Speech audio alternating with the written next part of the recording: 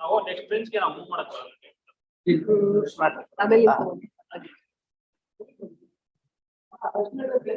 ಅಲ್ಲ ಬರ್ಲಿ ನಮ್ಮ ಹೋಗ್ತದ ಆಫೀಸಿಗೆ ಅಲ್ಲೆಲ್ಲ ಕೂರ್ಚಿ ಹಾಗೆ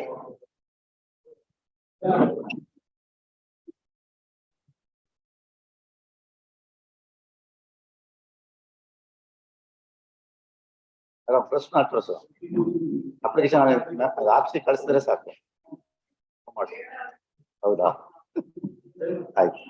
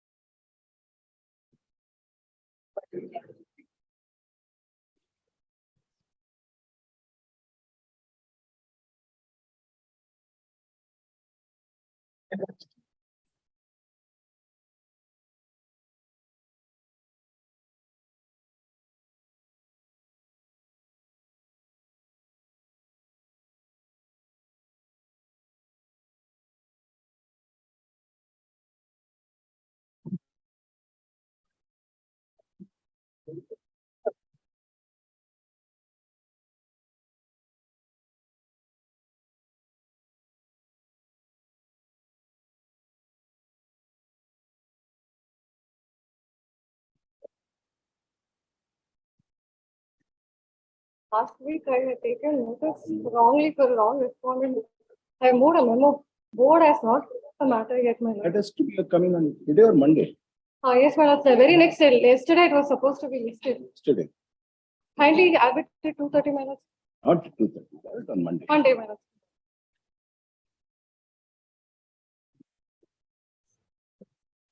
Adjournments. List number 1, page number 3, serial number 14 to 21.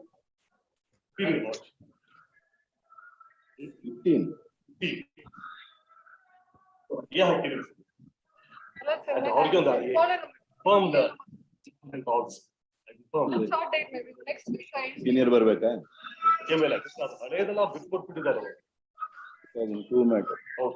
Next the- week only. After 10. At the request of the council for the petitioner. Bailiff's not. Lordship number 8 16 also. 16 also. 16 same. Serial number 18. I'm a petitioner. 18. Mr. Murthy, 18. Yes, yeah, Millard, They want adjournment. Yes. yeah, Millard, I have no objection, Millard. At the request of the council for the petitioner, we list on 14. Page number 4, serial number 22 to 32. Lords, number 28, my lords, I have spoken to Mr. Malinath Makka. There is a possibility of settlement. I will speak to the managing committee and I will. He hasn't even proposal any ittilla, Settlement, you have first proposal kodabeko. and he hasn't even proposed to me in the right to me. Mr. Makka says he hasn't received a proposal. No, my lords, my lords, the proposal was given long back, my lords, but now the earlier managing trustee is died. The new managing trustee has agreed to do some settlement, my lords. I will sincerely put my effort to. And that we believe you will do, but what is the proposal? My lords, that was, I will just consult with the new managing trustee and will get back to Mr. Makka within What 2 days. was the old proposal? Old proposal was 3 lakh rupees will settle it, my lords, but now they will be increased, my lords. Hardly a lakh for justice AS Bokada Sahib munde. Awagliಂದ ಹಾಗೆ ಬರ್ತಾನೆ ಇದೆ. By when will you do it, Mr. Sanjay? My lords, by Monday, Tuesday, I will get back. I'll give a proposal to Mr. Makka, my lords. By next week, my lords, sincerely, I'll try to put in, conclude this matter, my lords. G. Sanjay is appearing for respond number 1 and 2. B. Leela Krishnan is that appearing for respond number 1 and 2. G.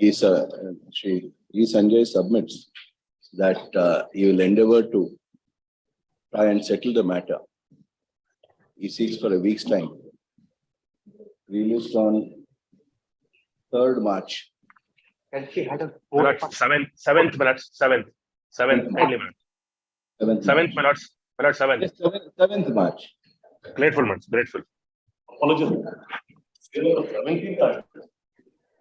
17, you forgot to mention. 17, Mr. Murthy. That is the home check. 17.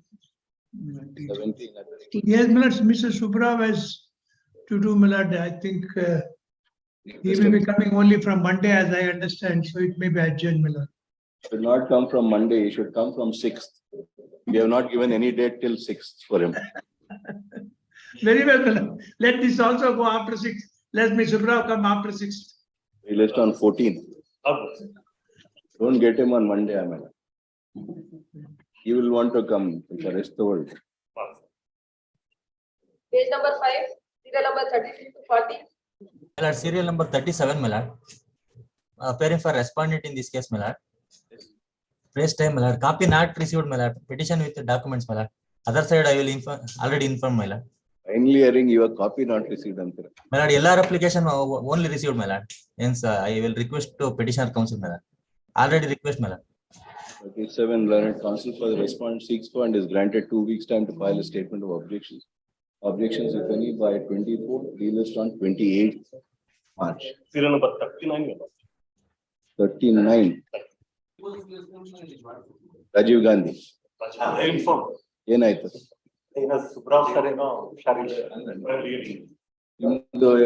You are supposed to file some documents and. Last time I mentioned about one Sylvia. So that instructions, my lord, is that okay, 8 month alle ತೆಗೆದಿದ್ದಾರೆ because she was typing ಗೊತ್ತಿರಲಿಲ್ಲ ಅಂತ. English 17 years. Manpower agency 17 years she is working. Only they found that 8 months al ತೆಗೆದಿದ್ದಾರೆ ಅಂತ. 8 month. they say that on the month of October they have removed that biometric. She has been working for 17 years. She has been working. Make a submission. 39 at the request of the counsel for the petitioner. Released on 16th March. Serial number 38. Yes. They inform the respondent. 38 at the request of the counsel for the petitioner. Released on 27th March. Page number 6, serial number 41 to 48. Yes. Yes. File application. What is additional documents? What is additional documents, my lord? File ಮಾಡಿದ್ದೀರಾ? ನಿನ್ನೆ ಮಾಡಿದೆ ಸ್ವಾಮಿ. Counsel for the petition submit that he has filed an application. Registry is directed to pick up the same. Released on 27th March. Serial number 45 and 46 minutes. So the author has informed Somshekhar. It will taken up after 2 weeks minutes. 43 ಅಲ್ಲಿ 45, 46. 45. 45, 46. 45, 46, Ms. Murthy. Inform ಮಾಡಿದ್ದಾರೆ. Milord, whoever wants, Milord, let them have it, Milord, at their free time. 45, 46 at the request of counsel for the respondent. Released on 28th March. 43. Petitioner. Place. Place time. ನೀವು ಒಂದರಲ್ಲಿ petitioner ಬಾಕಿ Settlement ಗೆ 43. yes, sorry madam, settlement ಏನು? 43 at the request of the counsel for the petitioner. Released on 30th March. Page number 7, serial number 49 to 63. 58, my lord. Respondent, I'll inform the other side. Next month, 14/3. Connected 58. Very well, my lord. If he wants time, let me grant it. 14. The counsel for the respondent released on 30th March. Please. 63. I am here for the petition. Yes. 63 at the request of the counsel for the petitioner released on 30th March. Earlier granted is extension mistake. Page number 8, serial number 64 to 68. Serial number 65. Yes. Can you take my lord? 65 at the request of counsel for the respondent released on 31st March. Page number 9, serial number 69 to 76. Yes. I have to find my wakalat. Last time we just took note before the court. 2 weeks time, my lord, because there are 30 workers. I have to get them and talk to them. 76, Mr. Murthy. Yes, Milord. Mr. Aegis wants time. I have no objection. Seeks for and is granted to 2 weeks time. objections also. Yes. Is granted 3 weeks time to file a statement of objection. Objections, if any, by 17th March. Problem. Industry is closed. Only the workers have to get their terminal benefit. I'm only trying to work out some way by which is resolve the matter. You want to file your objection by 17th March? Rejoinder, if any, by 27th March, relist on 30th March. Achha. List number 2. Page number 1, serial number 129. Till number 1 here. Till number 1. Yes. 8% after. Here for the petitioner. For the petition. Who appeared for the respondent before the labor court? Yes, sir. Who appeared for the respondent? Me only. No, not for respondent, for the petitioner. Who appeared for the respondent? Don't have the file. The name of the. Then please wait, let us issue notice because they have been served. B.H. Narayan Swamy. Hmm? B.H. Narayan Swamy. B.H. Narayan Swamy. Bengaluru Court. And counsel for the petitioner seeks for and is granted 2 weeks time to get it and address his arguments. Relist on 24th March. Serial number 2, your lordship. Serial number 2, Mr. Murthy. Yes, Milord, whatever they want. Subbarao again, here Mr. Subbarao is there. Relist on 21st March. Serial number Same. 9. At the request of the counsel for the workman, relist on 24th March. That is Milord, serial number 9, Milord. Page number 2, serial number 10. Thank you. Yes. 30 matter today. Serial number 81. 81. Yes, sir. I'm compelled to be heard.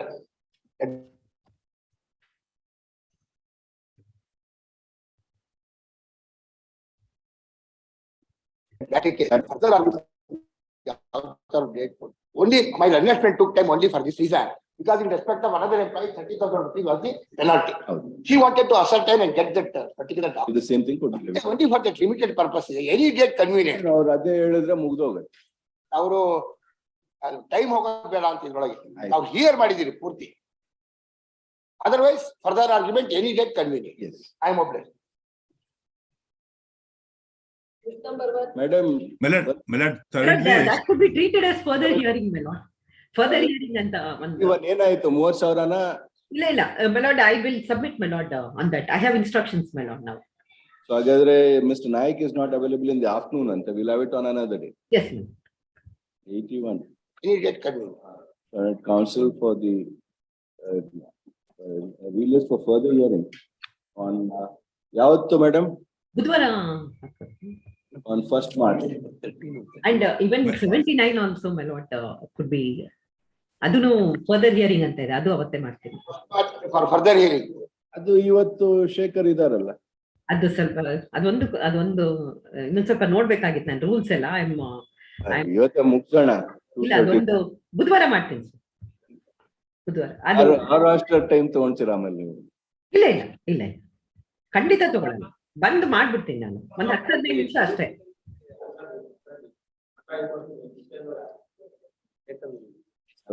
Released for further hearing on 1st March. Yes.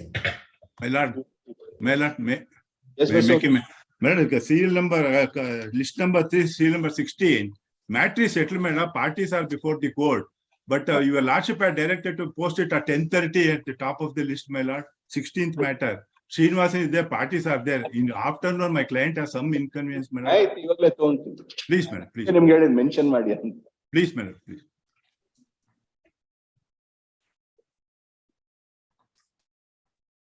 My officer is present, madam. Workman is also present.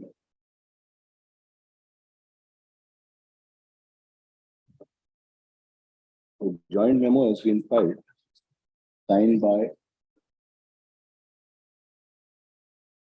representative of the petitioner, counsel for the petitioner, respondent and counsel for the respondent. The said joint memo reads as under.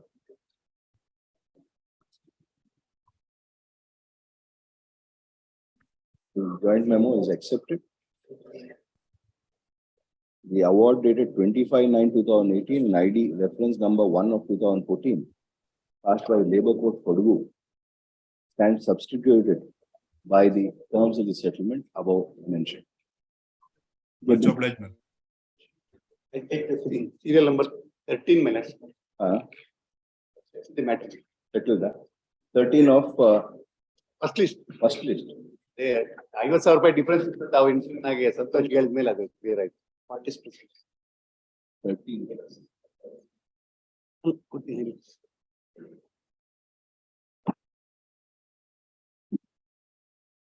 So now joint memo has been filed, signed by the petitioner, advocate for petitioner, respondent, advocate for respondent, which reads as under. They said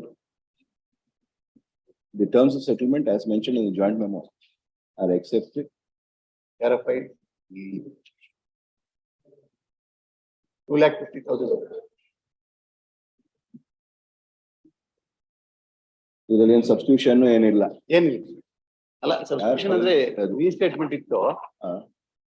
so ಅದು ಹೋಗುತ್ತಲ್ಲ. The award dated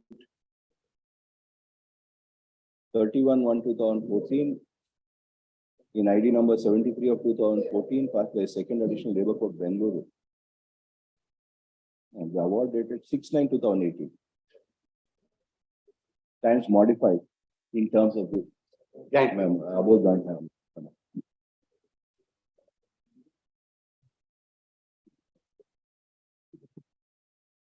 List number 1, serial number 1, Somashekar. Sir, for the petitioner. Yeah, sincerely apologize, my lord. Yes, madam, you can't change wakalatnama like this. We are please sorry, my lord. The petitioner, the respondent number 1 is keen to have the experience of senior. I'm also ready. I'm in my lordship's hands. You already argued this, parted argument. Yes, my lord. Then, my lord, I may be permitted, my lord, to take 10 minutes of my lordship's time. Yes. I'll make my arguments in the case. Yes. If I may give some context, first, my lord, I'll hand over my written submissions just to just for the structure of my arguments, my lord. If I may place, my lord, some necessary context for the case.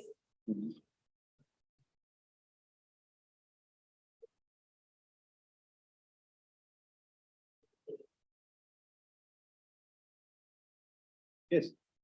Some necessary context for the case, my lord, before I start my main arguments. Yes, good.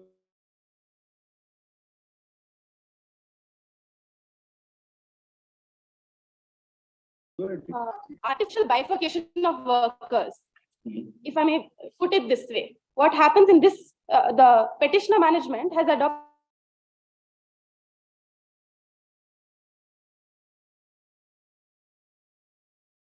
a very peculiar target workers who are into two categories.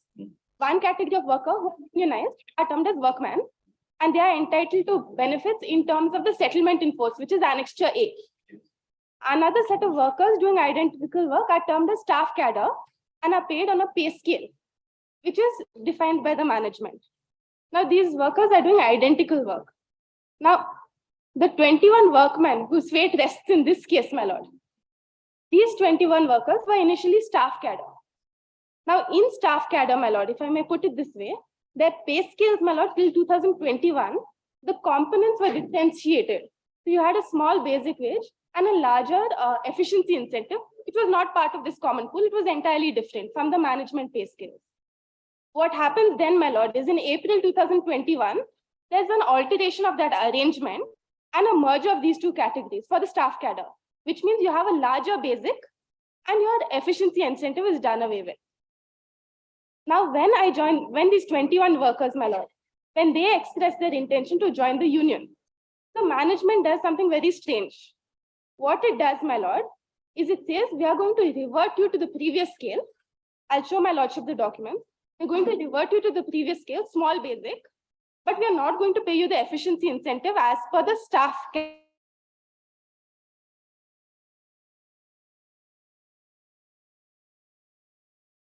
cadre.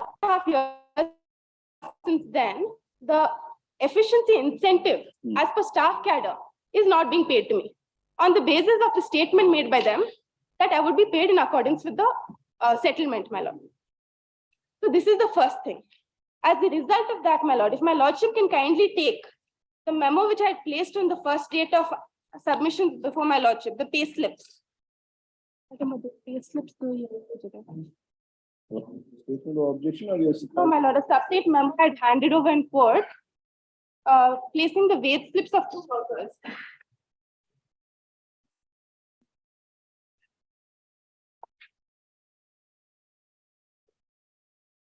I hand it over again. I have an extra copy. Yes, wage slip of two workers, my lord.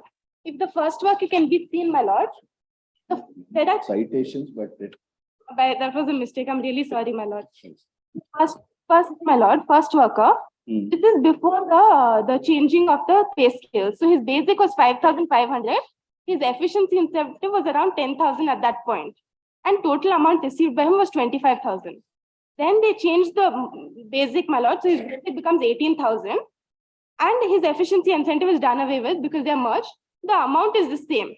Now, after he joins the union, they go back to the basic and all the components except efficiency incentive of the previous.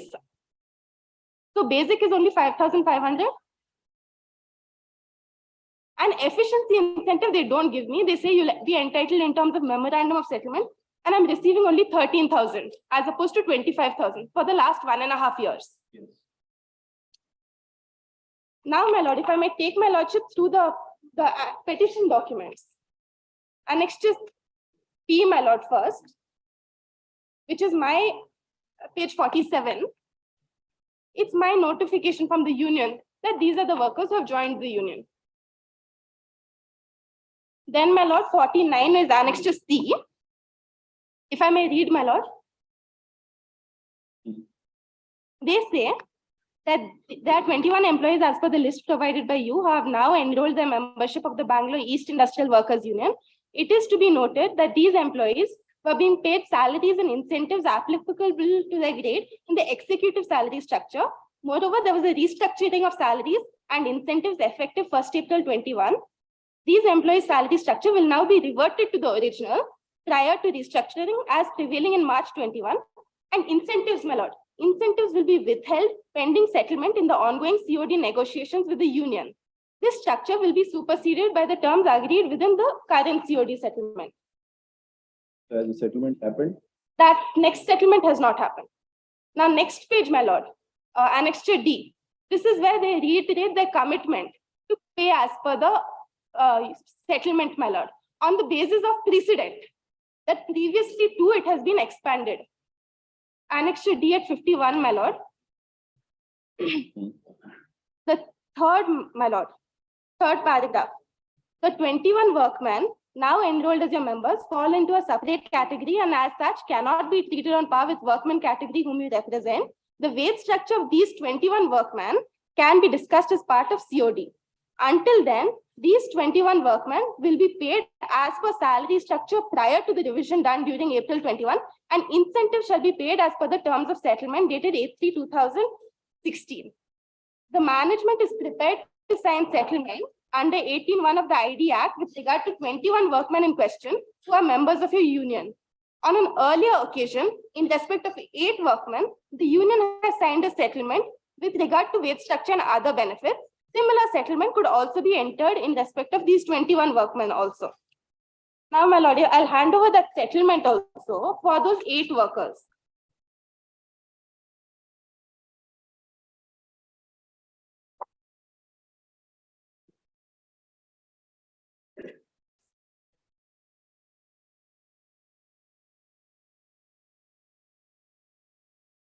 So these 8 workmen? My lord, these 8 workers, my lord, were workers who were previously on not permanent workers. Then they become permanent workers. The union, my lord, and the management, including members of who are now members of the minority union, they say the benefit of that 2016 settlement at Annexure A will be extended to these 8 workers also. An efficiency incentive will be paid in accordance with the 2016 settlement. If the second page of that memo can be seen, my lord.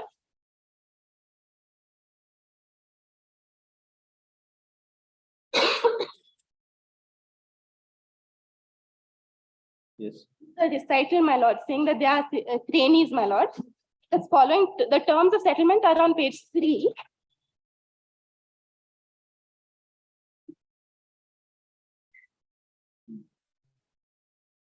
Page 3, my lord, where in the table, my lord, third table from bottom, turnover incentive and efficiency incentive will be distributed equally as per the union agreement.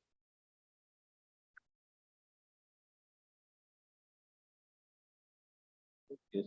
So these workmen, my lord, were not part of that list.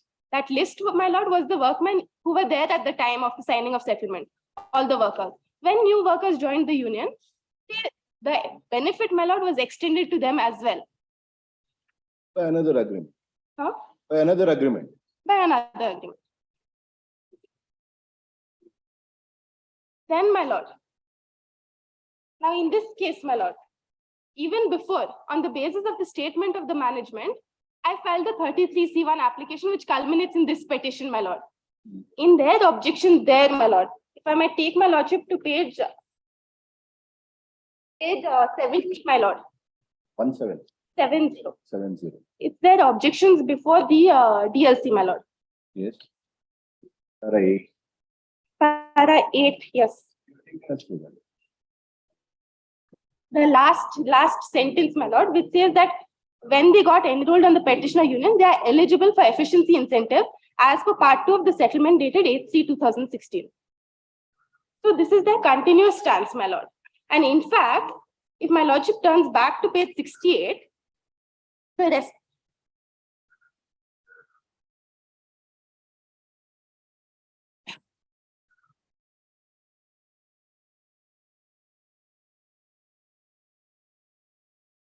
This is objection filed by The management, yes, my lord. management is saying that you will be entitled. You will be entitled. Part two. Yes. The other union is opposing. The other union is opposing. Now, my lord, what the management does in this for this entire period also, on one hand, they have kept the efficiency incentive that I was entitled to as staff cadre, that they have kept with them. On the other hand, in respect of the common pool, And what provision or what agreement or what understanding were you getting the incentive as a staff cadre? my lord, the workers are not aware, but it's by and large similar amounts are being paid to the workers, but there's a entirely different management formula for giving that amount. That management can clarify, but the pay slips are there. They don't know exactly how that amount is being computed. Not computed. What is the basis for you to be entitled for that? Is there an agreement between you and the management? No, my lord. In all the union workers, they get entitled in terms of the union settlement. In the respect of all those workers who are not part of the thing, the management decides. This pay slips Yes, my lord. for the month of March 2021. And there is an efficiency incentive of 10,600. Yes. What is the basis for this entitlement of 10,000? I have repeatedly asked the workers, my lord. They don't know. They know only in respect of the union. In respect of the management defined amounts, they are not aware. You don't have any document. We don't have any document for that. Yes. So, my lord, on one hand, they keep that efficiency incentive for staff cadre that they've kept with them. On another hand, what they're doing is that pool they're dividing by 80, they're distributing 59 and they're keeping 21 with them. So in two hands, they have two amounts and they're choosing not to give me either amount, which means that from 2021 July, when I joined the union, as a consequence of joining the union, I'm doing the same work as my colleague and I'm getting half the wages. And their stance, my lord, I am entitled, but I have to wait for the outcome of that dispute. Can it be permissible for me to wait for as many as 10 years on half wages? These are earned wages, my lord. Now, my lord, if my lordship can come to my written arguments, I've placed 4 propositions before this court, and I'm only citing 2 additional judgments.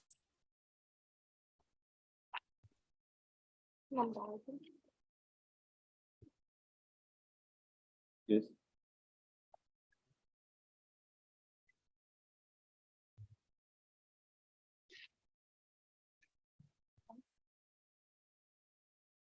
I'm pressing on 4 propositions, my lord. First is this understanding of the right to approbate and reprobate. This is alternatively known as election, my lord, which means that if the management or if any party chooses has 2 choices and takes a particular choice and takes advantage because of that choice, then it cannot be permitted to resile from that choice. They cannot, having said that we are going to pay you as per union, say that until that outcome of that ID, we are not going to pay you and you work on half the wages. I'll read out the citation later. Secondly, on the basis of previous practice, I'm entitled. And also last time when I was arguing, my lord put a specific question on 18C to me. Whether 18C, my lord, would be applicable in this case because these people recently joined the union, as well as there being a list of workers. Now, my lord, my submission would be 18C. There are 2 aspects to this. One is 18C(d) specifically talks about workman. In respect of workman, all persons employed. My lordship can see section 18C of the ID Act.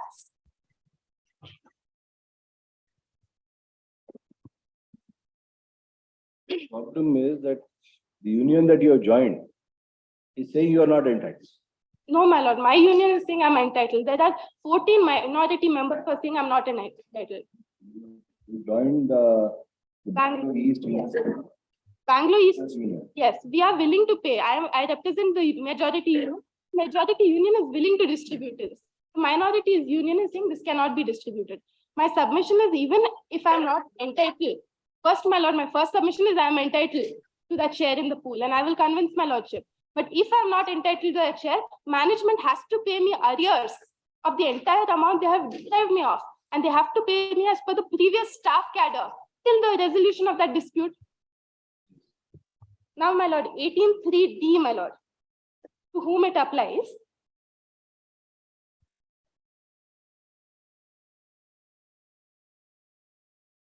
Where D, my lord, subclause D, where a person referred to in clause A or B is composed of workmen, all persons who are employed in the establishment, all persons, my lord, all persons who are employed in the establishment or part of the establishment, as the case may be, to which the dispute relates to on the date of the dispute, and all persons who subsequently became employed in that part or establishment or part.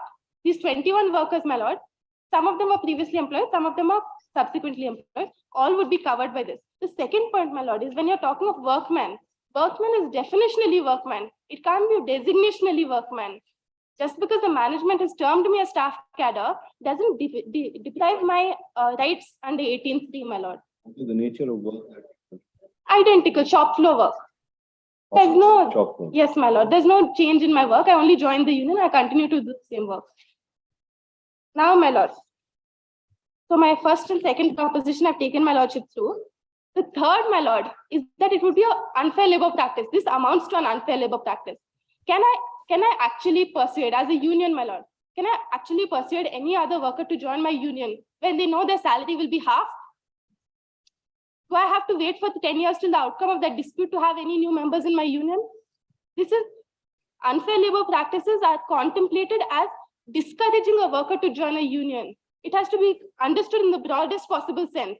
If the workers know that as a consequence of joining the union, their salary will be cut in half, they are not going to join the union. This is an unfair labor practice of the management and caused by the management stance that it will pay me as per the union settlement. That's my third proposition. My fourth proposition, my lord. My fourth proposition is that this court, my lord, if any party is before this court seeking equity, then it must grant equity. And this court has a power, in fact, I'm going to cite a judgment of the Supreme Court, that if any person has taken an unfair advantage before coming to this court, then it has to give up this unfair advantage before getting any relief from this court. Yes. Now, in that line, my lord, I will take my lordship to the two new judgments. The previous judgments, my lordship knows, it's on the liberal interpretation, section 18(3), how it is to be interpreted. I will not stress on that, my lord. But only two new judgments I'm stressing on, my lord. Firstly, my lord,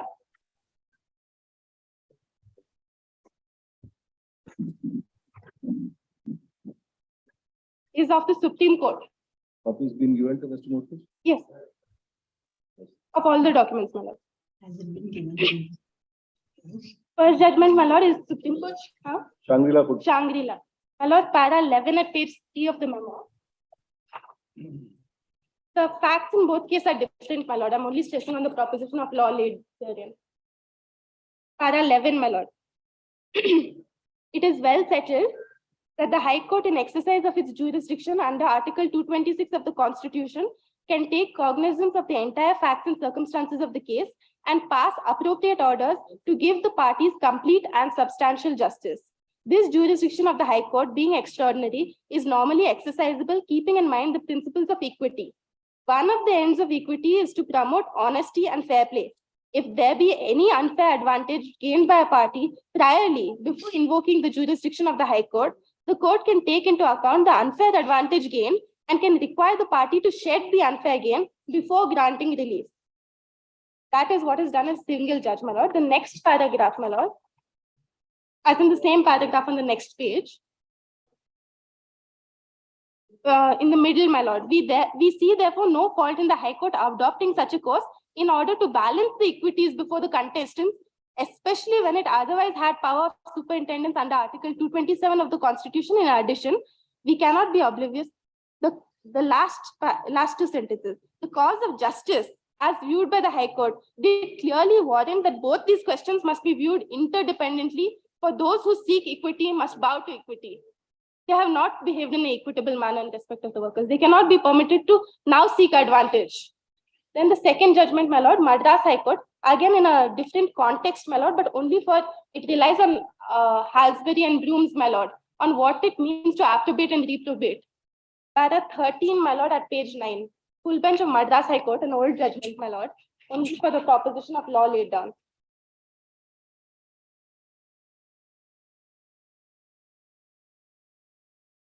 From 14 to 18, my lord, is the entire discussion.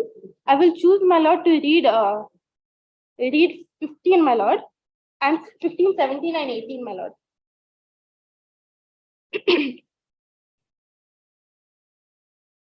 If I may, my lord. Please. In Broom's Legal Maxims, 10th edition, while discussing the maxim, he is not to be heard who alleges things contrary to each other. it is stated at page 103.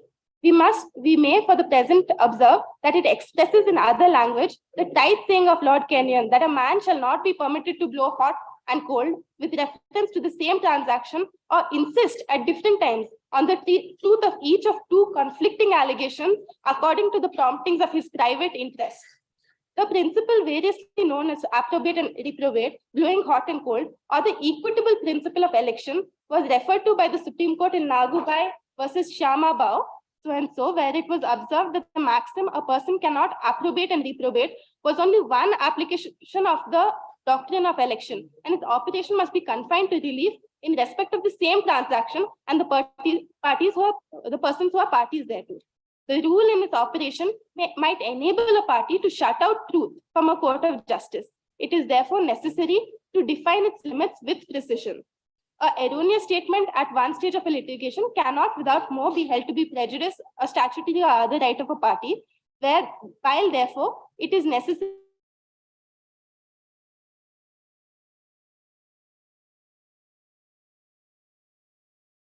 that there should be some limitations placed on its rule as to election was stated in Halsbury's Law of England, so and so, is on the principle that a person may not approbate and reprobate, a species of estoppel has arisen, which seems to be intermediate between estoppel by record and estoppel in bias.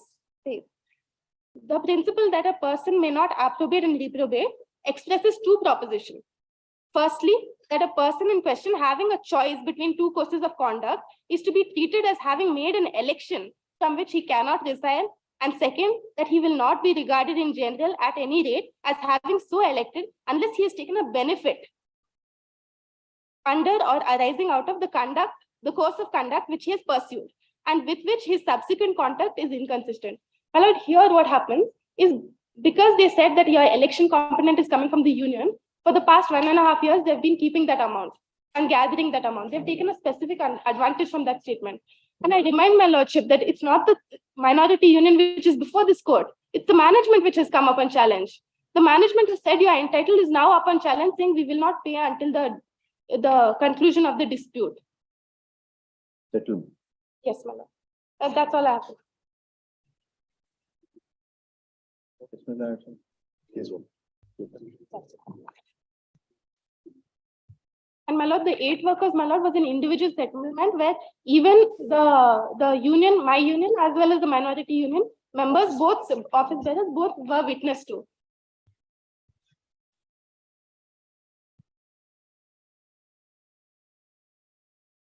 It's a practice. Union was a witness. Yes, my lord. At that time, only one union was existing, but the people who now belong to the minority union are also witness.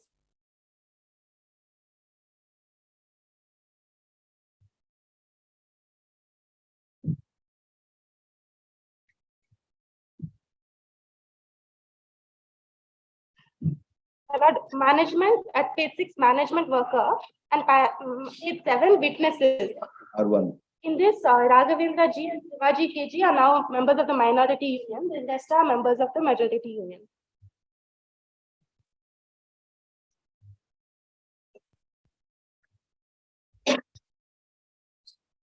I oblige, my lord. And I apologize again for yesterday, my lord. I'm really sorry. Once you start argument, you have to complete. They were very keen to have this assistance of experience, my lord, experienced senior. Let's Annexure A is the settlement entered into between the parties. At that time, I will take Mellars to para 39 of page 25 Mellars.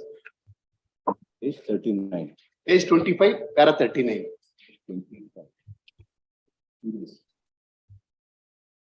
The probationers as on the date will receive the benefits under this settlement from the date of confirmation in the service of the company.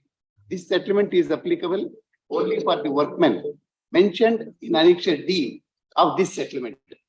Just now, my learned friend, the persons who are subsequently became permanent, they are entitled. This clause clear cut. And the names are shown at 40, page 40 minutes. You have taken us through that. Yes. Your argument was it's restricted to. Yes, it's a particularly benefit is clearly mentioned. The persons who are entitled to this benefit. Yes. Amount is there. ಇದರಲ್ಲಿ 39 lakhs amount ಇದೆ. ಅದನ್ನ distribute ಮಾಡೋದು ಈ 67 ಜನಗೆ 67 ಅಲ್ಲ. Earlier it was 67 ಜನ ಇದ್ರು, ಈಗ 59 ಜನ ಇದ್ದಾರೆ. ರಿಮೈನಿಂಗ್ ಎಲ್ಲ ರಿಟೈರ್ ಆಗಿದ್ದಾರೆ, ಆ ತರ ಬಿಟ್ಟು ಹೋಗಿದ್ದಾರೆ. ಅದನ್ನ ಬಿಟ್ಟು 59 ಜನಕ್ಕೆ ಎಂಟೈಟ್ಮೆಂಟ್ ಇದೆ. ಈ 59 ಜನರಲ್ಲಿ from all the 3 unions members are there. ಇದು ಪರ್ಟಿಕ್ಯುಲರ್ ಒಂದು ಯೂನಿಯನ್ ಮೆಂಬರ್ಸ್ ಅಲ್ಲ, Respond number 3 members are also. ಅವರು ಇದ್ದಾರೆ, ನಮ್ಮ ಮೆಂಬರ್ಸು ಇದ್ದಾರೆ, ಇನ್ನೊಂದು ಯೂನಿಯನ್ ಮೆಂಬರ್ಸು ಇದ್ದಾರೆ, ಎಲ್ಲರೂ ಇದ್ದಾರೆ ಇದರಲ್ಲಿ. ಇವ್ರಿಗೆ ಮಾತ್ರ entitlement. The persons who are claiming now, the 21% who are all staff, they are different cadre. But they are also working on the shop floor is the submission made. ಅಲ್ಲ, they are staff ಅಂತ clear ಆಗಿ ಹೇಳಿದ್ದಾರೆ ಅಲ್ಲಿ.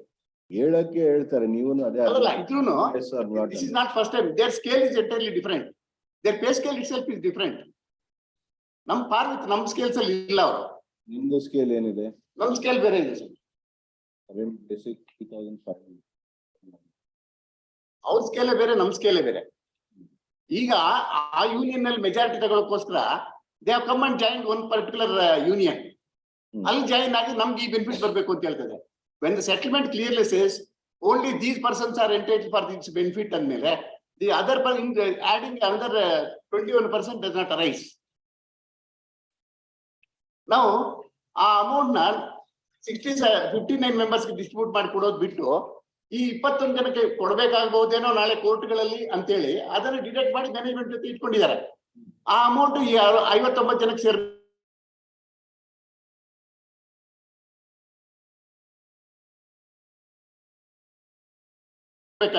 Not for this.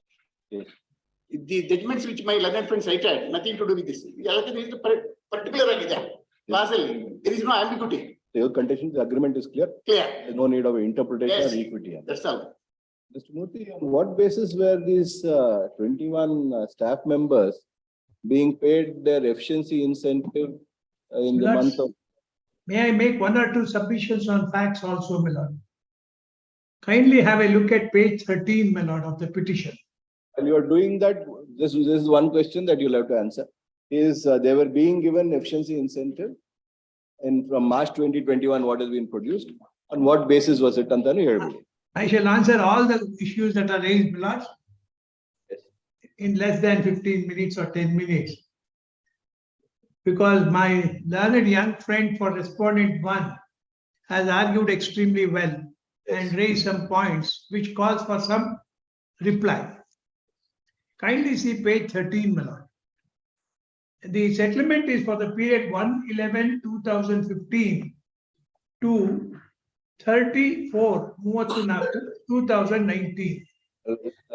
There was a And- gap in your argument. Again, page number Page number 13, my lords. 13, yes. Page number 13. Mhm. 13. The settlement lies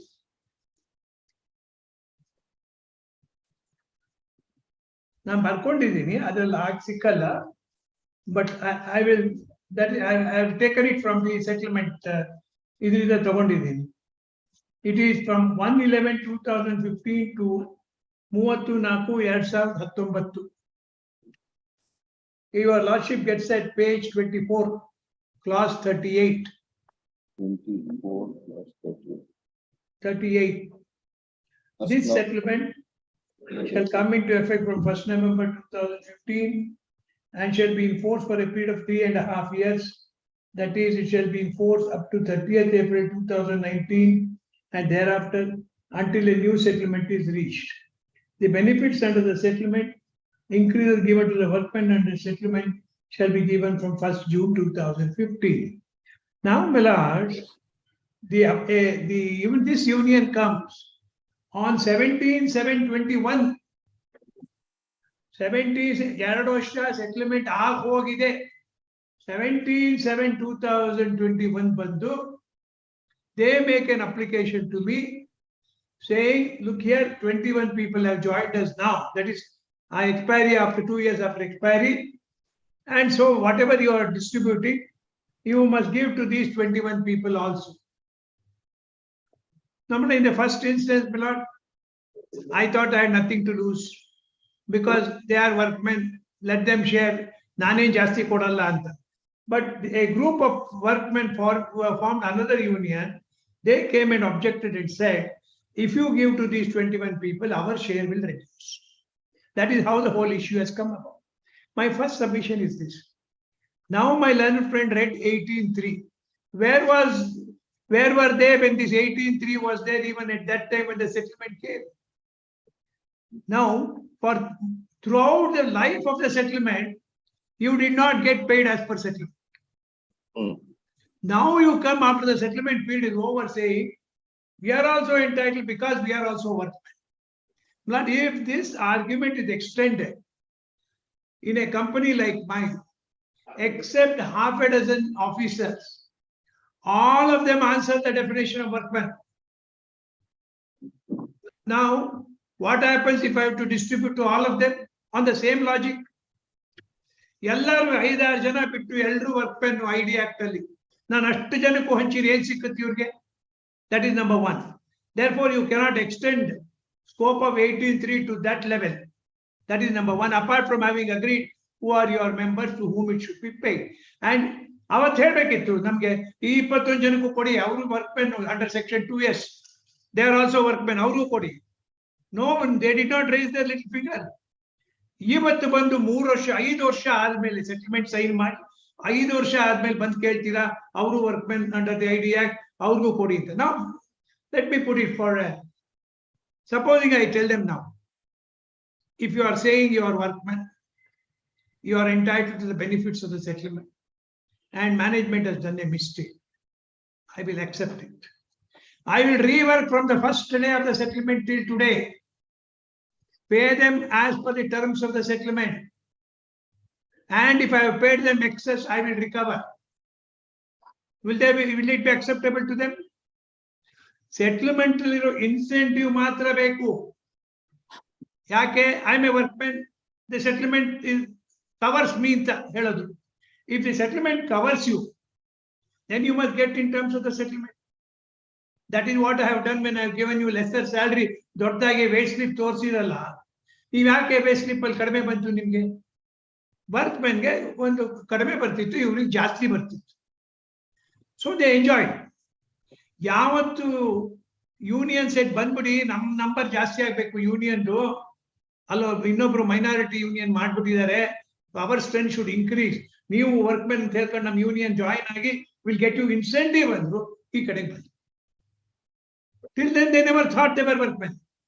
Now therefore my submission is, you can't blow hard, blow cold. You can't approbate and reprobate, as my learned friend rightly said. If you are a workman, if you want to go by the settlement because section 18.3 says so, accept it.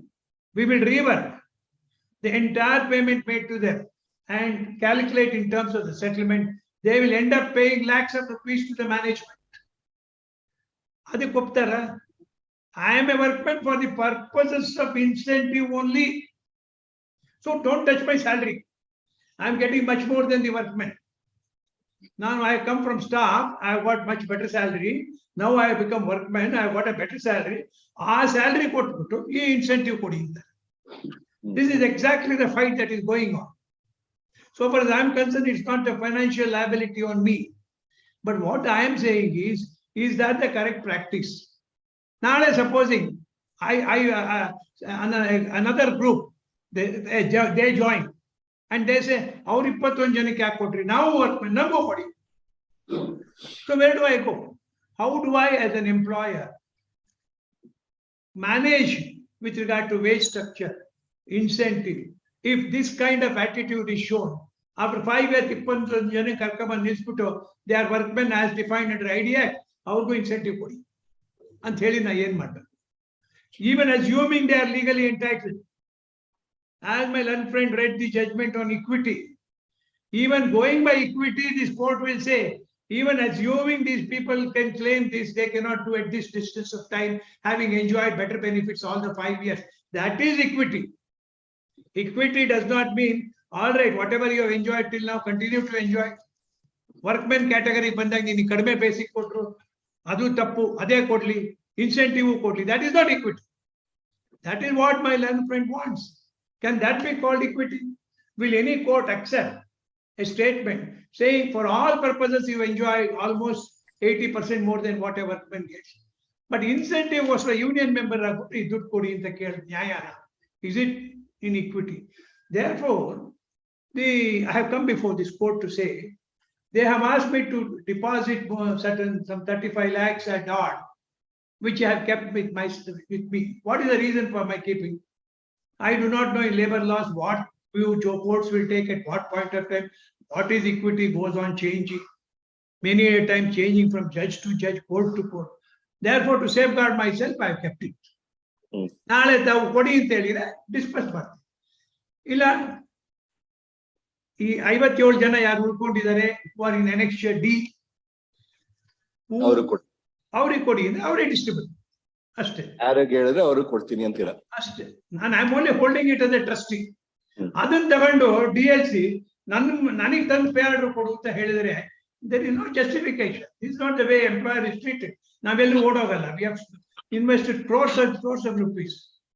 So therefore my submission, if your lordship decides that they are entitled to, kindly say they are entitled to.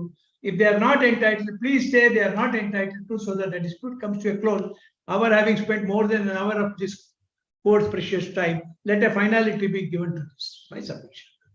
Now, there was a efficiency incentive even for these 21 people. ಅವ್ರಿಗಿತ್ತು ಬೇರೆ incentive. ಅದು ಯಾವ basis ಮೇಲೆ ಕೊಡ್ತಾ ಇದ್ರಿ? ಅದು there is some basis on which they were giving me, because they were not in the settlement, and that was not an issue also.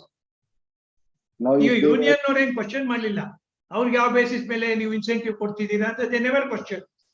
Now if they were to claim that they would not be the members of this union at respondent number 1, if they want to be members of the union of respondent number 1, I cannot stop them, my lords. But what I can say is, I will go as per annexure D to the settlement. Now, if they were to say that they don't want to be the members of this union, but they want to be reverted to the staff cadre. ಇದು ಒಂಥರ ಇದು musical chair ತರ ಇಲ್ಲಿ ಚೆನ್ನಾಗಿದೆ, ಇಲ್ಲಿ ಕೂತ್ಕೋತೀನಿ, ಪಕ್ಕ chair ಚೆನ್ನಾಗಿದ್ರೆ ಅಲ್ಲಿ ಹೋಗ್ತೀನಿ, ಮತ್ತೆ ಇಲ್ಲಿಗೆ ಬರ್ತೀನಿ ಚೆನ್ನಾಗಿದ್ದು. No, I will not allow that, my lord. They have taken a stand, they will get as per that. They have chosen it. No, they have chosen it. They wanted it. ಯಾರು 5 ವರ್ಷ ಆದ್ಮೇಲೆ ಒಳ್ಳೆ salary ಇರೋದಕ್ಕಿಂತ ಕಡಿಮೆ salary ಹೋಗ್ಬಿಟ್ಟು ಆ settlement ಪ್ರಕಾರ ಕೊಡಿ ಅಂತ just for the sake of a few chips. Now coming and crying before this court, equity ಮಾಡಿ, equity ನಲ್ಲಿ ಕೊಡಿ ನನಗೆ, ನಾನು ವರ್ಕ್ಮೆನ್ ID Act ಅಲ್ಲಿ 18(3) ನಲ್ಲಿ ನನಗೂ ಬರಬೇಕು, 18(3) ನಲ್ಲಿ ಎಲ್ರಿಗೂ ಬರಬೇಕು. In fact, all these parties, the trade unions who are signing settlements all over the country, when they sign a settlement, they invariably sign the settlement for only those on the shop floor. A white collared bit put that. But 99% of white collared people are also workmen under ID Act. Your model settlement, how to apply strict hodre. But our wages kottare union question model. And they don't want those white collar to come to this place. So that is how the whole process is going on. Though 18(3) gives a slightly different meaning. The practicalities are different. ಅವ್ರಿಗೆ medical facilities ಅದು ಇದು ಎಲ್ಲ ಜಾಸ್ತಿ ಇರುತ್ತೆ, leave everything ಜಾಸ್ತಿ ಇರುತ್ತೆ. If at all they want to continue in this unionized category, next settlement ಅಲ್ಲಿ they can cover ಅಷ್ಟೇ. ಅಲ್ಲಿವರೆಗೂ ಈ ಸೆಟಲ್ಮೆಂಟ್ ಅಲ್ಲಿ ಅವ್ರು ಬರಕ್ಕೆ ಅವಕಾಶ ಇಲ್ಲ. There is no ಸೆಟಲ್ಮೆಂಟ್ ಅಲ್ಲಿ ತಾನೇ ನಾವು ಯಾಕೆ ಕೊಡ್ತೀವಿ? ಬೇರೆ ಕೆಲಸಗಾರರಿಗೆ ಕೊಟ್ಟಷ್ಟೇ ಕೊಡ್ತೀವಿ. ಅವ್ರು ಬಂದ್ರು ಅಂತ ಅವ್ರಿಗೆ ಜಾಸ್ತಿ ಕೊಡಕ್ಕಾಗತ್ತಾ? ಅದೇ ಕೊಡಕ್ಕಾಗಲ್ಲ. ನೆಕ್ಸ್ಟ್ ಸೆಟಲ್ಮೆಂಟ್ ಏನಾಗತ್ತೋ ಆಗತ್ತೆ. ದಟ್ ಇಸ್ ಅಷ್ಟೇನೆ. ಬೇರೆಯವ್ರಿಗೆ ಬಂದಿದ್ದವ್ರಿಗೂ ಬರುತ್ತೆ.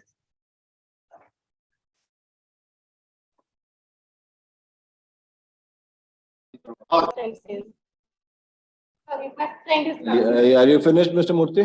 Yes, that's it. Firstly, my lord, is that the first factual error is that these 21 workers are on higher He is wages. making a debating society, my lord. He has finished her argument.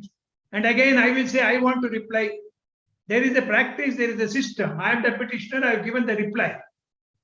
Again, she says, firstly, secondly, thirdly. We give that liberty to put her this one. Yes. The first factual error, my lord, is saying that these 21 workers have been working for a longer time, that they are entitled to much more staff cadre, and they have chosen to voluntarily go down. In fact, my lord, some of these 21 workers have joined in 2020. They're doing identical work. We have the documents of date of joining of these workers. And some of them are old workers, some of them are new workers. The only difference is that they are on staff cadre. They're doing identical work, my lord, on the shop floor. The only difference is they're not in the union. Now, my lord, the second error, my lord, is to say that we demanded you put us on pay scale. In fact, we only informed them they are joining the union in Annexure B. In Annexure C, they voluntarily come to us and they say, you are going to get every other component as per staff cadre. In this efficiency incentive, one component you can take from the pool. We will no longer give it to you. Annexure C first and thereafter in D. We never demanded for this. And till the third point, my lord, is till today, I am not being these 21 workers. They are not receiving, my lord, what the other union workers are receiving. They are receiving what the staff cadre is receiving minus the efficiency incentive. That's all, my lord. Shri Jason Murthy, Senior Counsel for the Petitioner, Ms. Avni Choksi, Learning Counsel for Respondent number 1, Shri Nayan Swami, Learning Respondent number 3. Reserve.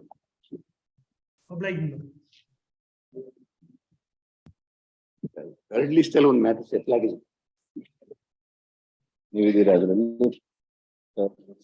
regarding 33 C2 application. Serial number? Serial number 1.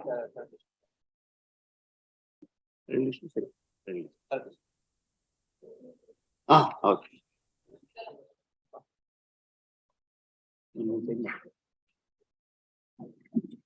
The joint memo has been filed, signed by authorized representative of the petitioner, counsel for the petitioner, respondent, and counsel for the respondent. And the Lokshik argument. The said joint memo reads as under. The joint memo is accepted. The award passed by the second additional labor court at Bangalore dated 25/2/2019 in application 22 of 2015 shall stand substituted by the terms of the joint memo.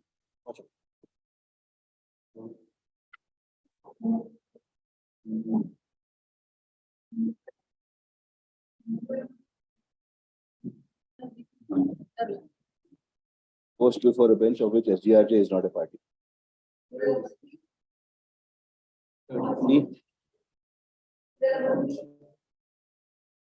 This matter, Lord, I am appearing for MS Muhammad Subhanullah Sharif. Yes. For the petitioner. Yes. It is only mandamus.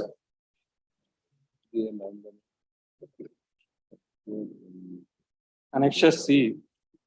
Presentation was filed on 10/1/2023. 8 weeks. And AG accepts notice for respondent and seeks for a week's time to obtain instructions. Similar matters have been disposed of. Disposed of. The petitioner is before this court seeking for the following relief. The grievance of the petitioner is that the representation made by the petitioner 10/1/2023 at Annexure C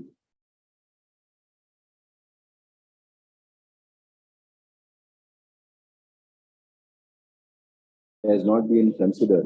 8 weeks. 8 weeks time. The said representation will be considered in accordance with law. Accepting the said submission, the said submission is placed on the mandate is issued, directing the respondent to consider the representation date so and so at Annexure C within a following.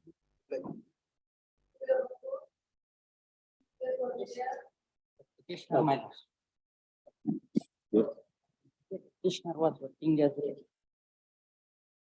driver, my lord. He was dismissed from the service. EMTC, no? My lord.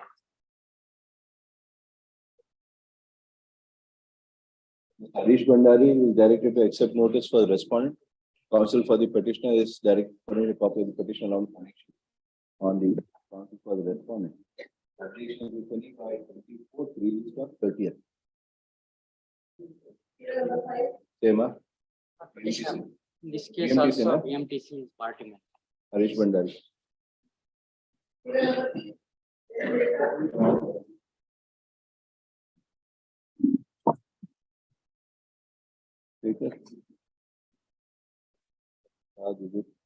KSRTC. HR Renuka is directed to accept notice for the respondent. Same order.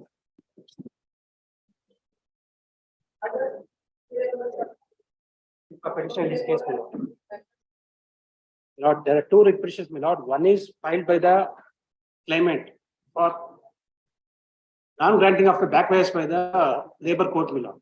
My lord, I like to brought the notice of Have you subsequent. have you received the statement of objection? No, my lord, yes, they are not served, my lord.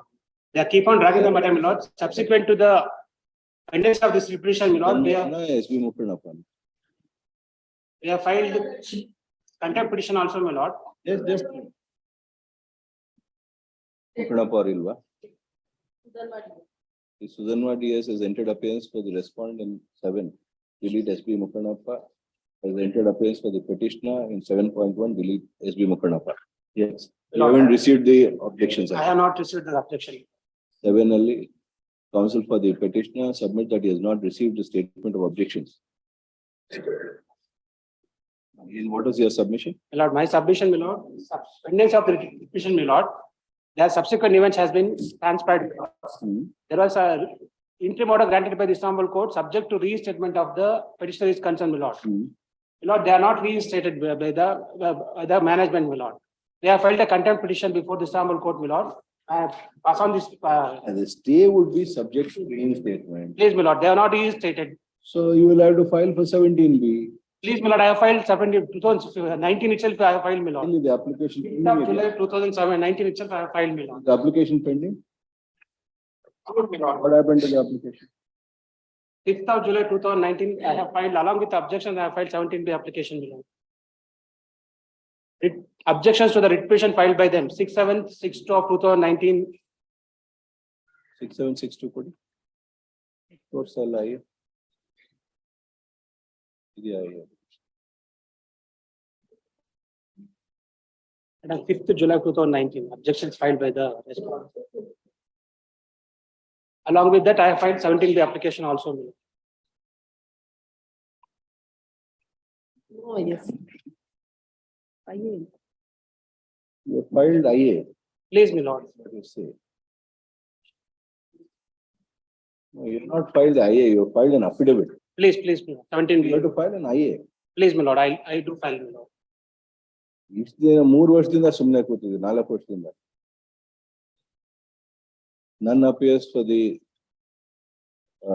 employer.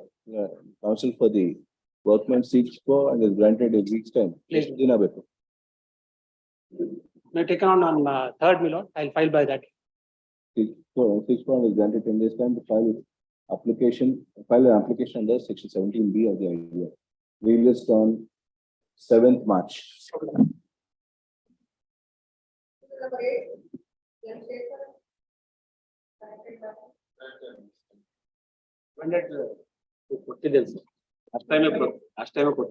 Counsel for the petitioner has filed the amended first title. Office objection does not survive for consideration. Really? Yes, I have filed your lordship in respect of the order of dismissal has been set aside. And it's ordered to 20% back wages with you holding 7 increments. Now your lordship para 14.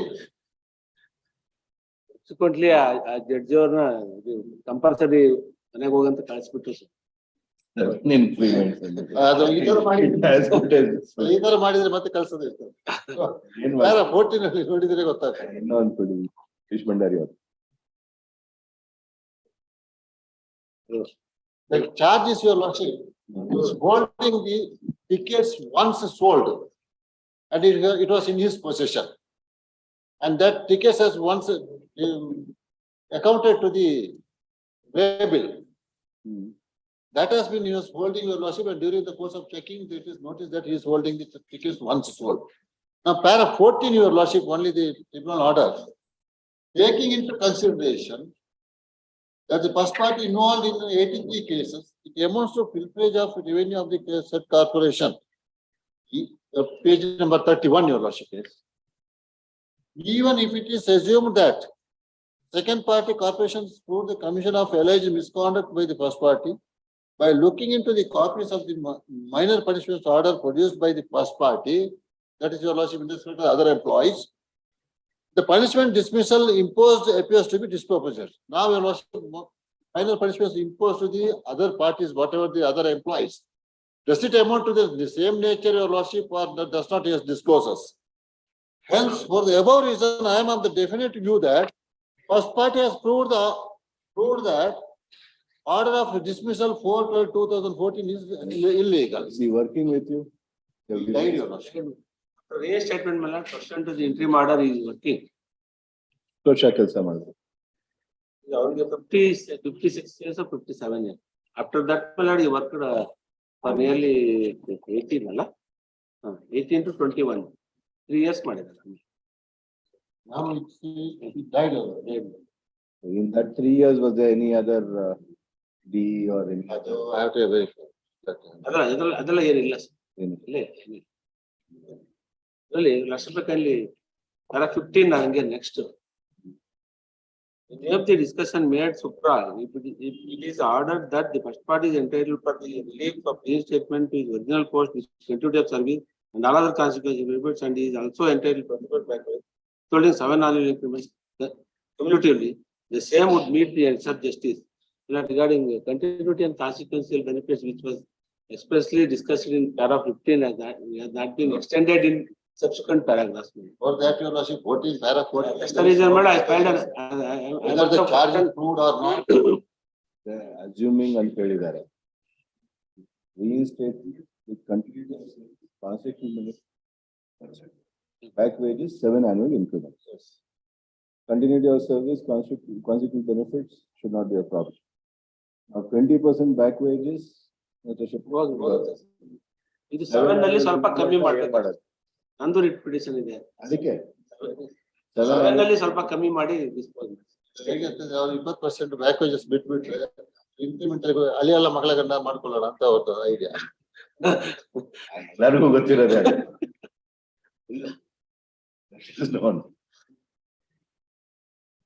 7 N5 ಮಾಡೋಣ. 4 ಮಾಡಬೇಕು. ಏನು 6 ಅಂದಿದ್ರೆ ನೀವು 5 ಅಂತ ಇದ್ದೀರಿ. ಇಲ್ಲ ಅದರಲ್ಲಿ ಅಷ್ಟೇ. ಅದು ಅವ್ನಿಗೆ ಡಿಡಕ್ಟ್ ಮಾಡಕ್ಕೂ ಇಲ್ಲ ಅವನ ಹತ್ರ ಇನ್ಕ್ರಿಮೆಂಟ್. 5 ಮಾಡಿ. ಕಂಟಿನ್ಯೂಟಿ ಕಾನ್ಸಿಕ್ವೆನ್ಸ್ ಅದು ಆಲ್ರೆಡಿ ಇರ್ತಾರೆ. ಅದು ಅಲ್ಲಿದೆ, ಬಟ್ ಆಪರೇಟಿವ್ ಪರ್ಸನ್ ಇಲ್ಲ. ಆಪರೇಟಿವ್ ಪರ್ಸನ್ ಇಲ್ವಾ? ಇಲ್ಲ, ಅದಕ್ಕೋಸ್ಕರ not denied, not are expressly granted. ಅದನ್ನ ನಾನು finding.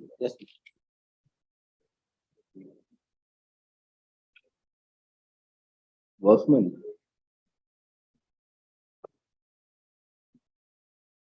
is working as a conductor in the RTC, Road Transport Corporation, Employer Road Transport Corporation, RTC. While he was conducting on route KBS to Vaskar, KBS ಅಂದ್ರೆ ಏನು? Kempegowda bus station. Kempegowda bus stand to Vaskaralli. The said bus was intercepted by checking staff on 17/3/2011. When the checking staff noticed that the respondent was in possession of 3 tickets of ₹4, 6 tickets of ₹6, and 2 tickets of ₹40, which had already been issued, with an intention to reissue the same. As the checking staff issued offense memo, confiscated such tickets, marked necessary remarks in the waybill, and submitted a detailed report to Dismissal Authority. The Dismissal Authority issued articles of charges along with imputation statement, list of witnesses, and documents. The workman responded to the same, denying the charges, requesting to close the case. Not being satisfied, Dismissal Authority appointed an inquiry officer. Workman participated in the said inquiry officer submitted his findings on 22/8/2014, holding the charges against the against the workman to be proved. A section is issued calling upon the workman to submit a reply on 26/8/2014. The reply given thereto was not acceptable to the Dismissal Authority. The Dismissal Authority, taking into consideration a past history of 83 cases, including 3 grievance and 14 red mark cases, dismissed the workman from service on 4/12/2014. The workman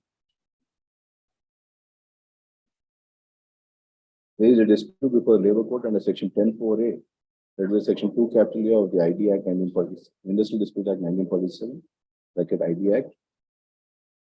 The Labour Court, by way of the impugned award, dated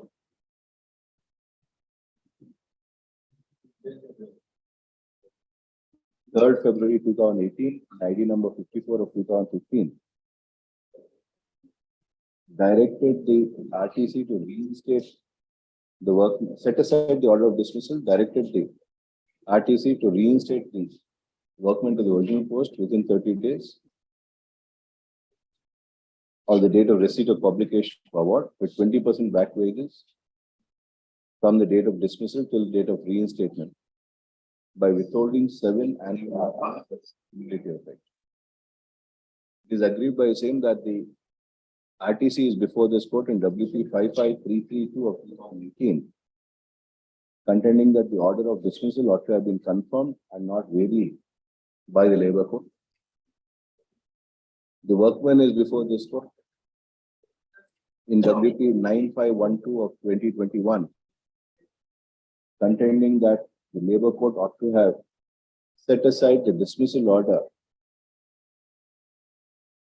in its entirety without any conditions,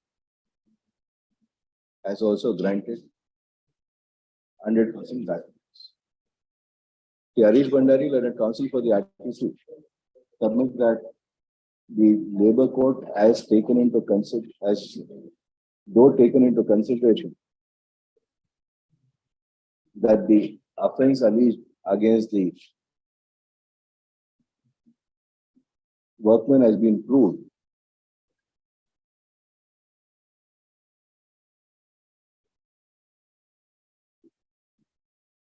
and has rejected the defense of the workman.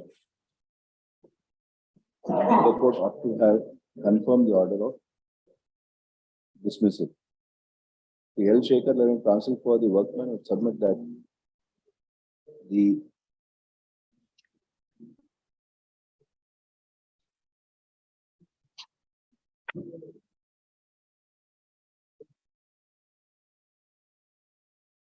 Labour Court, having come to a conclusion that the allegation made by the workman that there was victimization and discrimination has gone unchallenged.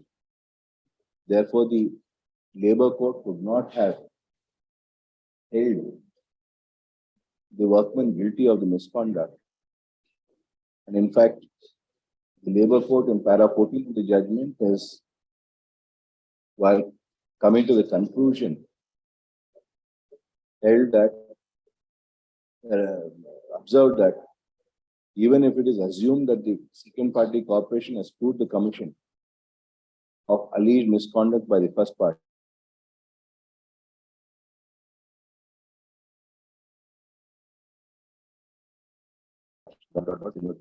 that he submits that dealings, but is on an assumption made by Labour Court, and therefore the entire punishment is required to be set aside. Heard so and so produce papers.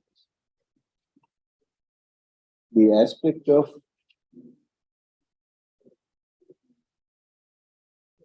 the petitioner, the workman, being in possession of the tickets has not been disputed. Is not in dispute. The only the defense raised in relation thereto is that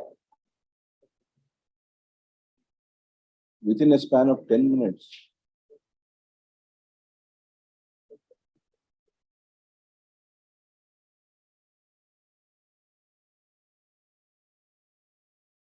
the defense being raised is that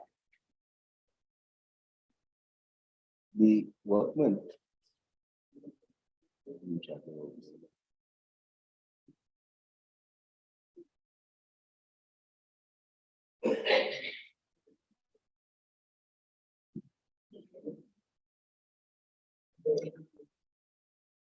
The workman is that the tickets which were said to be found in his possession were ones which had been issued for the previous trip and had been accounted in the earlier trip. Then the question of reissuance of the tickets would not arise.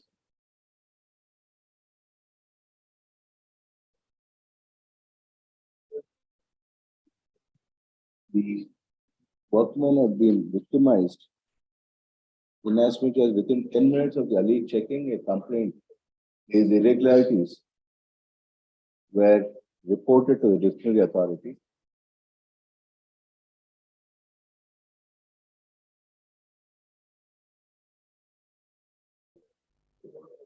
It's entirely false. Evidence has been led by the RTC indicating the seizure of the tickets and the possession thereof with the workman. Though the allegation of the workman that the charges of victimization and discrimination have gone unchallenged, I have the considered opinion that the possession of already issued tickets with the workman is completely unexplained, inasmuch as the said tickets ought to have been in possession of the persons to whom the tickets had been issued and not in possession of the conductor. The said tickets being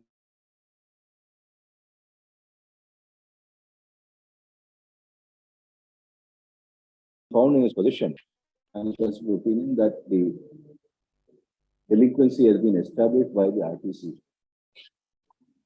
However, the further aspect of whether the conductor had benefited from holding the tickets and had issued the ticket and wanted to issue the tickets to future passengers is all in the realm of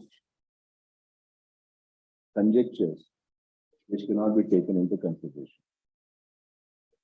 In view thereof, only for the purpose of possessing, only on account of possessing the already issued tickets, I am of the opinion that the disciplinary authority could not have issued an order of punishment dismissing him from services. As also, I am of the opinion that withholding of 7 annual increments with cumulative effect, as directed by the Labour Court, is also on the higher side and not proportionate to mere holding of already issued tickets. The review of para 15 of the award indicates that the Labour Court has come to a conclusion that the workman would be entitled for continuity of service and all consequent benefits. But in the operative portion, the same is not being awarded. As such, they said mistake is required to be rectified. In view of all the above, I pass the following order. The writ petition in WP number 55332 of 2018 filed by the RTC and WP 9512 of 2021 filed by the workmen are partly allowed. The award passed by the Labour Court is modified by directing the RTC to make payment. This times modified. The RTC having already reinstated the workman during the pendency of the above writ petition. The RTC is directed to make payment of all pending arrears. Payment to grant continuity of service and consequential benefits and make payment thereof. ಬರುತ್ತೆ sir Entitlement continuity consequential ಅಂದ್ರೆ sir continuity of service and consequent From benefit the date of dismissal till the date of registration. from the date of dismissal. The award relating to 20% back wages, payment of 20% back wages. The withholding of 7 annual increments is modified to withholding of 5 annual increments.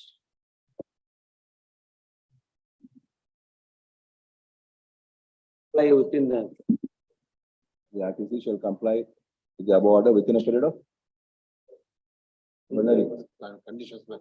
ಅದೊಂಚೂರು late ಆದ್ರೆ ಅವೆಲ್ಲ contempt ಹೋಗ್ತಾರೆ. ಇಲ್ಲ ಏನಿಲ್ಲ. ನೀವು ಹೇಳಿ ಒಂದು number date ಹೇಳಿ. ನಾವು 3 months ಕೊಡ್ಲಿ ಸರ್ ನನಗೇನು. ಅದಕ್ಕಿಂತ ಜಾಸ್ತಿ ಬೇಕಾ? 4 months ಕೊಡಿ ಸರ್. ಸಡನ್ ಆಗಿ ಅವರು ಸೀದಾ Within a period of 12 weeks from date of receipt of shop.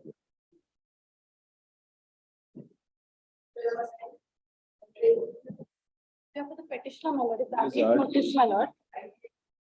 ITA, standing counsel. MS Narayan had entered appearance in another similar matter, may be permitted to take. MS Narayan, while awaiting service notice on respond number 2, counsel for the petitioner is also permitted to serve copy of the above petition on the standing counsel for respond number 2, namely Mr. MS Narayan. Released on 14th. I filed the application this case originally. I have challenged it. Order of the Labour Commission and the Assistant Labour Commission. During the course of filing the petition, I have not made a party as a respondent to that.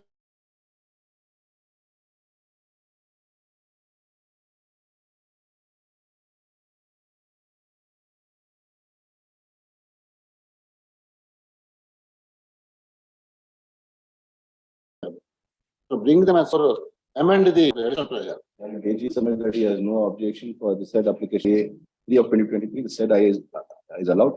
The person named therein has got on record as respond number 2 and 3.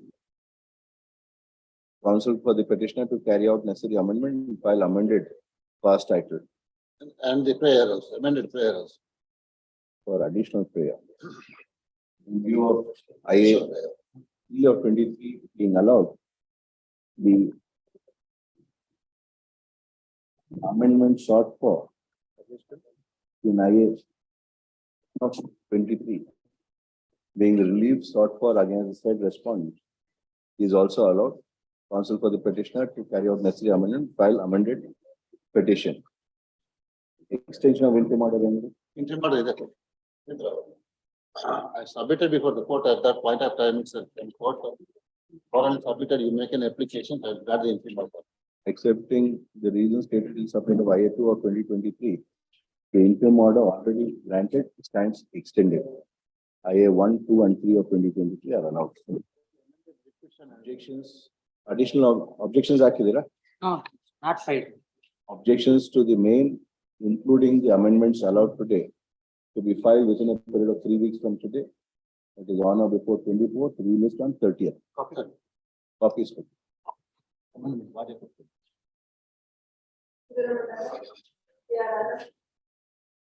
Appear for the respondent in this matter, my lord.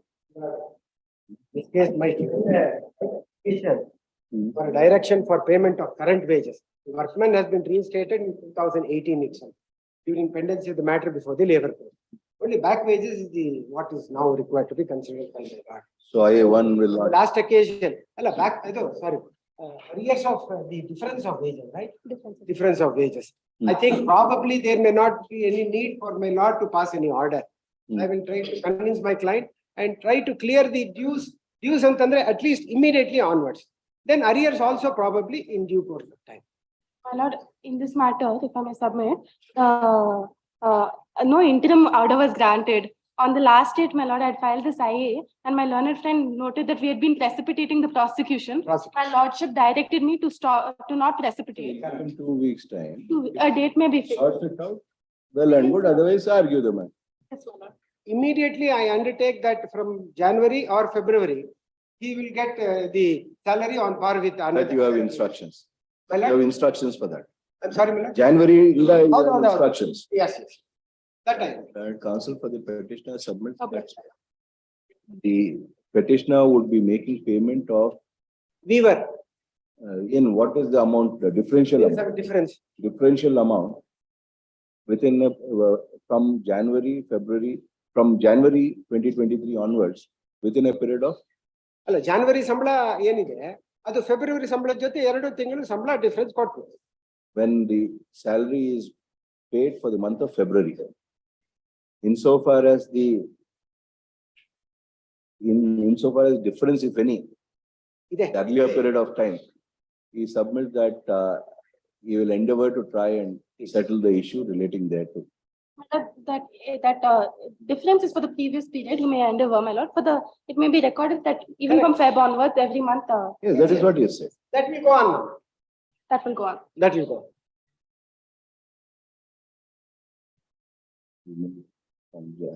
With the salary for the month of February, and thereafter continue to Yes, yeah. endeavor to settle. We list on 17th March.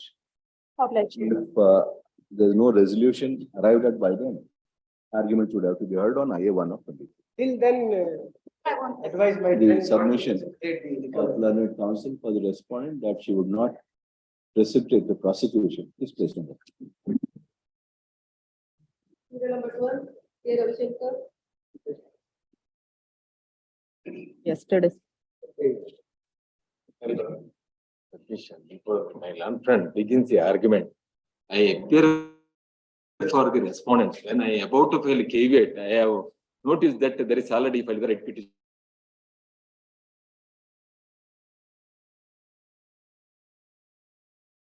Challenge. Execution ಹಾಕಿದೀರಾ? 1 to 4 owners, landlord. Execution ಹಾಕಿದೀರಾ? ಹೌದಾ? execution ಆಗಿದೆ. delivery warrant has been issued. Please. ಎಷ್ಟು ದಿನ ಬೇಕು ನಿಮ್ಗೆ? But I am a third party objector in the execution petition claiming an independent that IA number 8 came to be rejected by the executing court. Under what basis are you claiming your rights? But I am claiming independent right by virtue of a linear decidency and Linear descendancy of whom? 1942 Mulate appehensu, a transfer deed came to be executed. But after her death, she has 4 daughters. One among the daughter Mulate, I am the son, I am the grandson. I am claiming independent tenancy by a tenancy in common. Though the documents have been produced before the court says that exhibit P4, P1 to P4, before the executing court, paragraph number 30 and 31, page number 30 and 32. And reason. They disbelieves my document and says for a planted. She has given the undertaking, my lord. The original tenant, who is none other than his mother's. Now, this order is called Her sister. Again, she has given undertaking before this in the earlier round of litigation that she is going to surrender. When he filed the execution, he filed this one, and he categorically says that I have not been in possession. Sumne heltare, symbolic possession anta heltare. That is his averment. Symbolic possession, but he must be in the actual possession. Then only he has got right to contest the matter or to raise objection. Yeah, the most you are claiming as a court tenant.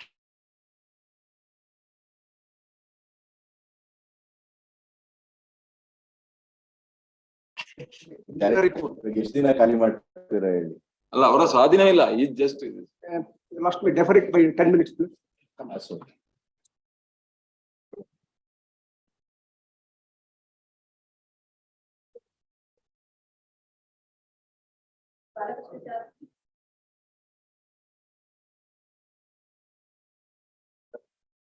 Seven ಇಂದ ಸಾಕಿದ್ದೀರಾ? ರಾಮಾಯಣದಲ್ಲಿ ಸೀತೆ ರಾಮನ ಕಥೆಗಿಂತ ಜಾಸ್ತಿ ಬಾಕಿ ಕಥೆಗಳೇ ಜಾಸ್ತಿ ಆಯ್ತು. ಆತರ ಆಗ್ಬಿಟ್ರೆ sir, ಇದು ಅಪೆಲೇಟ್ ಅಥಾರಿಟಿ ಹೋಯ್ತು, ಈ ಕಡೆ ಬಂತು ಸಿಪಿ ಆಯ್ತು, ಸಿಪಿ ಅಲ್ಲಿ ಒಬ್ರು ಸತ್ರು, ಎಲ್ಲ ಅಪ್ಲಿಕೇಶನ್ ಆಯ್ತು, ಅದು ಡಿಸ್ಮಿಸ್ ಅದು ಎಬೇಟೆಡ್ ಆಯ್ತಾ? ಆಯ್ತು, ಇವಾಗ ಮುಗಿಸಿ. ರಾಮಾಯಣ ಮಹಾಭಾರತ ಎರಡೂ ಮುಗಿಸ್ಬಿಡು. Only point is this: petitioner not is the tenant. He had filed for number 7. Several lands were granted. One survey number. Just on a petition only.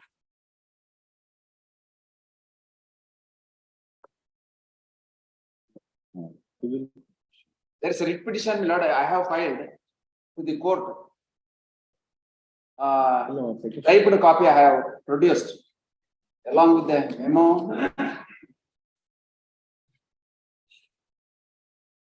Memo of 8/2/23. Correct. The last meeting.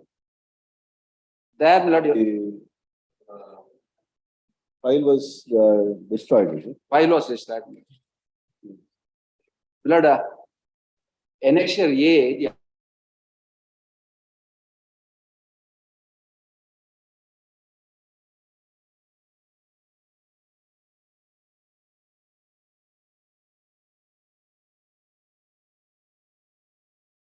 the order of the land B. Now, landlord. I appeared and gave statement, and tribunal comes to the conclusion, not that I am the tenant. You were appearing for R2 and R3. Respondent number 1 is Edmund Gonzalez. My lord, he has died. He has no heirs. He was not married. He remained ex parte before the tribunal. Before the appellate authority, he remained ex parte. Government is representing. Government is representing. I have no other go, my lord, but therefore I. Okay, GA for R1 and thing. Therefore, my lord, I filed an application under Order 22 Rule 4A, requesting the State to. My lord, the point is, my lord, very simple. In the sense, my lord, my client had claimed occupancy rights in respect of several survey numbers. One survey number is 45/1B. My lord, annexure B, my lord, you lost my candidate term. Page 30. Annexure B. First survey number is page 30, my lord, annexure B. First survey number is 45/1B, area 35 guntas, 35 cents. Several other survey numbers are there. Now the tribunal order, my lord, your lordship, is at page 27. Annexure A at page 27. Adesha. ಅರ್ಜಿದಾರರು 1374 ಮೊದಲು ಅಂದ್ರೆ ಕಳೆದ ಸುಮಾರು 25 ವರ್ಷಗಳಿಂದ ನೆಲೆಯಲ್ಲಿ ವಾರ್ಷಿಕ ಗೇಣಿ ಮತ್ತು ಜಮೀನನ್ನು ಸ್ವಂತ ಸಾಗುವಳಿ ಮಾಡುವ ಗೇಣಿ ರೈತರಿಂದ ಕಂಡು ಬರುತ್ತದೆ. ಭೂಮಾಲೀಕರ ಪೈಕಿ ಆಲಿಸ್ ಕುಟುಂಬರವರು ಈ ಮೊದಲೇ ಹಾಜರಾಗಿ ಅವರವರ ಸ್ವಾಧೀನ ಅನುಭೋಗದಂತೆ ಹಕ್ಕು ಕೊಡುವರೆ ಒಪ್ಪಿಗೆ ನೀಡಿರುತ್ತಾರೆ. ಅರ್ಜಿದಾರರು ಪ್ರತ್ಯೇಕ ಲಿವಿ ರಸೀದಿ ಹಾಗೂ ತೀರ್ವು ರಸೀದಿಗಳನ್ನು ಹಾಜರುಪಡಿಸಿರುವರು. ವಿಚಾರಣೆಗೆ ಅರ್ಜಿದಾರರನ್ನು ಗೇಣಿದಾರರಿಂದ ಪರಿಗಣಿಸಿ ಈ ಕೆಳಗೆ ಶೆಡ್ಯೂಲ್ ಕಾಣಿಸಿದ ಜಮೀನು ಪ್ರತ್ಯೇಕವಾಗಿ ಕಾಲಂ 45 ಪ್ರಕಾರ ಅಧಿಭೋಗಿಸಿದೆ ಅಂತ ಹೇಳಿದ್ರು. ದಿಸ್ ಇಸ್ ದಿ ಅರ್ಜಿ ಹೆಸರು ಎಸ್ಟಿಲಿನ್ ಪ್ರಿಂಟ್ 45/1B ಇಲ್ಲ ಇದರಲ್ಲಿ, ಬಾಕಿ ಎಲ್ಲ ಸರ್ವೆ ನಂಬರ್ ಕೊಟ್ಟರು. ಈ 45/1B ಯಾಕೆ ಕೊಟ್ಟಿಲ್ಲ ಹೇಳಿಲ್ಲ, ಕೊಟ್ಟಿದೆ ಅದು ಹೇಳಿಲ್ಲ. That survey number is not there. There is no rejection. There is no rejection. Then, my lord, owner is concerned, page 24, my lord. Page 24. Yes. Last but one paragraph. ಪ್ರಕರಣವನ್ನು ಕರೆಯಲಾಯಿತು. ಅರ್ಜಿದಾರ ಎಲ್ಲರೂ ಹಾಜರಿ, ಭೂ ಮಾಲೀಕರು ಗೈರು ಹಾಜರಿ. Another landlord admitted the tenancy in respect of other survey numbers. So, my lord, there is all other, my lord, discussion is relating to several other tenants. There are several survey numbers. Only one paragraph relating to me is at page 24, my lord. Last two paragraphs. Only two owners are there. Two owners are there. Other owner is in respect of other survey numbers. Edmund Gonsalves is the owner of this survey number. And he remained absent. He remained absent, my lord, page 24. And Alice Cotino gave a This is the occupancy rights. The occupancy rights is the tenant since long. The tribunal says I am the tenant. But for this survey number, it did not grant occupancy rights without assigning any reasons. The operative portion tenant and the. How? So far as 45/1B, nothing is. Nothing is discussed. So it is not a speaking order so far as 45/1B is concerned. Reminder. ಅಷ್ಟೇ. ಇಷ್ಟು ವರ್ಷ ಆಗಿದೆ. ಏನು ಮಾಡಕ್ಕಾಗಲ್ಲ. ಅದು ಪುನರಪಿ ಜನನಂ ಪುನರಪಿ ಮರಣಂ. Tenancy matters ಎಲ್ಲ ಹಾಗೆ. ಮಂಗಳೂರಲ್ಲಂತೂ ಅದೇ. ಮಂಗಳೂರಲ್ಲಿ ಹಾಗೆ. ಸರ್ ಆದ್ರೆ ಮುಗಿಸಿದ್ವಿ ನಾವು. Even Devanhalli side is the same. Not only Mangalore. Devanhalli is for different reasons. Different reasons. Mangalore ಇವರು ಬಿಡಲ್ಲ. Lakhs together cases were there. They are all closed. There are only some contested matters or some matters of this kind are pending here and there. But there is no proper functioning of the tribunals. That is remaining. Parties are not worried now. Old days they used to fight with the guns, weapons and murders when I was a child. Now it is all gone, my lord. We have forgotten. Then there was a landlord tenancy fight every day. In paper, that was the news. 30 Yes.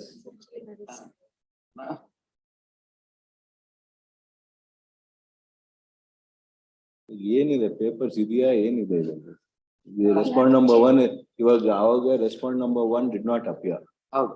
So there's one annexure D, your lordships, that pertains to this, that evidence has been recorded to with respect to 41 bar. 41 years, there's no problem. She has asserted her tenancy. Alice Coutinho, Yes. what she said, the part of it is in my possession. I have not given it. Part of it, I have given it on tenancy, and those were considered and were given. You have to. So far as Edmund Gonzalez, He remained absent. he remained ex parte. He remained absent before appellate authority. And now he is expired also. Yes. Now, if we have to remand, you will have to contest on his behalf, because if, Yes.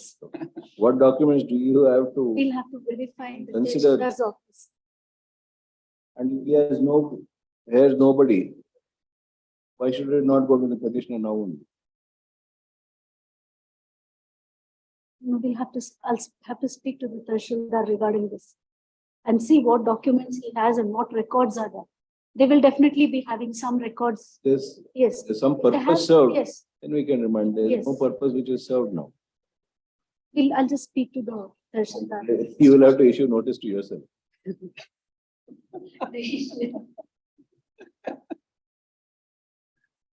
What? No, for a clarification, just let me get back on. Yes, we'll give you time, get instructions. Yes, let me get instructions. Unless there is something which shows that there was no tenancy given in their Yes. favor, or they are not in possession, what is the actual status as on today? Yes. Even Bajpayee, find out whether the Bajpayee airport is built on this. Maybe that the airport is built on this. In Mr. Shastri? This is the area where nearer, your lordships are right. So that land may be in your possession on acquisition or whatever. I'll find out. Find out this. Learned SCGP seeks for and is granted 15 days time to secure instructions as to the status of the property in survey number 45/1B, Bajpayee. Talca Mangalore. Malur village, Bajpayee. Malur. 45/1 Bajpayee village answer. Bajpayee village. Bajpayee village antle ಇದೆ RTC. Bajpayee post. Bajpayee village. RTC Bajpayee antle ಇದೆ.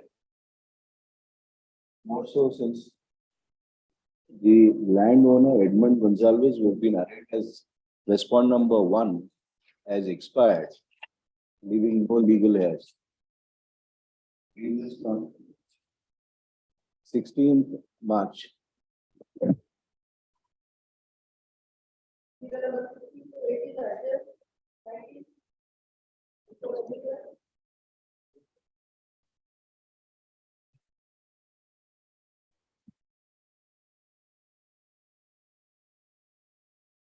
Mr. Anandram? Yes, the petitioner is not at all appearing, and it appears that last time your lordship was pleased to consider the petition as dismissal. ಇಲ್ಲ ಇದು 19 ಅಲ್ಲಿ ನೀವಿರ್ಲಿಲ್ಲ ಇದ್ರು ಅದು ನಾವು we have observed. This is a case where that some time bound promotion, leave encashment and other things deprived. You are ready? I am ready. I am ready. You are ready? Yes. Please ask. In this case, let Mr. Muralidhar argue. He is the petitioner. No, let him argue. A short question involved in this is the government referred the dispute for adjudication, which my lords would get, I think page 11, my lords. ಆಡಳಿತ ವರ್ಗದವರಾದ ಶ್ರೀ ಸೋನ್ಶೋ ಅರ್ಜಿದಾರರಾದ ತಿಮ್ಮೇಗೌಡ ಸೋನ್ಶೋ ರವರಿಗೆ bond time bound ಸೌಲಭ್ಯ ಗಳಿಕೆ ರಜೆ ನಗದೀಕರಣ ಮತ್ತು ಬಡ್ತಿ ಸೌಲಭ್ಯ ನೀಡದೇ ಇರುವುದು ನ್ಯಾಯಸಮ್ಮತವೇ? This is the point of dispute referred for education. There was a charter of demand placed by the workmen, which was pending before the management. In that connection, they conducted strike, demonstration, and all that. Kindly now turn to ink page 46. 46. At paragraph 2, let me see one. Whether the demand of non-teaching employees Sri so-and-so for revision of payments, CCA, interim allowance, pay and other allowance on par with the pay scale, CCA and other allowance said to have been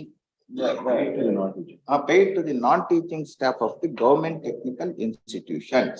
This reference was also made. Non-teaching staff. For revision. Yes. On par with employees teaching in government technical organization. Now, what happened in this case also, award was passed and they said. This is an aided institution? No, unaided institution. Award was passed and the award was challenged in the writ petition at annexure D in page 45. This writ petition was partly allowed. And the court held that the employees of the private technical institution are entitled for scale of pay on par with the employees working in government technical institution, and whether they were discharging the similar nature of work, everything should be redone. That was the order caused by this honorable court in this writ petition. Comprehensive exercise, the reference to relevant rule in nature of duty assigned to be 4 months. Yes. Another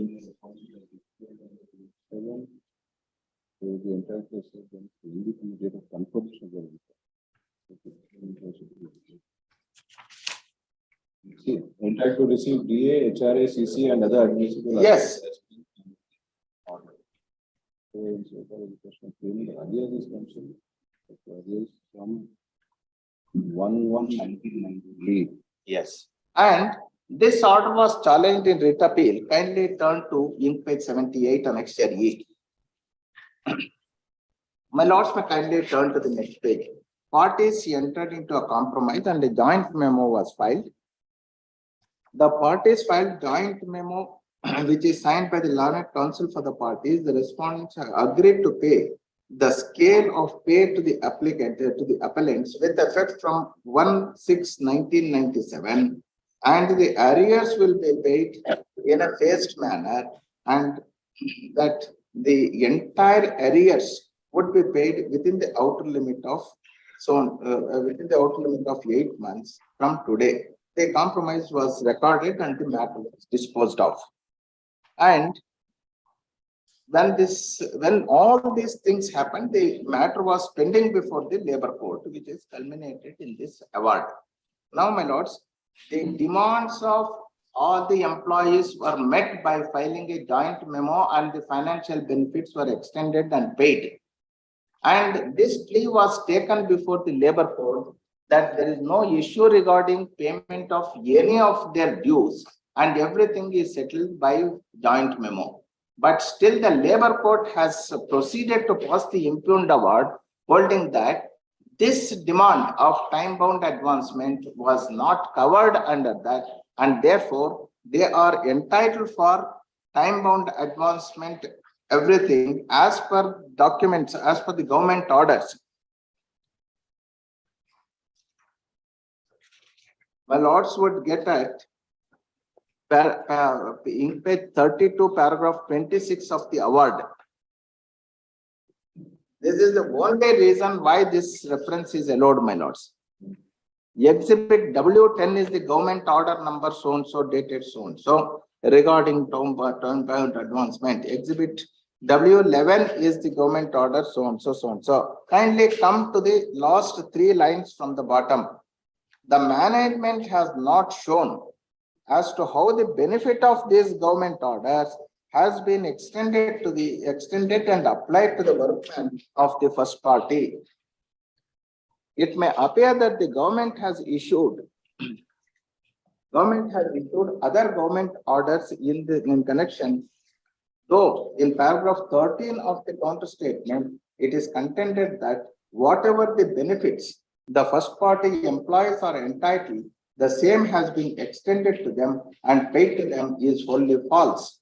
In the sense, it is not shown before the conciliation officer or before this tribunal as to how the benefit of various government orders were applied to the members of the first party, and that they have been granted time-bound scale, earned leave, encashment of earned leave, and promotion if permissible, etc. For this reason, I proceed to pass the following order. My lords, in the earlier petition, what was held was the employees of the private technical institution are entitled for only scale of pay on par with the employees working in the government technical institution, and as regards the alliances, there is no such rule. And the government notifications have no automatic application to the unaided private educational institutions. Why? What was challenge in this writ petition which had come up? Writ petition challenge was to the award passed on the earlier occasion. Kindly see the award. What was challenged in this was, there was an award in favor of the workman dated 2/12/1994.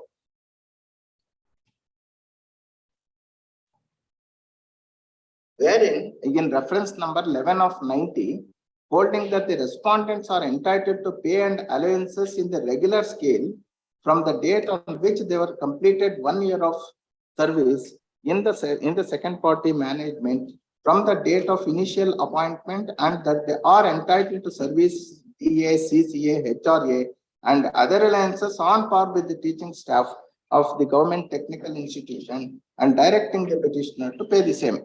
The award was directing me to pay the scale and allowances on par with the employees working in the government technical institutions from on completion of 1 year of service in my institution.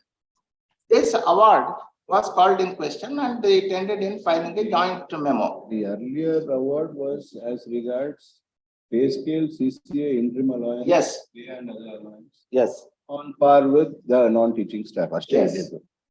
And that reference is ended in the award, which was challenged before the single judge. Single judge modified the award to some extent. And it was taken up on appeal. In the appeal, a joint memo of compromise has been filed, and that got closed. Yes. Yes. Now that was a reference only as regards pay scale, CCA, interim allowance, pay and other allowances. Allowances. That's all. Yes. Now the new reference which has been made is as regards to time-bound advance. Time-bound advancement.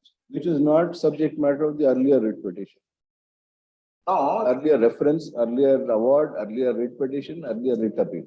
No, when this reference was pending, the parties entered into a compromise and resolved all their disputes. How can it be, Mr.? Therefore, only as regard the pay scale there. And what is resolved is the pay scale difference will be paid. Allowances, everything was paid, my lord. Parties have filed a joint memo which is signed by the learned constituted parties. The respondent have agreed to pay the pay scale. Yes. And the arrears to be paid in a fair manner. Pay scale and arrears have been done. No, the parties entered into a joint agreement and resolved all disputes. All only there.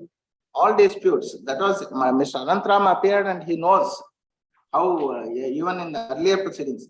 My lords, I took this contention that there is no dispute, everything is resolved, but the labor court has not agreed with that. And though these government orders. If your contention is that by virtue of the judgment in the writ appeal, yes, the settlement arrived for all. Yes. The reading of that judgment does not indicate so. It That only is, indicates that is what labor court has also said in its award, in the impugned award. My respectful submission is, it was all inclusive, it was one-time settlement. Do you have the agreement which has been? No, I don't have a copy of that. But now. A separate agreement where time-bound Yes, yes. advancement, everything is mentioned? No, all disputes. Then only we reported the. Disputes can only be relatable to that award. Yes. Not another reference. Lords, that is what Labour Court has also said. But assuming that this issue was not covered under the previous settlement, which has resulted in filing joint memo, the government orders referred to by the Labour Court at paragraph 26 of the award have no automatic application. Such application of government order and directing me to give time-bound advancement, etc., is not correct. That's a different submission. Yes. If your submission is only as regards covered, yes, then the award is correct in that. Now, where have you taken up the contention? What is the contention that you took up as regards it not being applicable to you? Yes. Even contention we cannot agree for. No, I don't have a copy of that agreement readily with me, but I was also. Can you produce it? Yes, yes, I can produce because Mr. Anantrama was also very much there in that. If that agreement does not indicate time-bound transmission. Yes, ma'am. Or reference to the second reference. Yes. Then that won't apply. I will produce, my lords. After arguing for some time, Your Lordship, may kindly say, where is the question of producing by him after the lapse of 12 or 13 years? This is a simple case, Your Lordship. The earlier award is, let's say, reference for 11/90. That is reference. And what is submission is that since the settlement was entered into when the second reference was made, the settlement is for the entire thing. Let us see what the contents of that agreement is. First of all, there is no settlement at all because they did not recognize the union. That is why all cases have been taken of the union. Second thing is whether they have taken this contention before the Labour Court. Yes. That there was a settlement covering all the entire. Your Lordship may kindly see the award. Even in the writ petition, they have taken only two contentions. That is writ appeal and a writ petition earlier. It is that is for only basic TA, CCA and other things.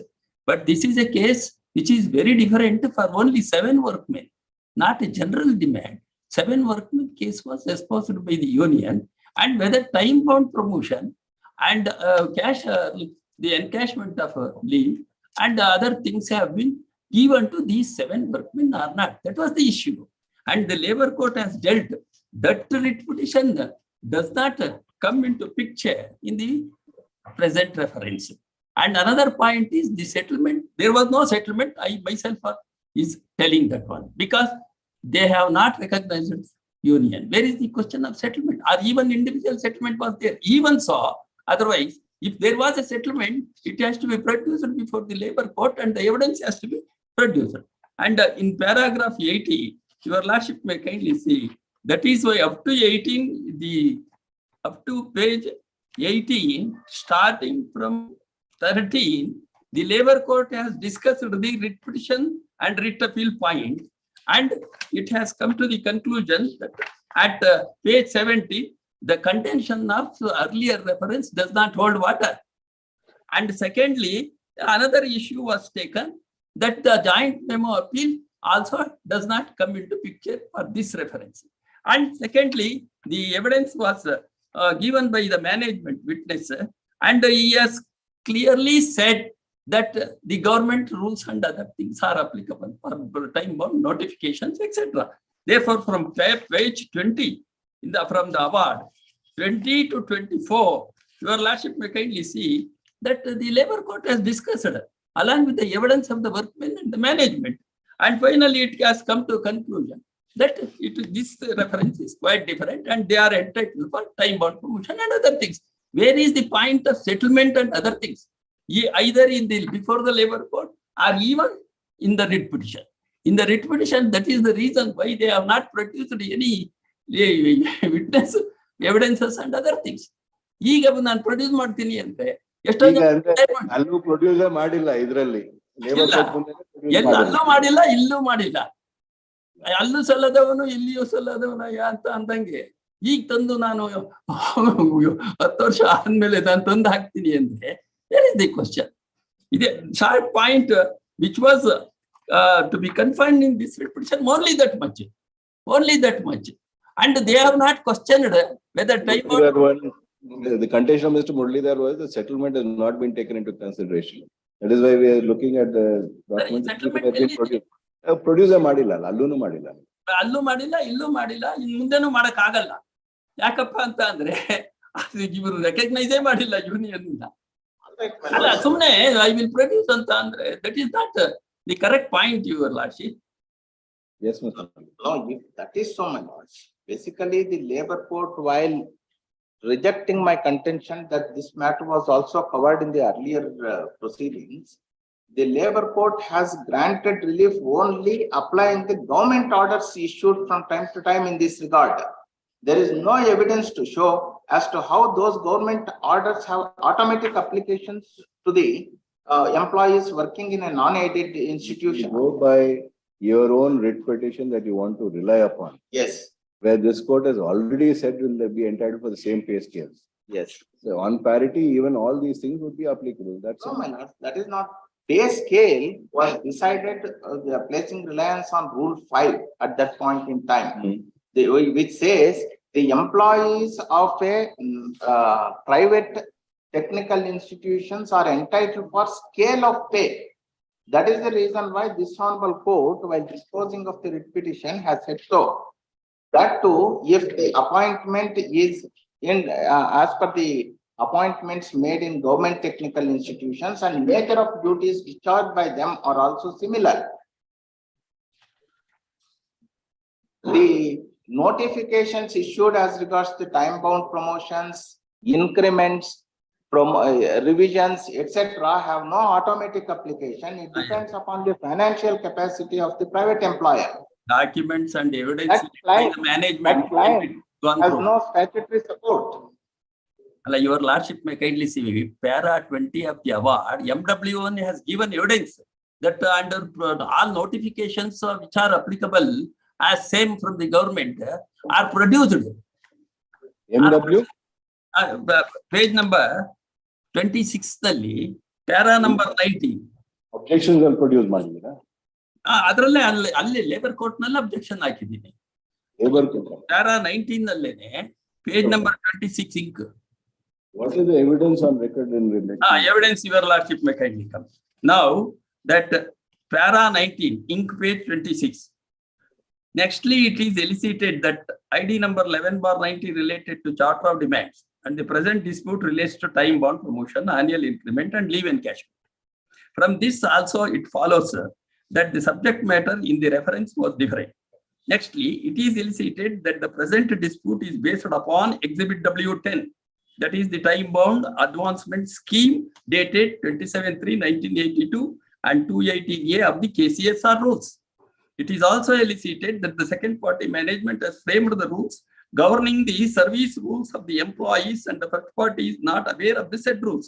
Thus, it is to be seen that the stand of the management before the conciliation officer is not protected, nor the stand of the second party is brought out in the cross-examination, nor the necessary facts showing the unreasonableness in the demand and illegality the demands is not shown by the second party. Para 20. In the brief evidence of MW1, only one witness, administrative officer on 21/10/2009 has stated that he has no idea of any sangha formed by the employees of their institution, and the same was not intimated to the management, and the management has not recognized the sangha. The evidence is wholly baseless and irresponsible in view of the discussion already made. Adu union ಬಗ್ಗೆ local stand ಬಗ್ಗೆ ಎಲ್ಲ discuss ಮಾಡಿದ್ದಾರೆ. Already made, it only appears that the administrative officer is not acquainted with the facts properly, though his age is 68 years. His next, the evidence is writ petition, etc. ಅದನ್ನು deal ಮಾಡಿದ್ದಾರೆ. ಅದರ evidence ಏನು, ಇದರ evidence ಏನು? Thus, it is clear that MW1 does not even matter does not know that even that writ petition, except next para 21 connected to this case and para 22 from the order sheet of this reference, it appears that plenty of adjournments of counter unnecessary. I para 23. Now I propose to deal with the documentary evidence. Exhibit W1 is the resolution dated so and so, so and so. It is made after the disposal of the other disposal ಆದ್ಮೇಲೆ ಈ resolutions ಮಾಡಿ discuss ಮಾಡಿರೋದು. ಅದು in this para it is dealt with the union's locus standi and the WP result, WA result. And at para 13 exhibit W6 is the reply dated 5/7/2006 of the second party on the conciliation application. The main objection opposing the demand is stated thus. ಈ ಬೇಡಿಕೆಗಳನ್ನು ಮುಂದಿಟ್ಟಿರುವ 7 ಜನ ನೌಕರರು ಈ ಸಂಸ್ಥೆಯ ವಿರುದ್ಧ ನಡೆದ ಮುಷ್ಕರದಲ್ಲಿ ಪಾಲ್ಗೊಂಡಿದ್ದಾರೆ ಮತ್ತು ಇವರು ಆ ದಿವಸಗಳಲ್ಲಿ ಅಂದರೆ ಸೋ ಅಂಡ್ ಸೋ ಅವರಿಗೆ ನಡೆದ ಮುಷ್ಕರದಲ್ಲಿ ಅನಧಿಕೃತವಾಗಿ ಗೈರುಹಾಜರಾಗಿದ್ದಾರೆ ಮತ್ತು ಆ ದಿವಸಗಳಿಂದ LWSO ಮಾಡಿ ಕೊಟ್ಟಿರುವುದಿಲ್ಲ. TL ನರಸಿಂಹಮೂರ್ತಿ ಇದ್ದಾರೆ. ಇದೇನು it is not connected to this case at all. Strike ಮಾಡಿದ್ದಾರೆ ಅಂತ ಸುಮ್ಮನೆ ಹೇಳಿ ಆದ್ರಿಂದ ನಾವು ಕೊಟ್ಟಿಲ್ಲ ಅಂತ ಹೇಳಿರೋದಲ್ಲಿ ಅಪ್ಲಿಕಬಲ್ ಅಲ್ಲ ಅಂತ ಹೇಳಲಿಲ್ಲ. Under exhibit M8 letter dated so and so the management has contended the same point before the labor officer. ಅದನ್ನೇ ಅಲ್ಲೂ ಹೇಳಿದ್ದು. Para 24 as per the above the workmen had participated in a strike from so and so for a period of 6 days and hence they cannot be granted promotion or other facilities. In the opinion of this tribunal, this alleged fact is not of any relevance in the absence of any memo or show cause notice. Strike ಮಾಡಿರಲಿಲ್ಲ, ಏನು ಮಾಡಿರಲಿಲ್ಲ.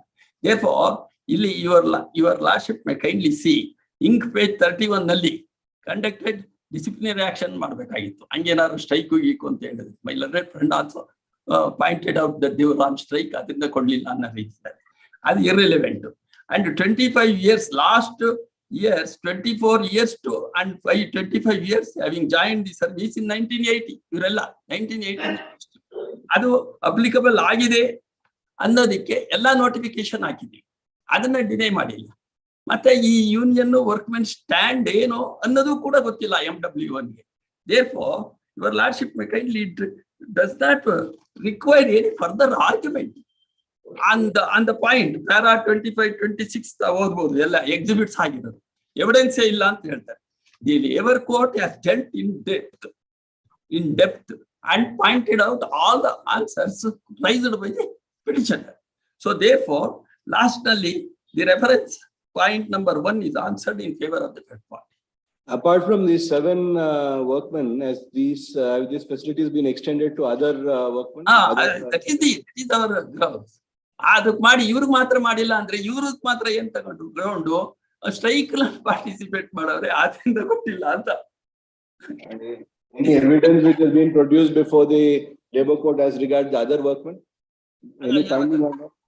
ಅವ್ರು ಹೇಳೋದು ಅವ್ರಿಗೆಲ್ಲರೂ ಕೊಟ್ಟಿದೀವಿ, ಇವ್ರು strike ನಲ್ಲಿ participate ಆಗಿದ್ರಿಂದ not entitle ಅಂತ. ಹೌದಾ, service rules and other things.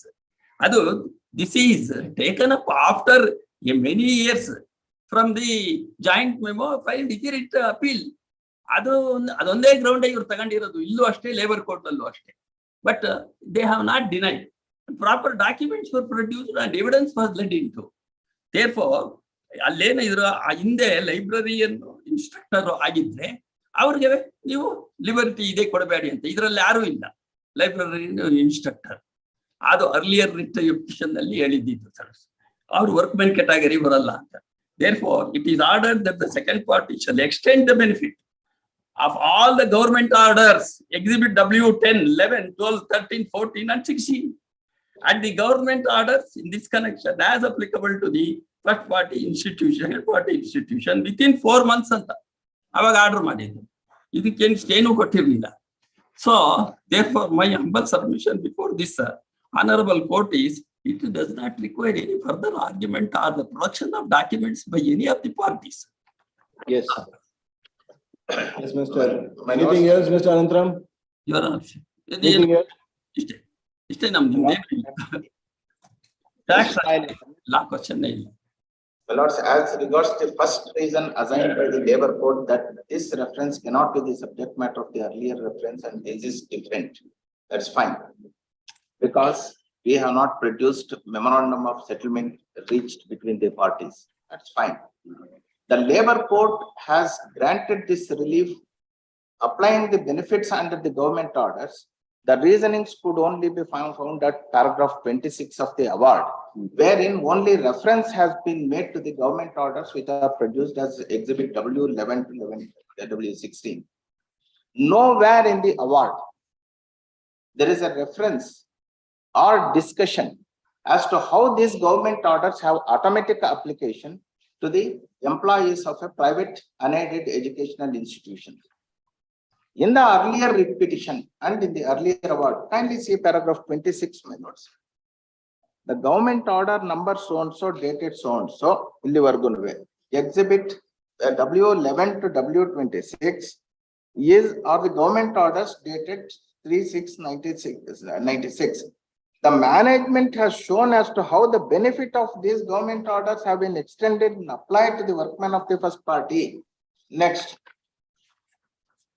It may appear that the government orders have issued with the government orders in this connection, though in paragraph 13 of the counter statement, it is contended that whatever the benefits the first party employees are entitled, the same has been extended to them and paid to them is only false. The same is shown before the conciliation officer so and so. The benefit of government orders are applied to the members of the first party, and that they have been granted time-bound scale, earned leave encashment, promotion, etc. My lords, this has got larger implication. See, the labor court has made automatic application of these government orders to an unaided private educational institution, which is nowhere stated in any law. And even in the earlier writ petition, though the labor court had disposed of the award saying that the employees of the institution are entitled for pay scale and allowances from 1 year after the date of joining, this honorable court has modified it and held that under Rule 5, what if they are entitled only for scale of pay, provided their engagement, qualification, nature of work, etc. is on par with the employee, non-teaching staff working in government technical institution. Therefore, the award is silent as to how they are entitled for the benefits under these government orders. In terms of direction B. Yes, my lord. In the writ petition, page 74. Yes, was that study conducted? Exercise, comprehensive exercise? Pardon. Page 74, my lord. Yes. The question of equivalence of post held by non-teaching staff of the respondent with those in the government institutions would require comprehensive exercise. Yes, after that we have done this. So what does that exercise report? After doing the exercise only, we have extended the benefit. Those who had educational qualifications equivalent to those, supposing librarian, my lords. What is the educational qualification prescribed to be appointed in the government technical institution? Those who have that qualification only are extended the skills. Earlier, when the institution was opened, we encouraged localites to join the institution to work as non-teaching staff, though they had no requisite qualification. And we fixed the scale of pay. We were paying consolidated pay to some people. That is how these disputes started, my lords. Strike, dispute, everything started. Therefore, even to this state, my lords, any government orders issued have no automatic application. The labor court has conveniently ignored this aspect of the matter and only passed an award that the government orders at exhibit W11 to W16 have application. Therefore, they are entitled for this. Where is this comprehensive report? Pardon me, lords? Comprehensive study report, is it available? It's not here. But it was done in consultation with the union, and then only joint memo was filed at that time. Recognize ಮಾಡಿಲ್ಲ ಅಂತ evidence ಹೇಳ್ತಾರೆ management ಅವರು consultation with the union ಅಂತ ಇಲ್ಲಿ ಹೇಳ್ತಾರೆ ಅದಕ್ಕೆ ಮಾಡಲ್ಲ Anantrao is fully aware of this. Consultation you are disowning them. You are not even recognizing them. Allala, Anantrao earlier high court ನಲ್ಲಿ ರಿಟ್ ಪಿಟಿಷನ್ ನಲ್ಲಿ ಈ ತರ ಅವರೇನೇ ಒಪ್ಕೊಂಡಿರೋದು ಎಲ್ಲಾ ಗೌರ್ಮೆಂಟ್ ಅಪ್ಲೈ ಆಗುತ್ತೆ ಅಂತ ಓನ್ಲಿ 95 ನಿಂದ ಕೊಡಿ ಅಂತ ಅಲ್ಲಿ ಮಾಡಿರೋದು ರಿಟ್ ಅಪೀಲ್ ನಲ್ಲಿ. Because private educational institutions are paying something more than what government educational institution pays. It depends upon the financial capacity. Now the question is whether these government orders have an automatic application, whether the labor court is right in holding that the employees are entitled for benefits under these government orders. ಇಲ್ಲಿ contrary ಸ್ವಾಮಿ, ಇಲ್ಲಿ earlier writ petition ನಲ್ಲಿ they had taken the same thing. TA, HRA, CCA in other alliances government ನಲ್ಲಿ ಕೊಡಕ್ ಆಗಲ್ಲ ಅಂತ.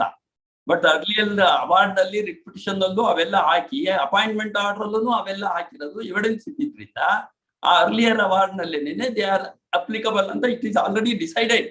Now in the second award it is not required much, only the discrimination they have accepted before the labor court that these benefits, the time bound and the encashment of benefit and other things have been extended to all the workers except these people. How it could be discriminated for 7 months? I think because they took the initiation for the formation of the union. That is the reason. ಅದಕ್ಕೆ ನಾವು witness evidence ಹೇಳ್ಬೇಕಾದ್ರೆ ನನ್ಗೆ ಏನು ಗೊತ್ತೇ ಇಲ್ಲ union ಇರೋದು, ಅದನ್ನ recognise ಮಾಡಿಲ್ಲ ಅಂತ. Also, your lordship at page 7, read the writ petition, page 75, 76, this point is covered by the High Court. All these are submissions which you are making now, which you did not make there, nor have you raised in your writ petitions. Your only submission was that it's covered by the writ petition writ appeal. That has been rightly rejected.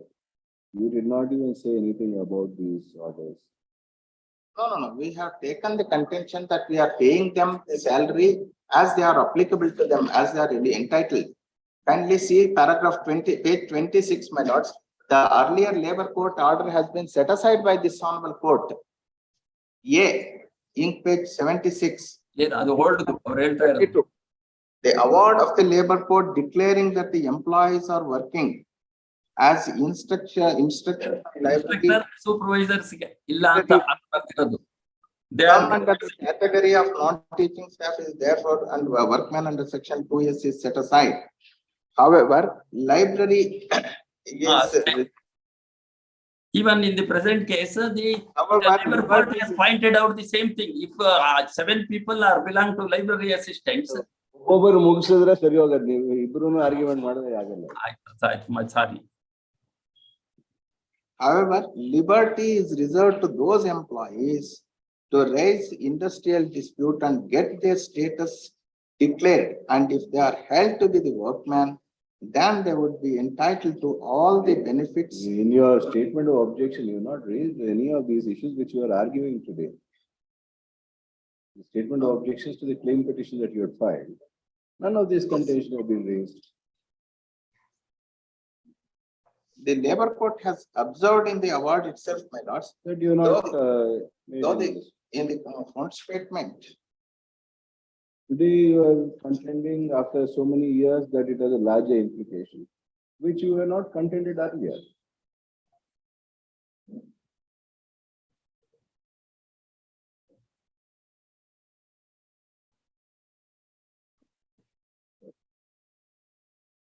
The petitioner, Education Society, is before this court seeking for the following rules.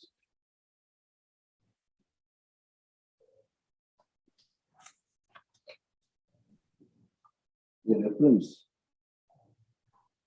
the appropriate government ordered 23/9/2006, hearing number 80-1003, IDM 2006, had made a reference under section 10(1)(b) of the ID Act to the Industrial Tribunal, Bangalore, of the following page 11.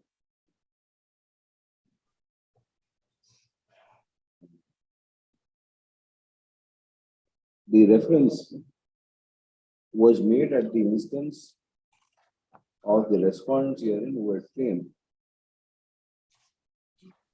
that despite their being non-teaching employees of the petitioner, they were discriminated against and certain benefits relating to promotion and time-bound promotion, Encashment of early. encashment of earned leave were not granted.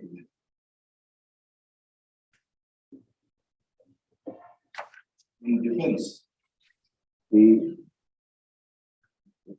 petitioner had contended that the dispute between, there is no live dispute pending between the petitioner and the respondent, inasmuch as in the earlier writ petition,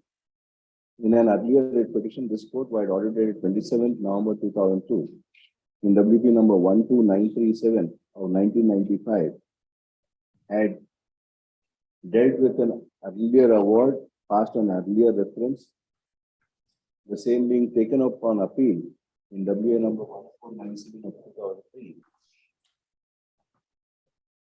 While ordered dated 3rd August 2009,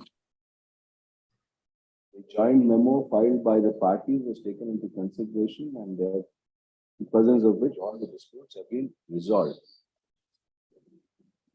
The Labour Court rejected the said contention and directed the petitioner to extend the benefit of government orders, Exhibit W10, 11, 12, 13, 14, and 16, and other government orders in this connection, as applicable to the petitioner institution within 4 months from the publication of it.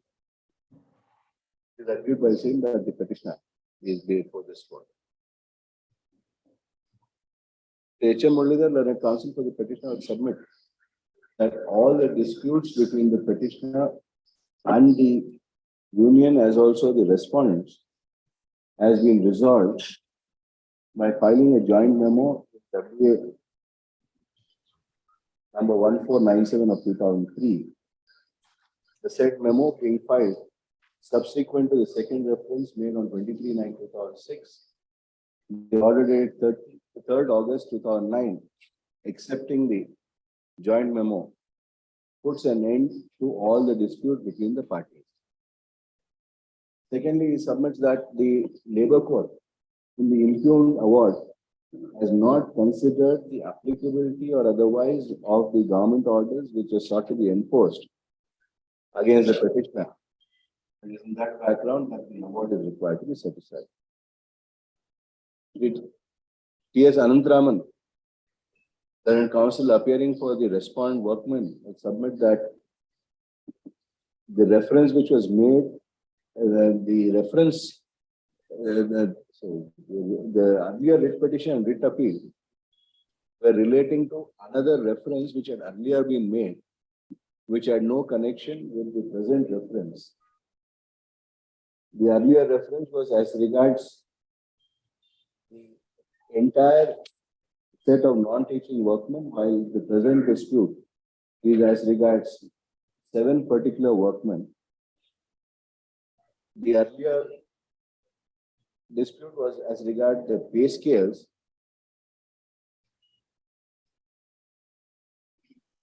and certain other incidentals like CCA, interim allowance, pay and other allowances, and did not contemplate time-bound promotion, which is the time-bound promotion and encashment of earned leave in respect of the present 7 respondents. It submits that the issue these issues have been rightly considered by the Labour Court, and this court ought not to intercede in the matter.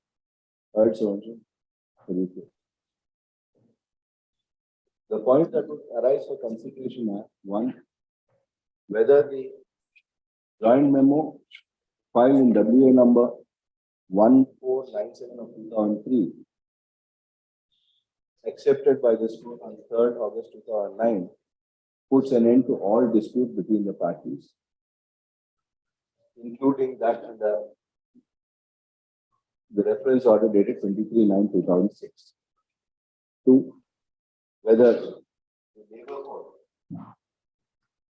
has not considered the applicability of the government orders sought to be enforced insofar as the petitioner is concerned. The reference, also point number 1, in court order. The reference which had been made on the earlier occasion, it became subject matter of writ petition number 12937 of 1995, reads as under page 46 and 47.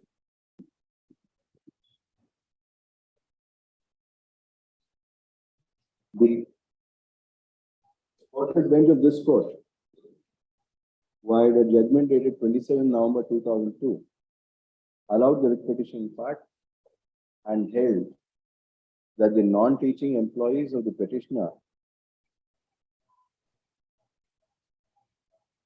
would have to be paid,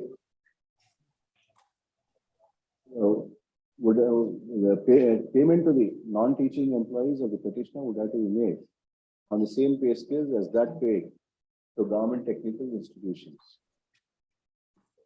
Apart therefrom, there are various directions which were issued. In writ appeal, a joint memo has been filed, which was accepted by the division bench, wherein it was stated that the petitioner would make payment as per the pay scale of the government technical institutions with effect from 1/6/1997. And the arrears would be paid in a phase-wise manner within a period of 8 months. Thus, from a perusal of the above, it is clear that what was subject matter of the writ appeal was only as regard the pay scale and the payment of arrears of all the workmen employed by the petitioner, since the cause had been espoused by the Tumkur District Technical Institutions Non-Teaching Employees Union. The said decision and the resolution of the dispute by filing of the joint memo, in my opinion, cannot be held to cover the reference made under Government Order dated 23/9/2006, which is with regard to 7 specific workmen, more particularly as regards their time-bound promotion and encashment of earned leave. These aspects never being subject matter of the earlier reference or the order passed in WP number 12937 of 1995, and the order passed in WA number 1497 of 2003. The contention of only the counsel for the petitioner that there was no list pending upon the settlement arrived at in WA so and so is completely misconceived and is liable to be rejected. Answer to point number 3. The contention of the workman was that the government orders which had been imposed, which had been issued as exhibit W10 to W16 as regards time-bound advancement of the employees of educational institutions ought to have been taken into consideration. As regards that, the contention of Sri H.M. Muralidhar is that they are not applicable to the petitioner institution and the Labour Court has not considered such an applicability. A perusal of the statement of objection which had been filed to the claim petition filed before the Labour Court indicates that there is no such contention taken in the said counter statement, inasmuch as the only contention which has been taken up is as regards the locus of the union to espouse the cause of the respondents, and it was repeated that the settlement having arrived in WA so and so, no dispute could be raised or no dispute is pending. Apart therefrom, there are no other contention which had been taken up in the counter statement. Even in the present writ petition, the grounds which have been urged is as regards the maintainability of the claim or the reference made in pursuance to the order passed in writ appeal number so and so. And a vague government has been made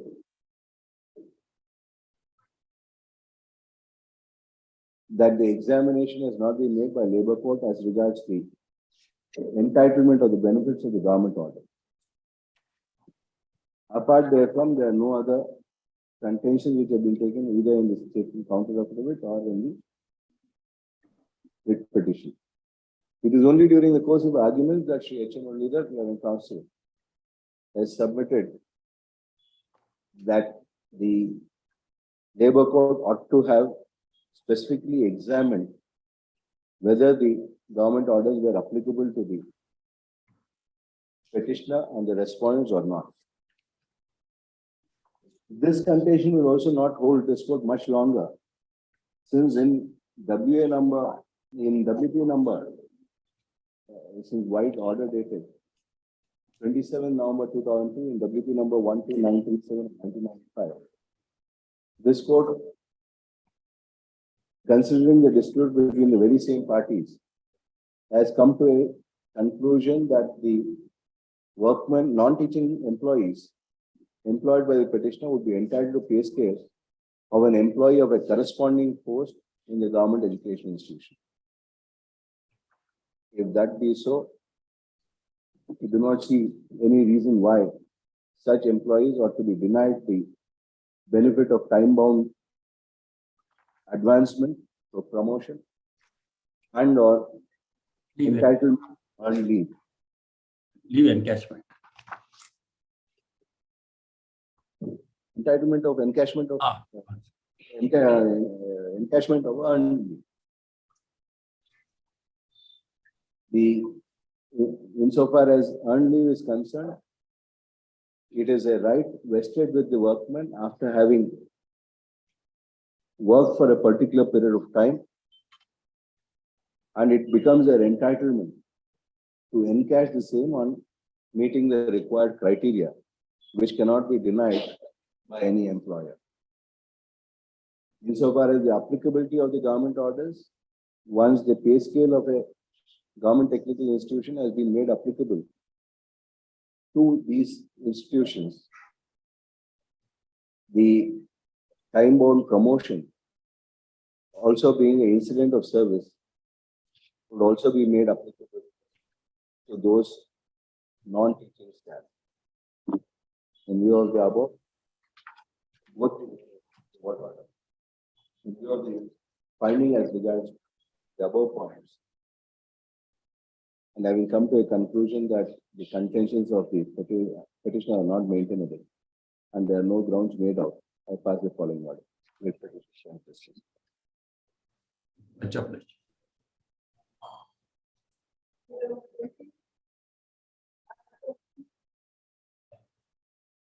For the petitioner, may respond to this case.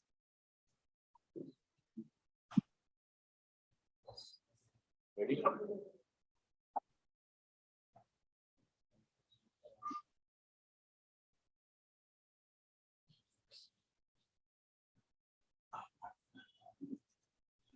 The petitioner was working as a transfer of share, the respondent organization. A charge sheet was issued leveling 3 charges. Charge number 1 is that you unauthorizedly absented yourself from duty from 9/10/2001 onwards.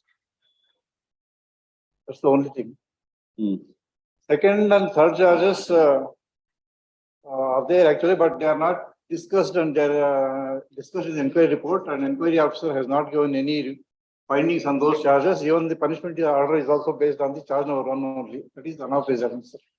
So we need not go to. Anyway, he is superannuated. Sorry, Manoj. Petitioner is superannuated. He has attained the age of superannuation. Now, in February, he completed 60 years. Originally, the punishment order was dismissal. Labor court has modified that as a compulsory retirement. Even after holding that whether the first party proves that he was illegally terminated from service, Labor court has held its finding as the affirmative. Again, the another issue is whether second party justifies the termination of first party for his last proved misconduct of remaining unauthorized. ಅದು ಕೂಡ negative ಅಂತ ಹೇಳಿ ಮಾಡಿದ್ದಾರೆ. Affirmative ಅಂತಿದೆ. ಇಷ್ಟೆಲ್ಲ ಮಾಡಿ ultimately the punishment is modified from dismissal to compulsory retirement. He has received all terminal benefits and he has attained the age of superannuation. Received. February, On modification of the order of dismissal to compulsory retirement, we have paid him all monetary benefits. What's over? So monetary benefits ಬಂದಿಲ್ಲ. ಕೊಟ್ಟಿದ್ದಾರೆ sir. ಬಂದಿಲ್ಲ. He told me that he has not received. If not paid, will be paid in how many days? No, it's paid, I think.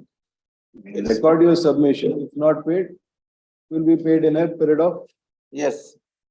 There are number of infirmities in the inquiry. That we have to be fair and proper. Even though the inquiry is held as fair and proper on the preliminary issue, my lord, the same labor court has held, by your lordship, in contrary to the findings in the preliminary order dated 27/10/2010. What was the sickness? Sorry? What was the sickness of the petition? Jaundice is authorized, unauthorized absence to ಹೇಳ್ತಾರೆ. But your lordship may kindly peruse the evidence of the. 1.5 ವರ್ಷ absent ಇರೋದಕ್ಕೆ. ಇಲ್ಲ, ಅಷ್ಟಿಲ್ಲ. That is again, it is based on extraneous records. ಒಂದೇ ಒಂದು example ನಾನು ಹೇಳ್ತೀನಿ. The charge says that you are unauthorizedly absented from 9/10/2001 onwards. Whereas the deposition of the management witness, your lordship may kindly see page number.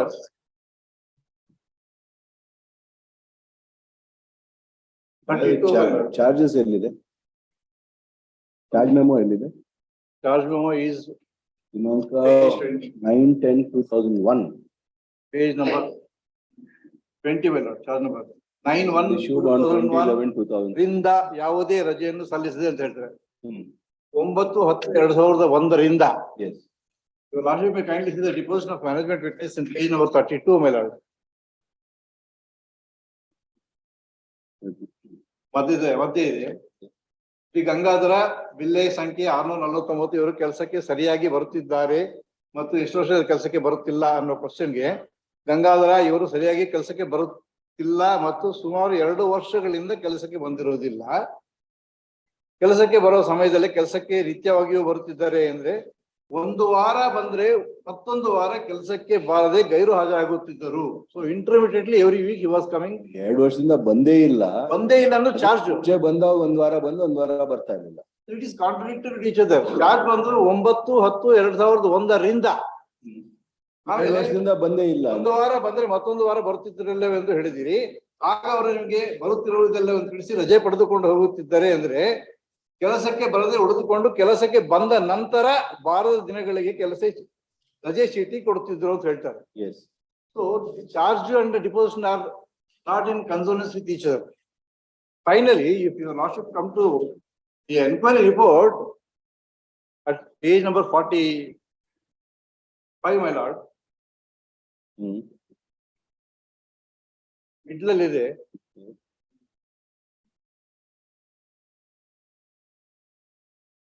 ಮಿಡ್ಲಲ್ಲಿ ಸದರಿ ಆಪಾದಿತ ಕಾರ್ಮಿಕರು ಗೈರು ಹಾಜರಿ ವಿವರ ಈ ಕೆಳಗಿನಂತೆ ಇರುತ್ತದೆ. Is the finding of the enquiry officer. He says ಜನವರಿ 2000ದಿಂದ December 2000 116 ದಿನ. ಚಾರ್ಜ್ ಶೀಟ್ ಅಲ್ಲಿ ಹೇಳೋದೇನು ಅಕ್ಟೋಬರ್ 2001 ಇವ್ರು ಹೇಳಿದ್ರು ಜನವರಿ 2000 ಸುಮಾರು 1 ವರ್ಷ 9 ತಿಂಗಳು ಹಿಂದಕ್ಕೆ ಹೋಗ್ಬಿಟ್ರು. ಎಲ್ಲಿಂದ ಬಂತು ಅದು? Is it not from extraneous record, my lord? In what way the inquiry report is valid? And again, January 1 December 1 107 ಇವೆಲ್ಲ ಎಲ್ಲಿಂದ ಬಂತು? No documents are marked in the inquiry as exhibits. even though the presenting officer submits that he is submitting 12 documents, none of these documents have been marked, none of these documents has been discussed in the inquiry report. Yes. And again, your lordship, one important information is, my lord, page 33 ನಲ್ಲಿ ನೋಡಿ ಸ್ವಾಮಿ ದಯವಿಟ್ಟು. Page 33. Enquiry proceedings ಇದು. ಅಪಾದಿತ ಒಂದೆರಡು ಮೂರ್ನಾಲ್ಕು ಐದನೇ line, ಅಪಾದಿತ ಕಾರ್ಮಿಕರಿಗೆ ನೀವು ಆಡಳಿತವರ ಸಾಕ್ಷಿಯವರನ್ನು ಪಾರ್ಟಿ ಸವಾಲು ಮಾಡುತ್ತೀರಾ ಅಂತ ಕೇಳಿದ್ದಾರೆ enquiry officer. Delinquent officer says party ಸವಾಲು ಮಾಡುವುದಿಲ್ಲ. ಸ್ವಾಮಿ ಪಾರ್ಟಿ ಸವಾಲು ಅಂದ್ರೆ ಏನು ಅಂತ ಗೊತ್ತು ಒಬ್ಬ ಕ್ಲಾಸ್ 4 ಅಫಿಷಿಯಲ್ SSLC ಫೇಲ್ ಆದವನಿಗೆ. And if he says party ಸವಾಲು ಮಾಡುವುದಿಲ್ಲ ಅಂತ ಹೇಳಿದ ತಕ್ಷಣ his ignorance can it be encashed by the inquiry officer? Is it not the duty of the inquiry officer to explain the procedure of inquiry? Should he not explain the importance of cross-examination and the consequences of non-cross-examination? Do you say that in your reply to the punishment? ಒಂದು ignorance ಈ ತರ misuse ಮಾಡ್ಕೊಂಡು And the second show ಅನ್ನನ ಕಿತ್ಕೊಂಡು ಹೋದ್ ನ್ಯಾಯನ ಸ್ವಾಮಿ. when the second show cause notice was issued, second show cause notice issue ಆದಾಗ ಇದು ಹೇಳಿದ್ರಾ ಇದು ನಂಗೆ ಗೊತ್ತಿರಲಿಲ್ಲ ಅಂತ? ಏನ್ ಗೊತ್ತು ಸ್ವಾಮಿ, ಕ್ಲಾಸ್ 4 ಅಫಿಷಿಯಲ್ ಅವನು ಇಂಗ್ಲಿಷ್ ಅಲ್ಲಿ ರಿಪ್ಲೈ ಕೊಟ್ಟಿದ್ದೀರಾ? ಅವನು ಅದೇ ಹೇಳ್ತಾನೆ, ನಾನು ರಜದ ಆಕ್ಸಿಡೆಂಟ್ ಆಗಿದ್ದೆ, ಆದ್ರೆ that was on account of jaundice and some other disease for which he has submitted medical reports. ಆ ಮೆಡಿಕಲ್ ರಿಪೋರ್ಟ್ಸ್ ಕೊಟ್ಟಿದ್ದನ್ನ ಸಹ ಎಂಕ್ವೈರಿ ಪ್ರೊಸೀಡಿಂಗ್ಸ್ ಅಲ್ಲಿ ರೆಕಾರ್ಡ್ ಆಗಿಲ್ಲ. But it is discussed in the enquiry report. ಇದ್ರ ಬಗ್ಗೆ ಹೇಳ್ಬೋದು, what is the depth of the knowledge of the enquiry officer regarding the procedure of conducting the enquiry. ಇಷ್ಟೆಲ್ಲ ನ್ಯೂನತೆಗಳಿದ್ರು ಸಹ state ಅವ್ರು ಡಿಸ್ಮಿಸ್ ಮಾಡ್ಬಿಟ್ರು. ನೀವು ಅದು ನಿಮ್ಮ ರಿಪ್ಲೈ ಅಲ್ಲಿ ಅದ್ರ ಬಗ್ಗೆ ಏನು ಹೇಳಿಲ್ಲ, ಇಂಗ್ಲಿಷ್ ಅಲ್ಲಿ ಕೊಟ್ಟಿದ್ದೀರಾ ರಿಪ್ಲೈ? ಅವ್ನು ಕ್ಲಾಸ್ ಅಫಿಷಿಯಲ್ ಸ್ವಾಮಿ, ಯಾರೋ ಬರೀ ಹೇಳ್ತಾನೆ, ಕೊಲೀಗ್ಸ್ ಬರ್ಕೊಡ್ತಾರೆ ಸ್ವಾಮಿ. ಇನ್ನು ಎಷ್ಟು ಚೆನ್ನಾಗಿ ಇಂಗ್ಲಿಷ್ ಅಲ್ಲಿ ಲೀಗಲ್ ಅಡ್ವೈಸ್ ಇದೆ ಇದು, ಯಾರೋ ಬರ್ಕೊಡ್ತಾರೆ colleagues. All legal words have been used. Can't say this. Or he would have contacted some advocate also. Contact. So enquiry ಮಾಡಿ ಎಲ್ಲ ಬಂದಿರತ್ತೆ, ಇವತ್ತು ಹೇಳಕ್ಕಾಗಲ್ಲ. ಒಂದೇ ಒಂದು ಸ್ವಾಮಿ, ಎಕ್ಸ್ಟ್ರೀನಿಯಸ್ ರೆಕಾರ್ಡ್ಸ್ ಮೇಲೆ ಎನ್ಕ್ವೈರಿ ರಿಪೋರ್ಟ್ ಕೊಟ್ಟ ಮೇಲೆ does it stand the test of law, my lord? ಅದು to the extent of imposing a capital punishment. You would have understood if he was absent for a month, 2 months, 3 months, even 6 months. We can't understand a person being absent for 2.5 years. 2.5 years continuous ಆಗಿಲ್ಲ ಸ್ವಾಮಿ. Continuous ಆಗಿ ಇರೋದು ನೀವು. Your reading is not correct. Management witness ಹೇಳ್ತಾರೆ. Charge is continuous. I will deal with that. ಆಮೇಲೆ my lord, one important thing is his leave was never rejected. Number one, and he was never called back to duty. Why should ಇದೆಲ್ಲ ಮಾಡ್ಬೇಕಂದ್ರೆ at least he should be recalled for duty ಅಲ್ವಾ? For you to go back to duty, nobody needs to call him.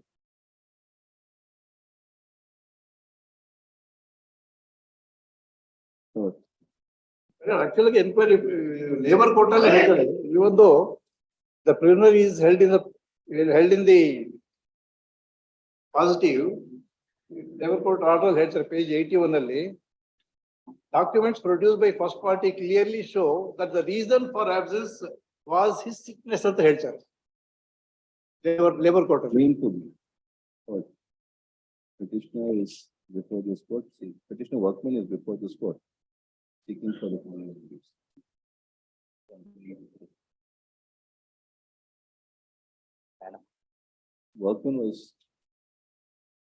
Workman had joined the employer, respondent employer on 18/10/1985 as cloth examiner. On 20/11/2003, a charge sheet came to be issued to the petitioner, alleging that the petitioner was unauthorized absent from 9/10/2001 without submitting any legal application or without obtaining prior permission from higher authorities.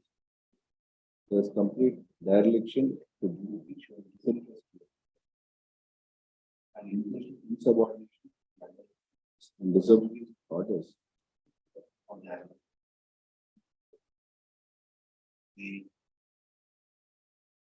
The petitioner workman replied to the same stating that he had submitted a leave application on account of his medical illness. And it is that for that reason that he could not be present for duty.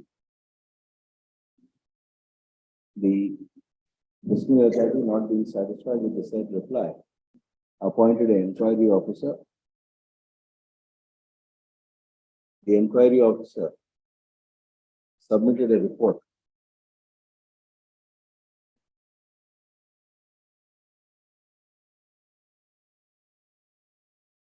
on 26/2/2004.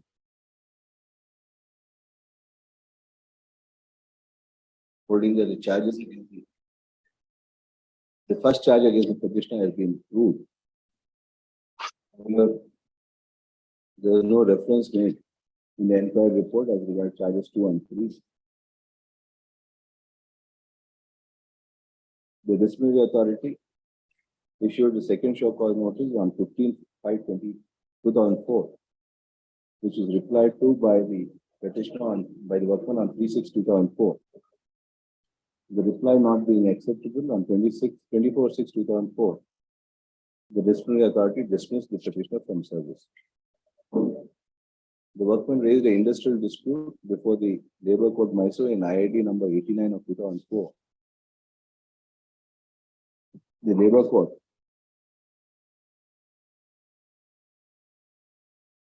allowed the said dispute in part and modified the punishment of dismissal to that of compulsory retirement from service. It is agreed by same that the petitioner is before this court. The R. Krishnamurthy, learned counsel for the petitioner, will submit that the inquiry has not been held properly inasmuch as there is no opportunity which had been granted to the petitioner to cross-examine the witnesses of the employer, namely M1, MW1. He further submit that even as per the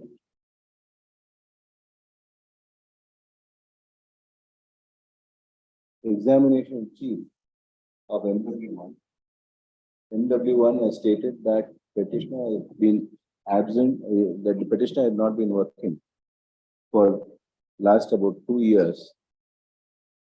And it is further stated that the petitioner would intermittently be present for a week and then absent himself for several weeks thereafter. Based on the same, relying on the same, he submits that the absence of the petitioner is not continuous but intermittent.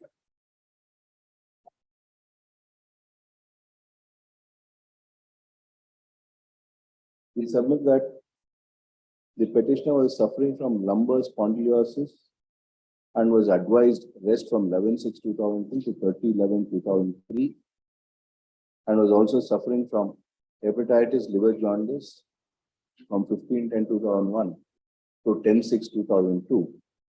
And it is for this reason that from 15/10/2001 to 30/11/2003, the petitioner could not attend to his work.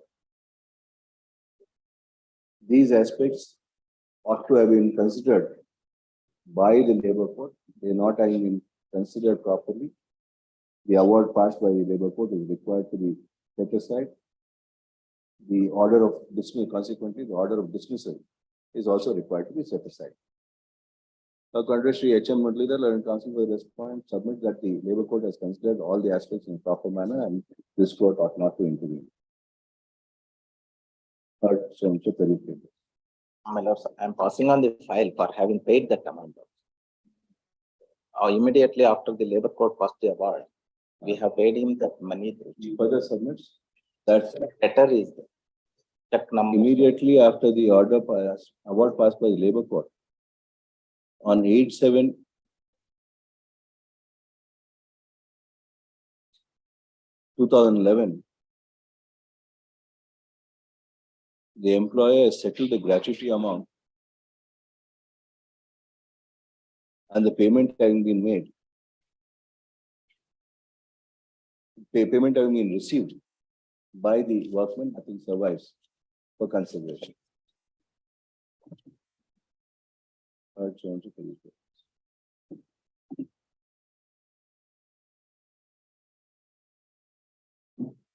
The allegation against the charges against the petitioner is that the petitioner absented himself from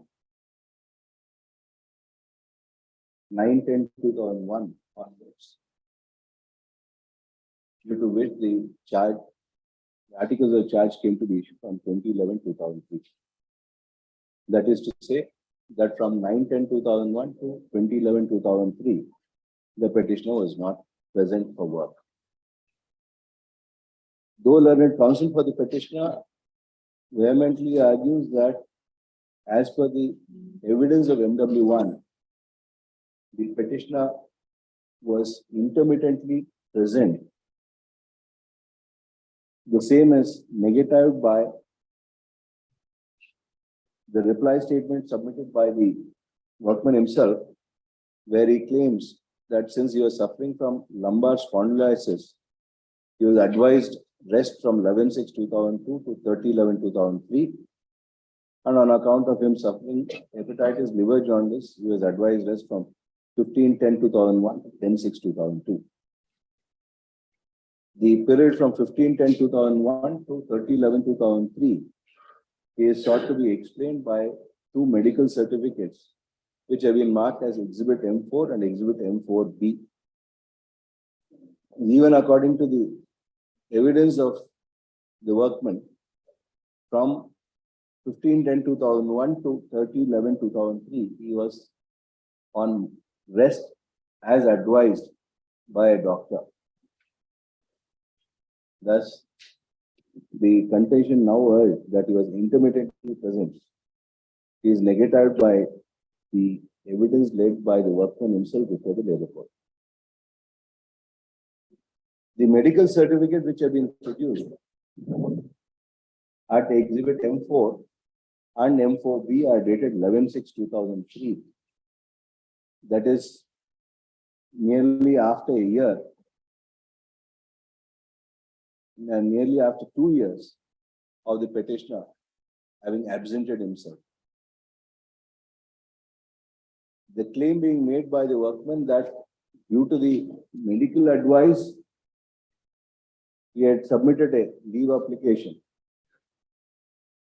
The receipt of the leave application which has been denied by the employer. I am of the considered opinion that the medical certificate being issued only on 11/6/2003, the question of the petitioner having submitted a leave letter prior to him going on leave cannot be accepted. Looked at from any angle, the defenses which have been raised are not established by cogent evidence. By applying the principles of preponderance of probabilities, taking into consideration that the petitioner has been absent from 15/10/2001 to 30/11/2003 for a period of more than 2 years. And the award passed by labor court is proper and correct and does not require any interference.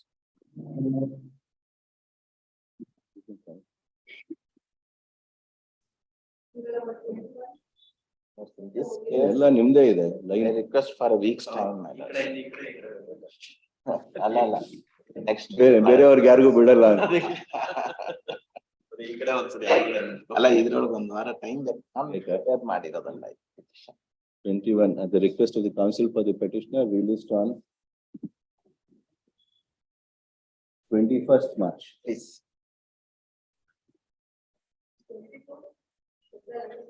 Waiting for respondent. Kindly pass over, my lord. Also,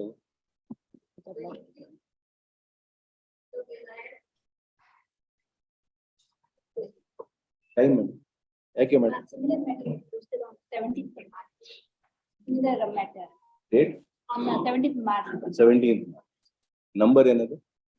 WP 10576 for 2012. 2012. Connected so and so and released on 17th.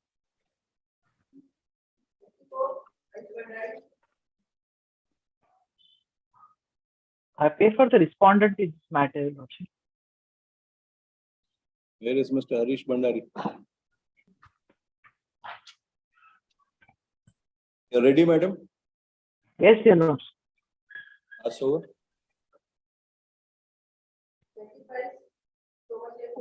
My lord, I appear for this. My lord, the Supreme Court judgment I have produced by memo, which is against me, my lord, covers this case. But there is only one small point, my lord. My lord, what happened was the respondent retired on 31/5/2005. As on that date, I filed a memo of Supreme Court judgment, my lord, which is against me, covering this particular case, my lord. But only small. 2-3 paragraphs shall I read, my lord, from that memo? From the judgment, my lord? ಇವರು ನವೀನ್ ಕುಮಾರ್ ಅವರಲ್ಲಿ ಅಲ್ಲ ಇದು ಅವ್ರಿಗೆ ಹೇಳಿದೆ ಮುಕ್ಕಣ್ಣಪ್ಪ has agreed. ಅದು ಸ್ವಲ್ಪ reduce ಮಾಡ್ಬಿಟ್ಟು 350ಗೆ limit ಮಾಡಿ ಇಂಟ್ರೆಸ್ಟ್ ಕೊಡ್ಬೇಕು ಹಾಗೆ as per this judgment only. Next week, I will certainly. I get instructions. Small matter covered. Judgment is against me. Pass over, my lord. Pass over. Please, madam. Pass over. Yes, ma'am.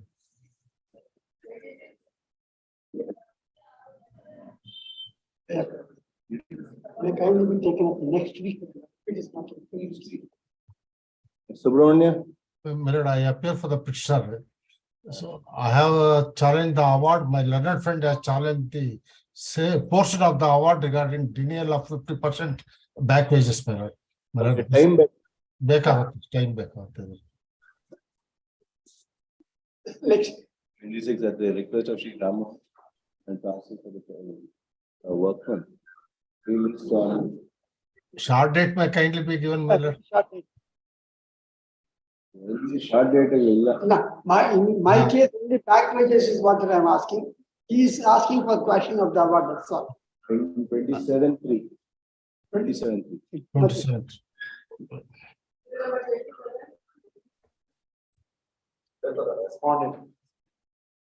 Ready? Ready there, but then I even to understand the benchmark. That's only some 5-10 minutes, and half an hour. Otherwise, some Monday, Tuesday, short point. 27 at the request of the council for response released on 28 March. Any adjournment will be last week of March. At least 28 March. One first week. Each agala, bada idaga, there's a new bench coming. We don't want to put in too many matters.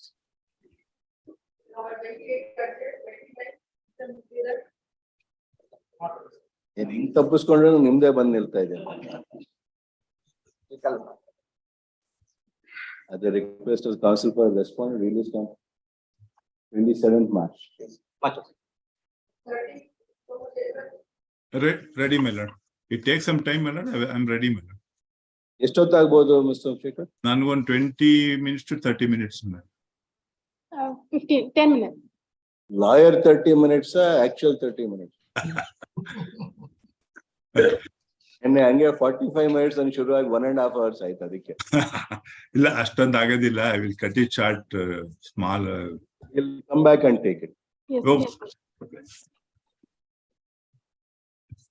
Lord, can I make one submission, my lord, in list number 3 nalli? My lord, few matters, my lord, I had a discussion. It would get settled, my lord. Can I request your lordship to call that case on 1-3, my lord? ಯಾವುದು? My lord, ಹೇಳ್ಕೊಂಡು ಬರ್ತೀನಿ. ಇದು serial number 4 ಅಲ್ಲಿ ಇದು 3 ನಲ್ಲಿ ಇನ್ನು ಮಾತೇ ಆಡಿಲ್ಲ. ಅವರು ಕ್ಲೈಂಟ್ ಸಿಕ್ಕಿಲ್ಲಂತೆ ಮುಕ್ಕಣ್ಣಪ್ಪ ಅವ್ರಿಗೆ. ಎಷ್ಟು ದಿನ ಬೇಕು? 3 ನಲ್ಲಿ ಮೆಲಾಡ್ ನೆಕ್ಸ್ಟ್ ವೀಕ್ ಮೆಲಾಡ್ ತಮ್ಮ ಹತ್ರನೇ ಇರ್ಲಿ ನೆಕ್ಸ್ಟ್ ವೀಕ್ ಅಂತ. ಆಮೇಲೆ 4 ಅಲ್ಲಿ ನಾನು ಆಲ್ರೆಡಿ ಜಾಯಿಂಟ್ ಮೆಮೊ ರೆಡಿ ಇದೆ. ಅವರು request of both counsels released on 7/3. 4 yes milord 7/3 milord. And ಇದು 5ನೇ ಕೇಸು 3/7/3 ಆಯ್ತು. 4 ಇದನ್ನ ಜಾಯಿಂಟ್ ಮೆಮೊ ಕೊಟ್ಟಿದ್ದೀನಿ, ಅವ್ರು ಟೈಮ್ ತಗೊಂಡಿದ್ದಾರೆ. ಅದು 1-3 ಹಾಕೊಳ್ಳಿ ಸರ್. ಮೆಲಾಡ್ 5-6 ಮೆಲಾಡ್ 4-5-6-1-3 ಕೇಸು ಅದು ಸೆಟ್ಲ್ ಆಗುತ್ತೆ. 5-6-1-3 at 2:30 PM for reporting settlement. Yes ma'am. ಆಮೇಲೆ 7 ಸೆಟ್ಲ್ ಆಗುತ್ತೆ ಸರ್. 7 ಆಗುತ್ತೆ. ಡೇಟ್ ಹೇಳಿ. 1-3 ಮೆಲಾಡ್ 1-3 ಎಷ್ಟೊತ್ತಿಗೆ ಅವತ್ತು ರಿಪೋರ್ಟ್ ಮಾಡ್ತೀವಿ. Yes, 1-3. My lord, 8, my lord, settlement failed, my lord. Both the councils submit that there is no settlement which is possible. And they would want to address arguments on merits. We list on 27-3. ಇದು 10 ಅಲ್ಲಿ ಅವರು joint memo ready ಇತ್ತು. ಶೇಖರ್ ಅವ್ರ client ಕರೆಸ್ತೀನಿ ಅಂತ ಹೇಳಿದ್ರು. ಅಬ್ದುಲ್ ಶರೀಫ್ ಅಂತ ಅವ್ರ client. ಒಂದ್ ನಿಮಿಷ. ಸಿಕ್ತಿಲ್ಲ ಅಂದ್ರೆ ಯಾವಾಗ ಸಿಗ್ತಾರೆ? ನೋಡ್ತೇನೆ. ಇವತ್ತು ಟ್ರೈ ಮಾಡಿ. 2 ದಿನ ಬೇಕಾ, 1 ವಾರ ಬೇಕಾ? 10, we list on 7-3 at 2:30 p.m. My lord, 11 and 12 my lord failed, my lord. 11 and 12 both councils submit that there is no settlement which is possible and they want to address arguments on merits. We list on 27-3. My lord, 13-1-3 my lord. 13 at the request of both the councils, we list on 1-3, 2:30 p.m. My lord, 14 and 15 ಅಲ್ಲಿ ಇನ್ನೂ discussion ಆಗಿಲ್ಲ. 7-3 my lord. 14 and 15 7-3. 17 ಅಲ್ಲಿ 1-3 ಗೆ ಸರಿ report ಮಾಡ್ತೀವಿ. 17-1-3. ಇದು 18 ಅಲ್ಲಿ 2ನೇ ಸತಿ ಡಿಸ್ಮಿಸ್ ಆಗಿದ್ದಾರೆ. ಅದಕ್ಕೆ so I think it will have to go back to my lord. ಅದು ಸೆಟಲ್ ಆಗಲ್ಲ. When counsel for the petition submits that there is no settlement which is possible. Yeah, who takes notice for respondent? ಅದು ಚಿಕ್ಕಬಳ್ಳಾಪುರದ್ದು. ನಾನು ಶೇಖರ್ ಅವ್ರು ಹೇಳಿದ್ರು ನಾನು ಎಲ್ಲಿ ಹುಡ್ಕೊಂಡು ಹೋಗ್ಲಿ ಅಂತ ಹೇಳಿದ್ರು. ಅದು ಅದೇನೋ CKP ಅಂತಾನೆ ಏನೋ ಹುಡ್ಕೊಂಡು ಹೋಗೋದಲ್ಲ, ಎಲ್ಲ ಹುಡ್ಕೊಂಡು ಅವ್ರಿಗೆ ಬರುತ್ತೆ. 14%. When counsel for the petition submit that settlement is not possible, we list on 28-3 for arguments. 19. 19 ಅಲ್ಲಿ ಅವ್ರಿಗೆ ಆಫರ್ ಕೊಟ್ಟಿದ್ದೀನಿ 25% ಬ್ಯಾಕ್ ವೇಜಸ್ ಕೊಡ್ತೀವಿ ಅಂತ, ಬಿಕಾಸ್ ಎಲ್ಲಾರ್ಸ್ ಇದಾರೆ ಅಂತ. ಯಾವಾಗ? ಇದು ಅವರು ಹೇಳ್ತೀನಿ ಅಂದ್ರು. ಕಲ್ಯಾಣ ಕರ್ನಾಟಕ ಬೇರೆ ಕಾರ್ಪೊರೇಷನ್. 1-3 my lord. 7-3 ಹಾಕೋಣ. 20 also my lord. 1-3 my lord. 20 report ಆಗತ್ತಾ? ಆಗುತ್ತೆ. ಮಾತಾಡ್ಬೇಕಾ ಇಲ್ಲ? ಇದಾಗುತ್ತೆ ಅಂದ್ರು, ಸೆಟ್ಲ್ ಆಗುತ್ತೆ ಅಂದ್ರು. 1-3. 42 Mr. Manu. IFA for the respondent. Yes. 16th 42 at the request of counsel. No. 16. 16. Serial number 75 appear for the petitioner. Respondent for procedure. It could be taken up next week on Thursday, 2nd of March. I have complied with the order and I have deposited the amount as well. Bandala. 75 at the request of counsel for the petitioner released on Thursday 2nd March. Lordship, serial number 68. 68 and other series nalli one more case is left out. Along with that, it has to be posted. Serial number 68. 7 workers ಹಾಕಿದೆ. ಇರೋದು ನೀವು argument ಮಾಡಿದ್ರೆ we will apply to the same thing if you are ready. ಅಲ್ಲ, ಅದು along with that ಇದನ್ನ post ಮಾಡಬೇಕು. And argument it takes nearly about 1 hour. It may be convenient for the court or not, I don't know. Anyhow, I am ready. You 1 hour ante Somsekhar or 2 hours ante. Stay may kindly be continued. Senior will stay may kindly be continued. ಯಾವುದು miss ಆಗಿದೆ? What is the number? WP number 8187/2022. ಅದೊಂದು worker miss ಆಗಿದೆ. Both the councils are granted 2 weeks time to file their respective synopsis of arguments and list of authorities after exchanging the same with each other. Yes. We list on 20th March. Along with 8187/2022. ಆಯ್ತು. Serial number 75 inches. Serial number 33 money. Interim order may kindly be continued. I am for petitioner. 33. I have it on 8th or 9th. Narayan Swami or illa. Or short date ಬೇಕಾ? ಅವ್ರ ಮತ್ತನ ಇಲ್ಲ. ಅದಕ್ಕೆ 33 the request of council for response. 27th March. ಇಲ್ಲ, ಸ್ವಲ್ಪ ಇನ್ನೊಂಚೂರು ಹಿಂದೆ ಇಲ್ಲ. Short point is involved. Short point. ಹೌದು. 14th. Almost. My lord, serial number 50, my lord. 50. 50. May I request, thus it may not be possible to hear the matter today. 50 at the request of the council for the employer released on 27th March. 27th March. 67. 67. Appear for the respondent. Call after 2 weeks. The request of the council for a response released on 30th March. Serial number 60 million. 60. 66. Yes. Have it on. So 1 week left time. The request of council for the petitioner released on 28th March.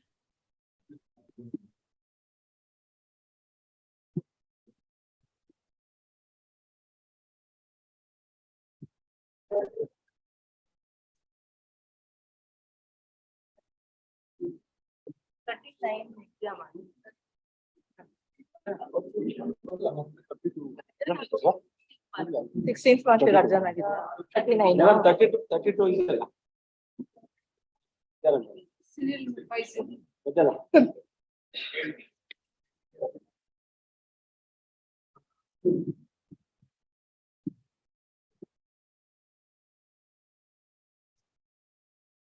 Court officer ಬರ್ತಾರೆ sir. Madam reach ಆಗಲ್ವಲ್ಲ. ಅದೇ bench ಇದಾವೆ ಅಲ್ಲಲ್ಲ ಅಂದ್ರೆ ಒಂದ್ common ಆಗಿ ಕೇಳೋದು.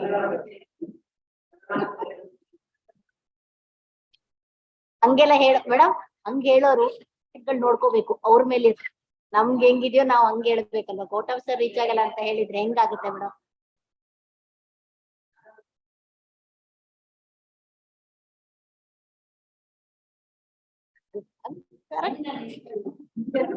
Correct, ನೀವ್ ಹೇಳಿದ್ದು ಕರೆಕ್ಟ್, ನಾನ್ ಹೇಳ್ತಿರೋದು ಕರೆಕ್ಟ್. ನಾವೇನೋ ಒಂದು ಇದಕ್ಕೆ ಕೇಳಿರ್ತೀವಿ, ಪಾಪ ಅವ್ರ ಮೇಲೆ ಹೇಳೋದು ನಾವು ತಪ್ಪಾಗುತ್ತಲ್ಲ. ಅವ್ರು ಹೇಳಿದಾರೆ ನಾವು ಹೋಗಿದ್ದಾರೆ ಅನ್ನೋದು ಅದು. ಮೇಡಮ್ 70 ಸಹ ಇದೆ ಅಲ್ವಾ? 70 47 ಇದೆ.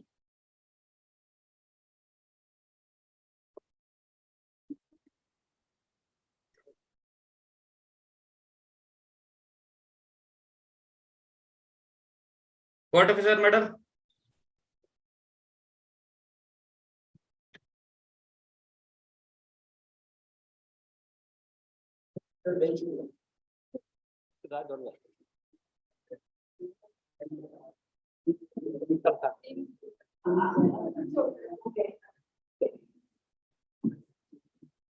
ಮೂರ್ ಗಂಟೆ ಒಂದು ಫೈಲ್ ತರ್ಬೇಕು ಆಫೀಸ್ ಹೋಗಿ. 2 ನೋ ಫರ್ದರ್ ಅಡ್ಜಸ್ಟ್ಮೆಂಟ್ ಮಾಡಿದ್ದಾರೆ ಮೇಡಮ್. ಅದು ಹೇಳಿ ಬಂತ ಈಗ ಸಾಯಿಸ್ಬಿಟ್ಟಿದಾರ ಎಮ್ಮನ್ನ ಪಾಪ ಅಷ್ಟು ವರ್ಷದಿಂದ. ಫರ್ದರ್ ಅಡ್ಜಸ್ಟ್ಮೆಂಟ್ ಅಂತ ಆಗಿದೆ, ಬರ್ಕೊಂಡು ಅಂದಿನ ಗೊತ್ತಾಕ ಮೇಡಮ್. ಅದು ನೋ ಫರ್ದರ್ ಅಡ್ಜಸ್ಟ್ಮೆಂಟ್ ಅಂತ ಆರ್ಡರ್ ಇದೆ.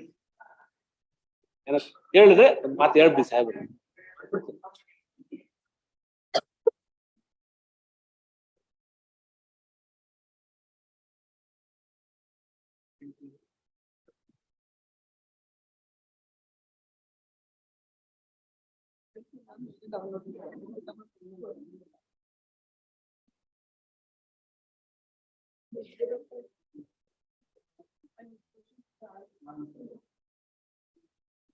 Court officer.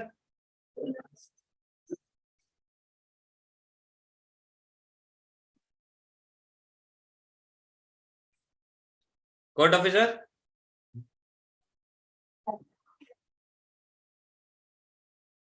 ಹೇಳಿ ಸರ್. ಮೇಡಮ್ ಸೀರಿಯಲ್ ನಂಬರ್ 36 ಇದೆ ಅಲ್ಲ? 36 ಇದೆ ಸರ್, ಇದೆ. Thank you madam.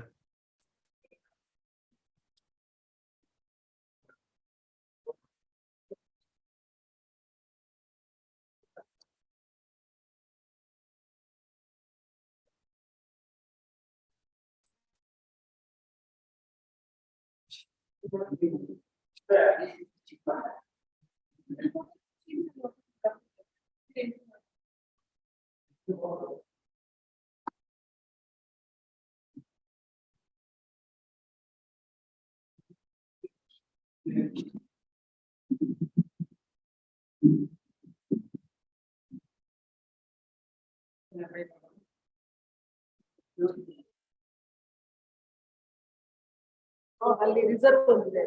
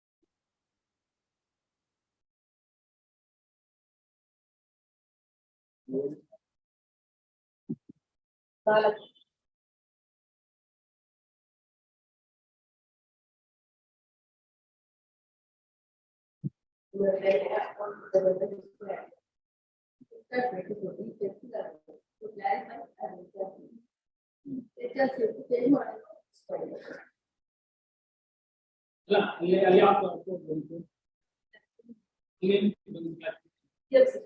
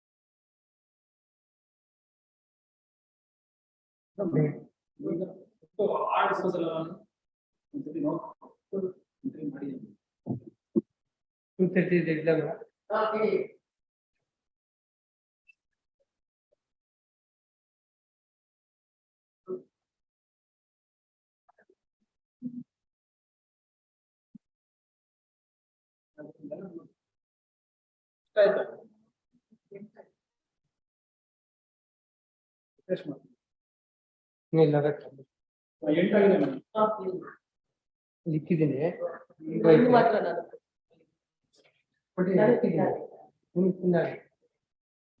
ಮೇಡಮ್ ಎಂಟನೇ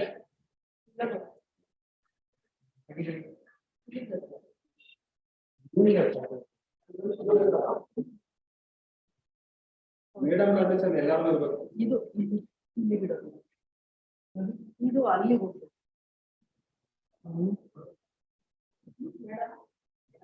ಎಲ್ಲಾರು ಇರ್ಬೇಕು. ಇದು ಪಕ್ಕಷ್ಟು ಲಿಕ್ಕಿದ್ದೀನಿ ಕಾಣಿಸ್ತಾ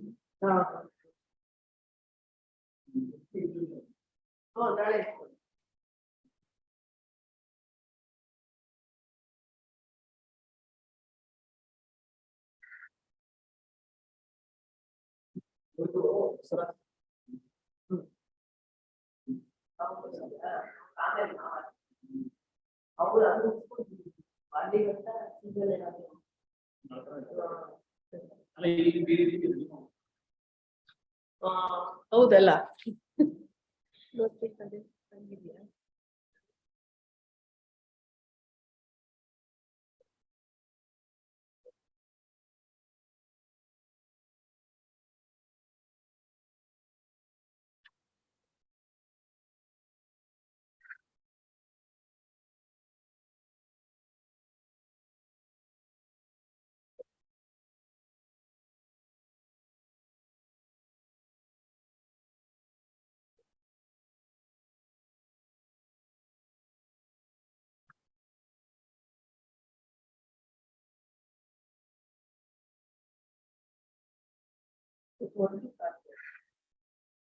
ಅವ್ರು ಒಂದು ಕಲ್ವ.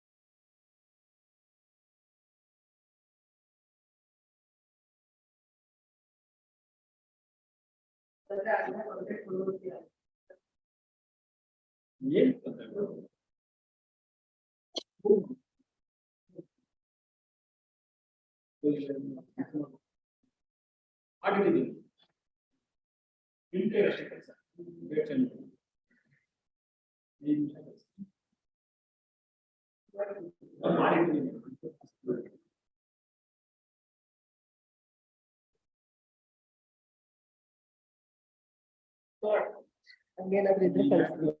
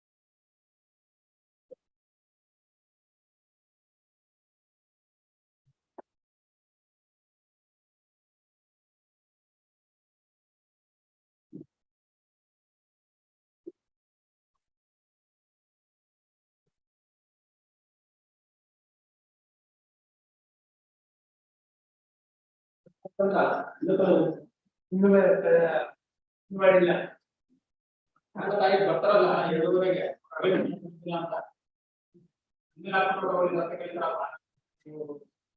ಹೇಳಿ ಬಂದಿಲ್ಲ ಅಂತ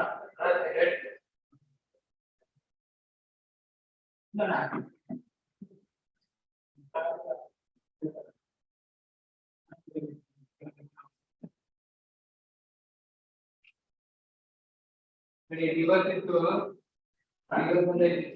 ಇವತ್ತಿತ್ತು ಮೂರನೇ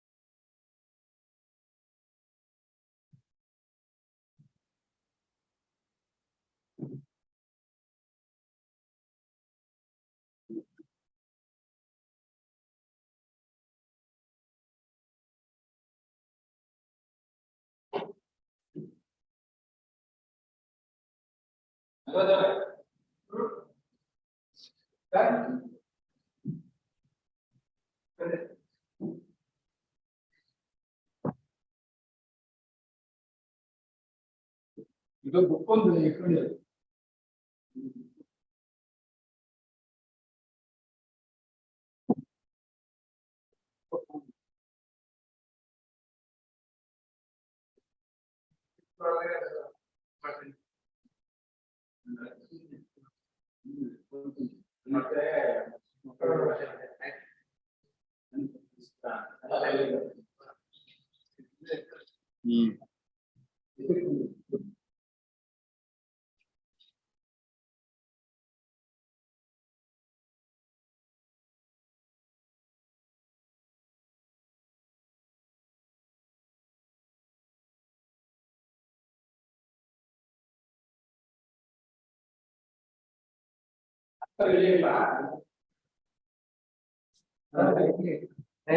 ಎಲ್ಲ ಸ್ಟಾರ್ಟ್ ಎಲ್ಲ ಒಂದು ಕಡೆಯಿಂದ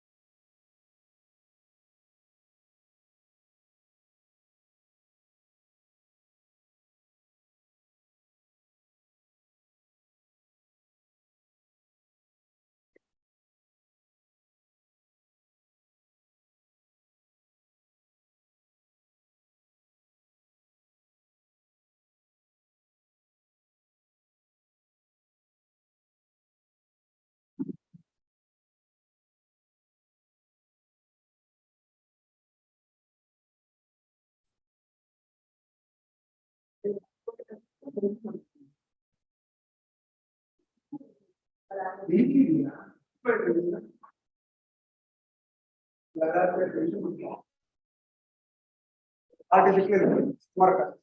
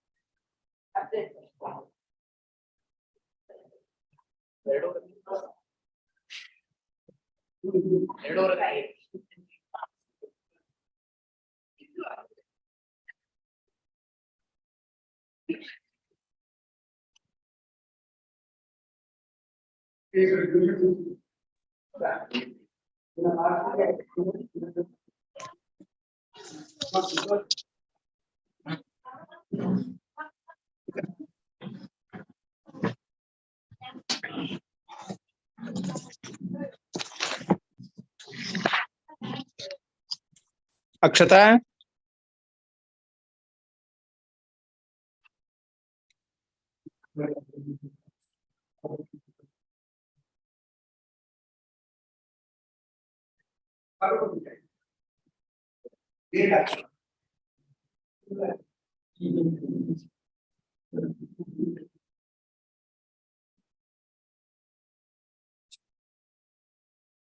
ಇಷ್ಟ 10th ಮೆಜರ್ನ ಇದೆ ಆಗುತ್ತಾ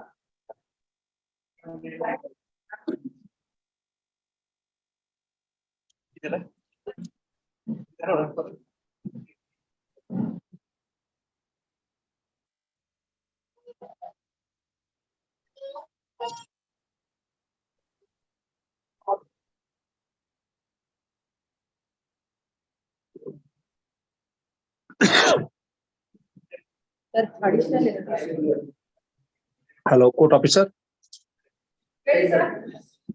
ಸರ್ ಇದು ಧಾರವಾಡ ಬೆಂಚ್ ಇದ್ದು ಲಿಸ್ಟ್ ನಂಬರ್ 2 ನಾ ಎಸ್ ಮೆಟ್ಟಿ ಮೇಡಮ್ ಆನ್ಲೈನ್ ಅದ ನಾನು thank you madam court officer court officer ಹೇಳಿ ಸರ್. ಬಣಕಾರ್ ಅವರು ಅಡಿಷನಲ್ SPP ಧಾರವಾಡದಿಂದ ರೀ ಎಸ್ ಸರ್. ಪ್ಲೀಸ್.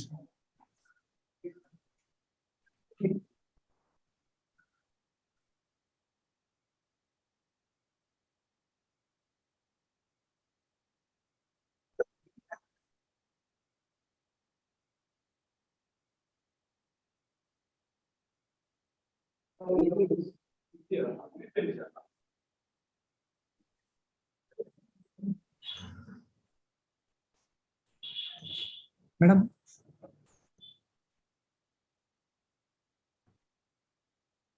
ಮೇಡಮ್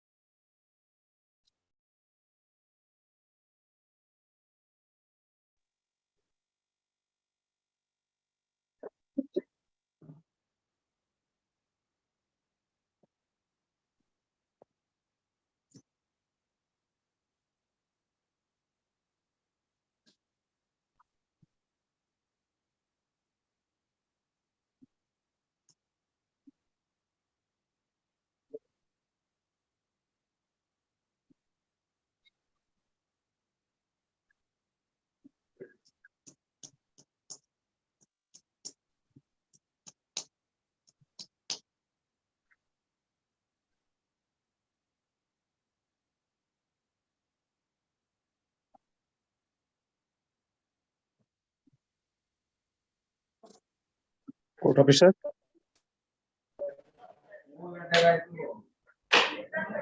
ಎಲ್ಲ ಪಿನ್ ನೋಡ್ ಮಡಗಿದೀರಾ ಎಲ್ಲ ಆನ್ಲೈನ್ ಅಲ್ಲಿ ಏನಿದೆ ಆ ತರ ಮಾಡ್ತಿಲ್ಲ ಏನೇನೋ ಮಾಡ್ಬಿಡ್ತೀರಾ ಪಿನ್ ಬೇರೆ ಹೊಡೆದಿದ್ದೀರಾ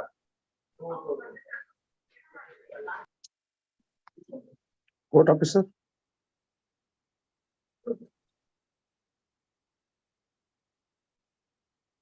Court officer.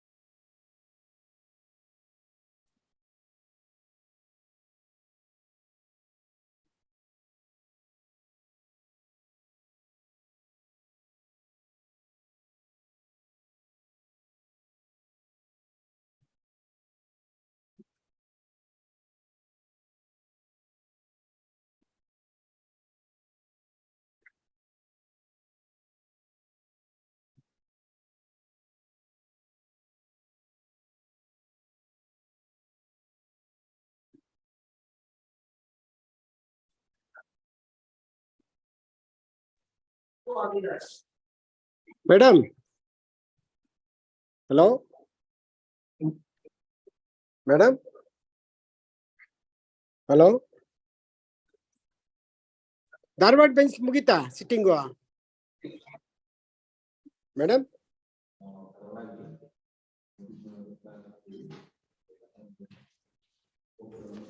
ಬಂದ್ಕರ್ ಅವ್ರ ಕೇಳ್ತದ ಕೇಳ್ತದೆ. ಏನ್ ಮತ್ತೆ ಸಾಹೇಬ್ರು ಅವ್ರೆ? ಇನ್ನ ಬಂದಿಲ್ಲ ಅಲ್ರಿ ಹೌದು ಸರ್. ಸಾಹೇಬ್ರು ಇನ್ನ ಬಂದಿಲ್ಲ ಅಲ್ವಾ? ಇಲ್ಲ ಸರ್. ಆರಾಮಿದ್ದೀರಾ?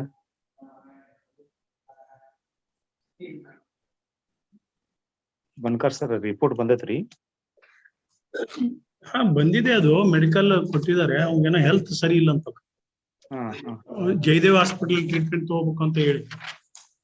ಅವಾಗೇನೋ ಹಾರ್ಟ್ ಪ್ರಾಬ್ಲಮ್ ಏನೋ ಆಗಿತ್ತು ಅಂತ ನನಗೆ ನ್ಯೂಸ್ ಬಂತು.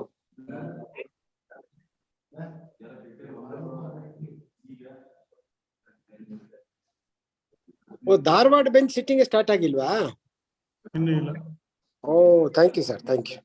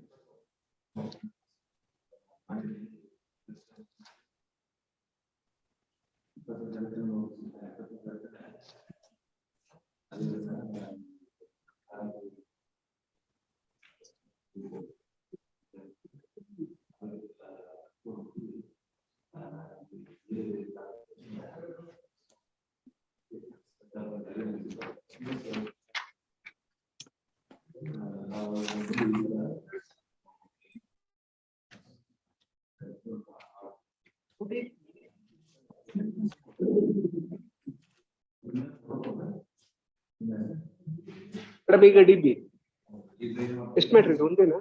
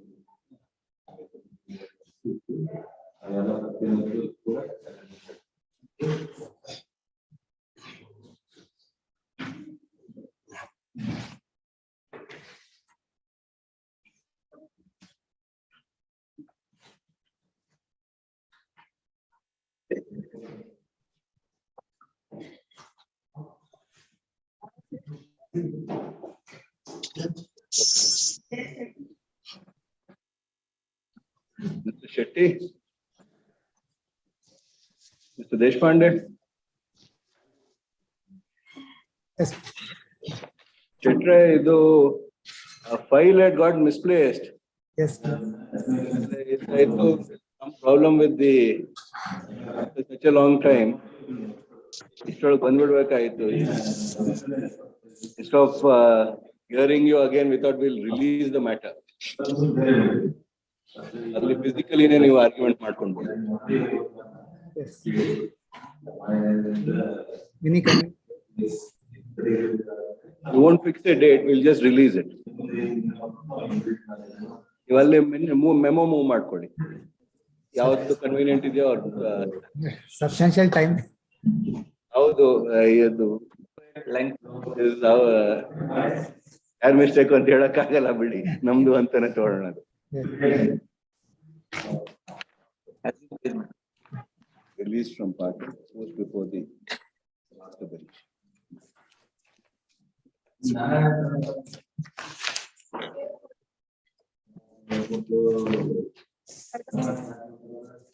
So Bankar, My Lordship, how are you feeling now? I'm required, my Lord. I'm fully well. No. Attending court regularly na ivaga? Yes, my Lord. Since 2 days, I'm Okay. Only office work, my Lord. I'm attending since 4 days, my Lord. 4 to 5 days. I'm not attending. What ಹೋಗ್ತಾ ಇಲ್ವಾ? ಇಲ್ಲ, my Lord. ಏನೋ ಕೆಲಸ ಆಗಲ್ಲ. Today only, my Lord. First time, my Lord, I am attending on video conference, my Lord.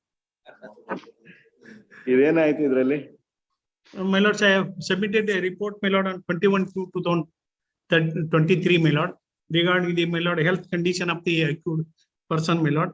Yes. Whereas, my Lord, in page 8 of my report, my Lord, in page 8, my Lord.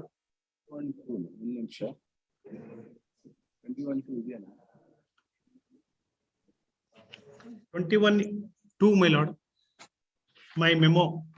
ಅಲ್ಲಿ ಧಾರವಾಡಲ್ಲಿ file ಮಾಡಿದ್ರ? Yes, my Lord. It is filed on 21/2/2023. It's not been put up before us. That is as regards the mental health, Yes, my Lord. Yes, my Lord. Five doctors committee, my Lord, submitted a report, and wherein, my Lord, at page 8 of my memo, my Lord,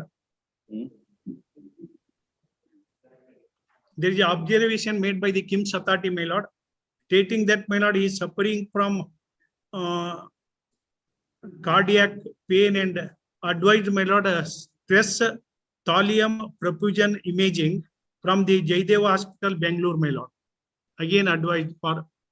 That was an earlier report which had been filed, not 21/2. That we have it. It is filed on 21/2. What we wanted is the medical mental status. It is filed on, my Lord. It is dated 14/2/2023. What we are informed and what a memo has been filed is that BIMS doesn't have such facility, so he was referred to demands. Yes, ma'am. But demands report inna bandilla namge. My Lord, I have filed it before the court on 21/2/2023, ma'am. We'll ask them to put it up. Now, the Yes. other reports that were to come up, come before us were the probation officer's report and probation officer's report was to be filed. Yes. This is the 5 doctors committee report, my lord, dated 6/2/2023. Okay, ನೀವು 21-2 ಹಾಕಿದ್ರೆ ಇನ್ನ put up ಆಗಿಲ್ಲ. Yes, ma'am. That is as regards demands. Yes. Then the probation officer's report. ಏನಾಗಿದೆ ಅದು? What is the status?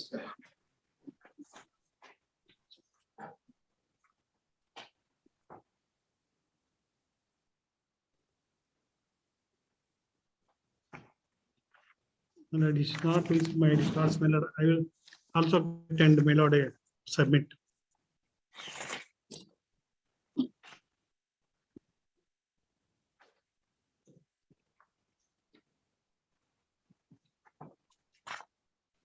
And then a SOP was to be prepared by the Director of Public Prosecution in terms of the judgment and of the apex court in Manoj's case.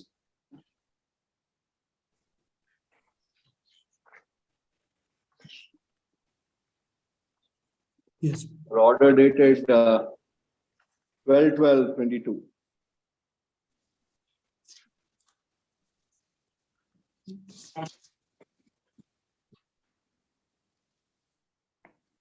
Yes, my lord. My lord, I will intimate and I will collect, my lord. Toll. Learned additional SPP. Seeks bond is granted 2 more weeks' time to comply with the order dated 12/12/22.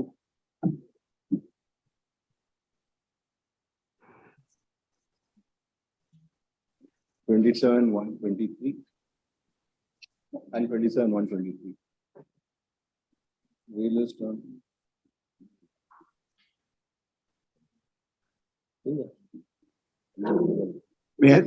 May I submit, sir? Yes, Mr. Matti? My presence may kindly be noted. Your presence will note. Yes, ma'am. Copies thereof to be furnished to Sri S.L. Matti and Yes, also present through video conference before this court today. Released on 20th March. Yes, ma'am. At 2:30 p.m. Yes. Tolgagata? Yes, my lord.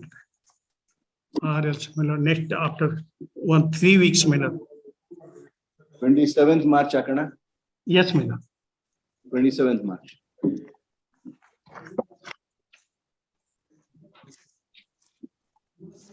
My lord, now I have to comply.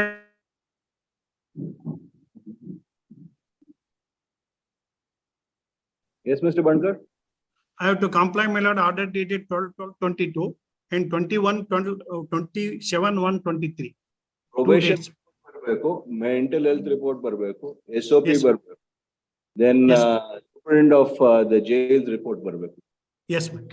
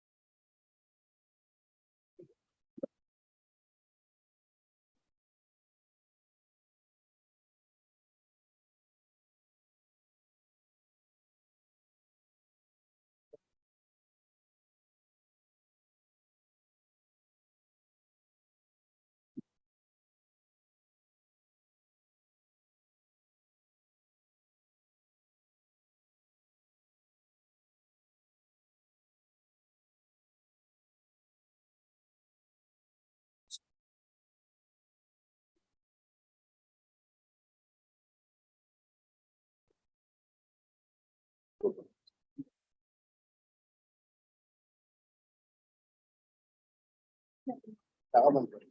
But ಆ chamber ತಗೊಂಡು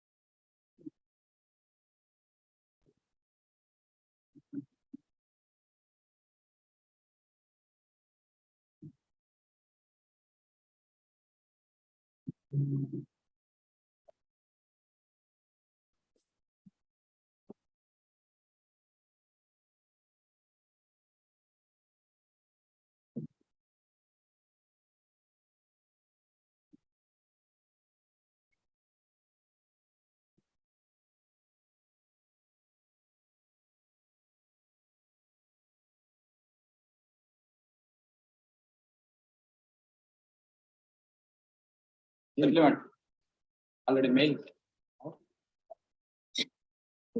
mention ಮಾಡ್ತಾ ಇದೀರಾ ಏನ್ Settlement memo ಹಾಕಿ first ಯಾವ್ದ್ರಲ್ಲಿ? out of the matter. 77. I had to create a new definition. Morning, my friend, learned friend's matter has been passed over. I could not contact the party. So lordships have it on Monday. When we call.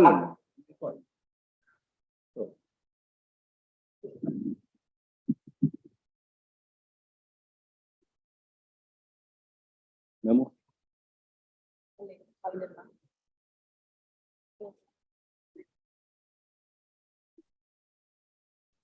Memo of settlement has been filed, signed by petitioner, advocate for petitioner, respondent, advocate for respondent. The same reads as under.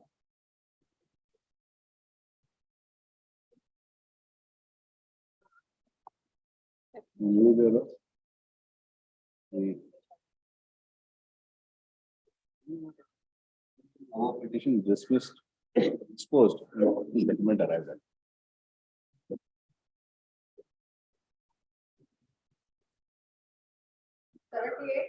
See, that was kindly pass over the matter, my lord. I'm sorry, my lord, I'm making such a request. Mr. Srirang has on his legs in court. Also, that affidavit is present. I should kindly pass it. Pass it. It's a rent and connected matter. Agenda. Leave encashment matter. ಬೆಳಿಗ್ಗೆ ಕೇಳಿದ್ರು. Further hearing on.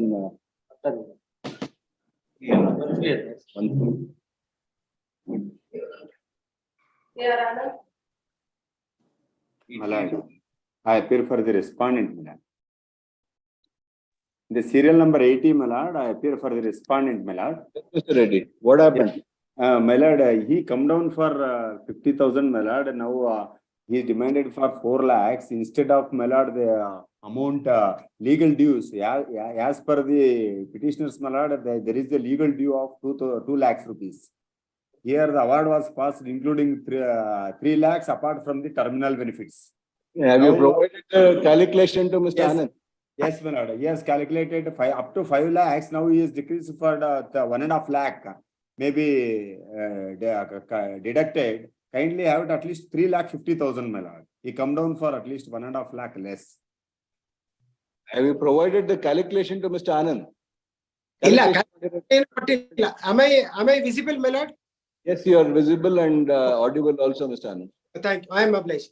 ಏನಂದ್ರೆ 1 lakh, the calculation of legal dues is 1,48,472 other than PF. Round off to 1,50,000, which in any event is eligible and entitled for it in law. So now, my lord, over and above that, 3 lakh was awarded to the respondent workman, as against which this writ petition was prepared. Now, once for all, the employer is willing to pay 50,000 rupees as against 3 lakh rupees compensation. So total 2 lakh rupees. Over and above the legal dues, total 2 lakh rupees, correct. ಅವರು 3.5 lakhs ಅಂತ ಇದ್ದಾರೆ. ಸ್ವಲ್ಪ ಒಪ್ತಾ ಇಲ್ಲ ಸ್ವಾಮಿ. I am sorry, I may not be mistaken. ಏನೋ ಇನ್ನು ಸ್ವಲ್ಪ ಅಂತ ಒಂದು 25,000 30,000 ಅಂತಂದ್ರೆ I can straight away commit even right now. Ready, 2,50,000 round figure finish. I leave it to this and double court because my lord, my client stated that my lord, other colleagues has given. But you know your case. You know your case. We also did not want your client to end up with zero. Yes, my lord. That is why, my lord, I requested you to come down, my lord. Anyway, according to my learned friend, my lord, legal dues is 2 lakhs is agreed. At least 3 lakhs lump sum come. Otherwise, he is coming one settlement, my lord. Otherwise, let him give the monthly salary, my lord. He will go now onwards. No need to give any compensation. He will go whatever he know the works, my lord. Very better. Because he was 2002 to 2014, he was work as a supervisor. The same salary may be continued, madam. Reddy, You Yes, are, you are in a situation where your client may lose everything in this. That Yes. is why we prevailed upon Mr. Anand to see if we can use his good officer with his clients to give you something. Yes. I leave it to this honorable court, my lord. He So is that we are demanded 3 asking lakh. another 50,000. So this litigation can come to an end Yes. and you My get lord, that tax benefit. At least, my lord, I requested this honorable court, at least make it 3, my lord. Because at least we lifted full terminal 2 lakhs, we will leave it, my lord. So I Because think- according to him, legal liabilities only 2 lakhs will come, my lord. Even this trial court has labor court has granted 3 lakhs. If you are able to justify 2 lakhs by a calculation, Mr. Anand will be Yes. agreeable and he'll That is leave the 1 legal lakh dues, over. my lord. That is the legal dues he was worked, my lord, 2002 to 2014. What we'll do is, we'll give you another 4 days time. Please give the calculation to Mr. Anand. Whatever the legal dues that you quantify properly, over and above that, Mr. Anand will make payment of 1 lakh of rupees. Yes. Agreed, my lord. Agreed. Much. Always that. 160 under 260, 170 under 270, 2 lakhs under 3 lakhs. 3 lakh, correct. Agreed, my lord. ಅದೊಂದು ಸ್ವಲ್ಪ ಒಂದು record ಮಾಡ್ಕೊಂಡ್ಬಿಟ್ರೆ ಒಳ್ಳೇದು. Record ಮಾಡೋದು ಬೇಡ ಇವಾಗ ಸರಿ. ಬೇಡವಾ? ಸರಿ, ಆಯ್ತು. I leave it to my lord. I leave it to my lord. You would not want to embrace any of the councils. Sorry. Relist on ಯಾವಾಗ second or third? Mr. Reddy? Any day, my lord, any day. Third or fourth, my lord. Any day of convenient of this court. Both of you have to sit and reconcile the accounts. ಅದಕ್ಕೆ ಹೇಳ್ತಾರೆ. ಅಷ್ಟೇ. Sure. Fourth ಇರಲಿ, Mr. Reddy. Okay. Okay, sir. 6th Okay, sir. I was 6th March at 2:30 p.m. Okay, my lord. Much obedient. Please. Number 81 urgent. 82 at the request of counsel for the petitioner, we list on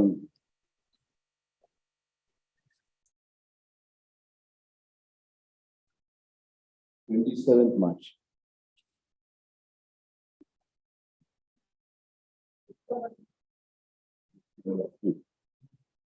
Yes.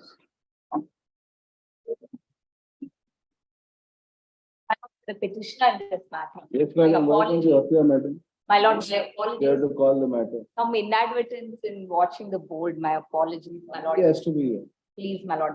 Sorry. What happened? Now the government is saying they are not paying directly. My lord, if I may just file this, the payslip mentioned by the government itself and the account statement of a few employees, my lord, which shows that the amount is remitted from the Kajane To to the employees, my lord. directly. Directly.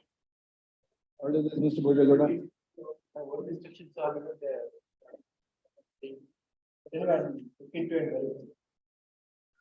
At page 1 and 2 are the pay slips, my lord, issued by the government of Karnataka.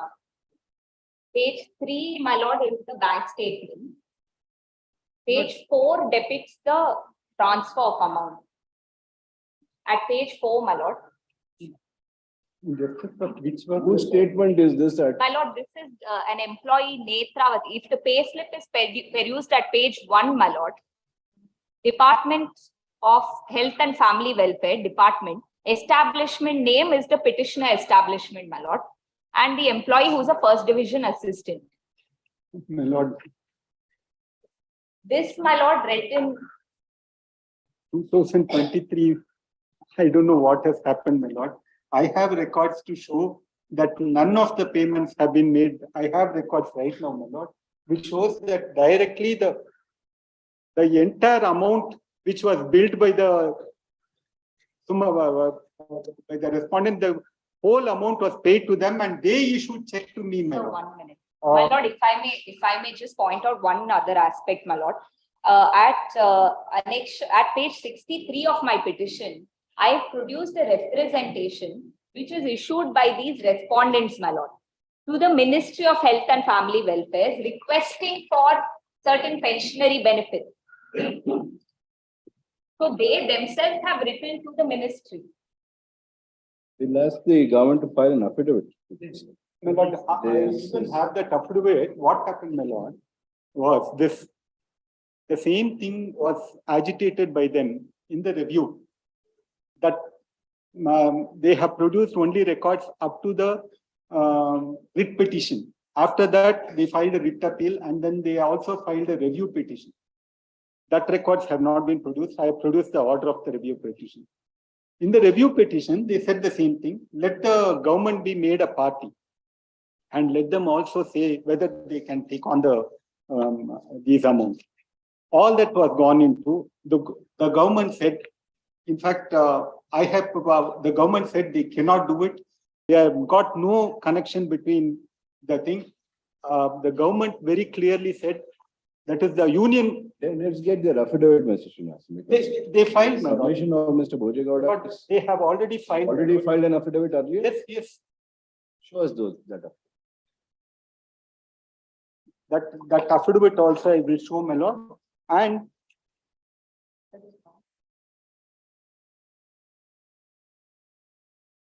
we have filed this is the affidavit. I'll give you a copy also.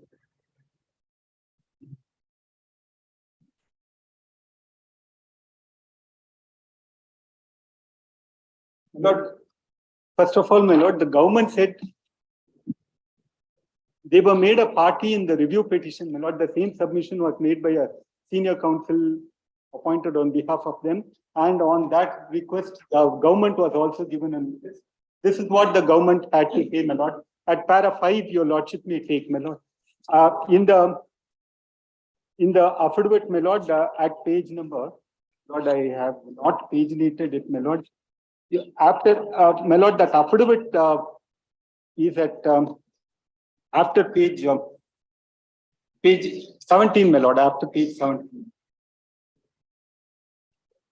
Counter affidavit filed by on behalf of the respondent number 10. Lord, your lordship may take it. Yes, counter affidavit on behalf of respondent number 10. 10. Vikramjit Chaudhary. Yes, ma'am. Your lordship may Ministry take. of Health, New Delhi. Yes, ma'am. Para 5, my lord.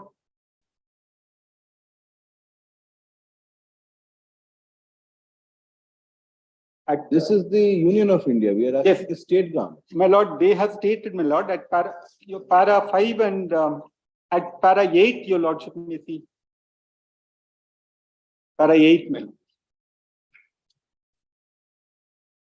They say they have nothing to do with the state governments have on their own involved NGOs and voluntary organizations. They are not responsible for it. Whatever is there is between the state and the agency. Yes. At para 5(8), my lord, they clearly say that these people are all employees of the NGO and we have nothing to do with them. My lord, your lordship. We understand. Central government may not have anything to do with it. Not only the central, my lord, this is what happened, my lord, this immunization and with regard to this family planning, it is funded by the central government. That is why they asked them to be made parties. That is what they only asked, my lord. In the review petition, they only said, let us give it an attempt. We will try to explore if they are able to pay them. Let us resolve the issue of what the thinking of the court also and that thing. We also agreed, my lord, but they came very clearly, not only here, my lord, even before the controlling authority in subsequent proceedings. And in a previous proceedings also, they were made a party. That also I take the court through. There's an order passed by this honorable court by Justice I will just place the decision, my lord, where the court said there is no relationship between these two, when the unit was taken over, and they cannot be asked to pay. We understand the submission with reference to review petition. Now, what document the counsel for the petitioner has produced is the transfer of monies directly to the account of the workman from the Huzur Treasury. Huzur Treasury Khazane 2, Bangalore, Chief Accountant Officer cum Financial Advisor. That is of 23, my lord. Yes. And as far as I am concerned, my lord, I have records I produced before the lower court. You tell us from which year you are there. We'll ask Mr. Bojegowda to produce all those records as to from where Not the a single payment was made directly by the government. The entire bill was paid to the, my lord. Let us get it from the government, Mr. Yes. Indrasan. Why do you need to labor it when the government is going to give us that? What, from which year do you want it? Which one, my lord? From which year? My lord, as far as my service was there, my lord.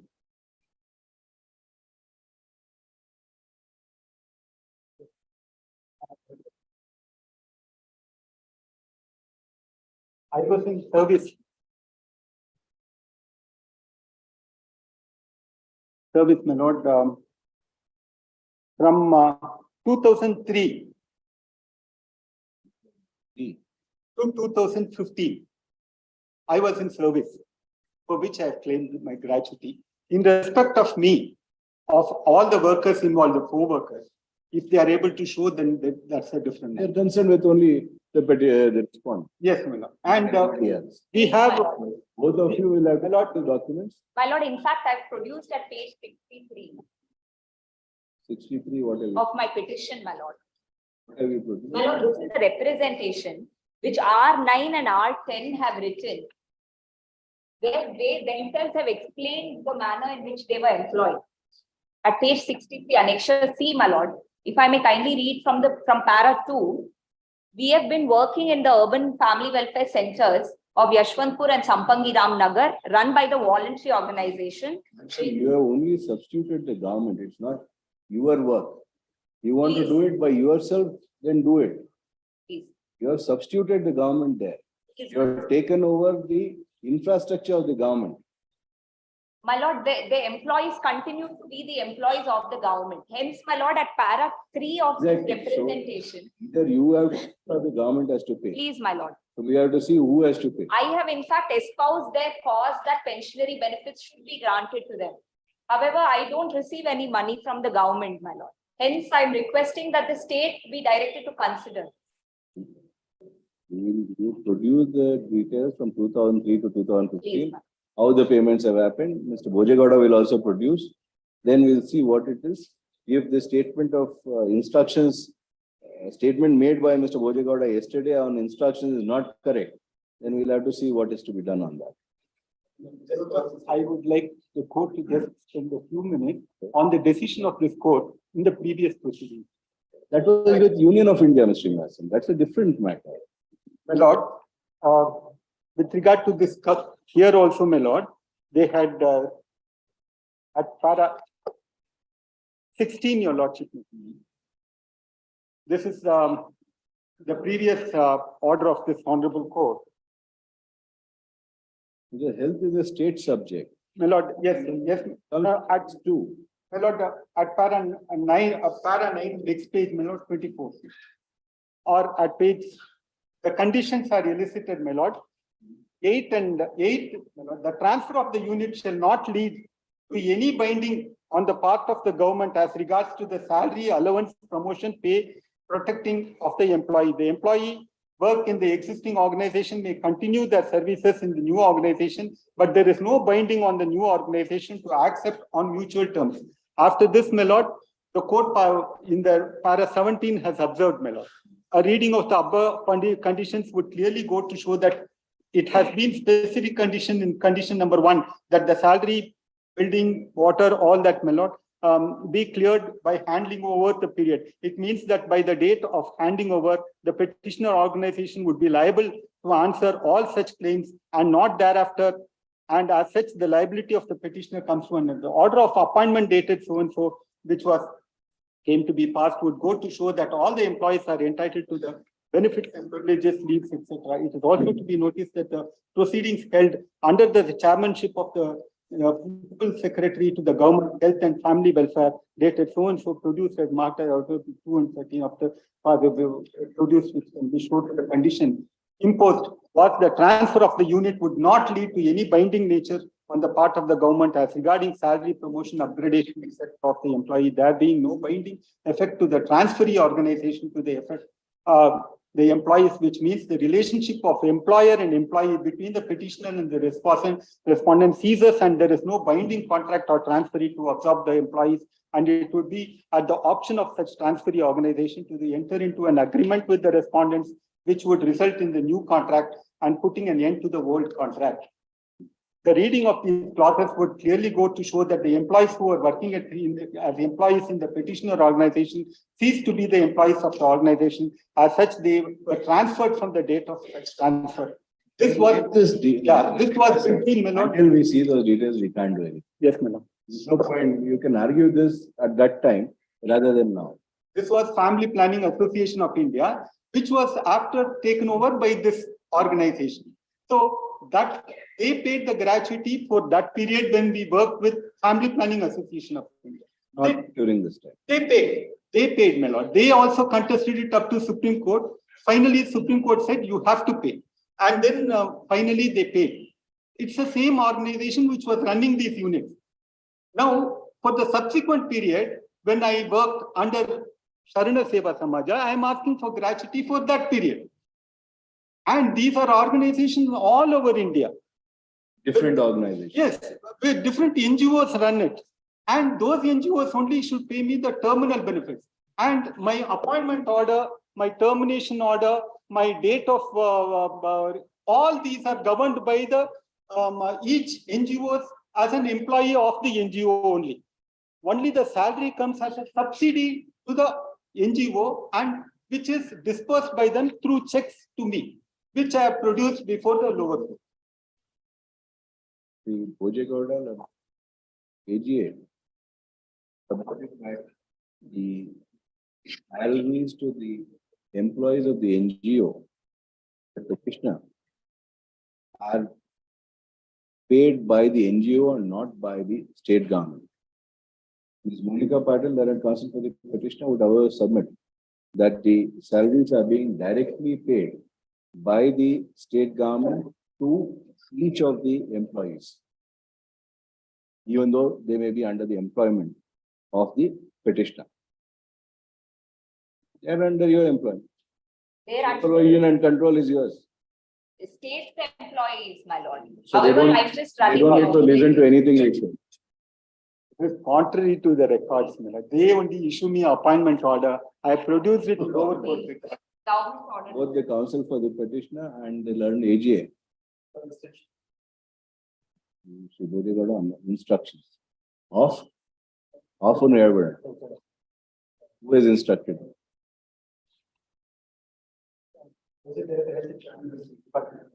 Project Director, Health and Family Welfare. Health and Family Welfare Service. That's it.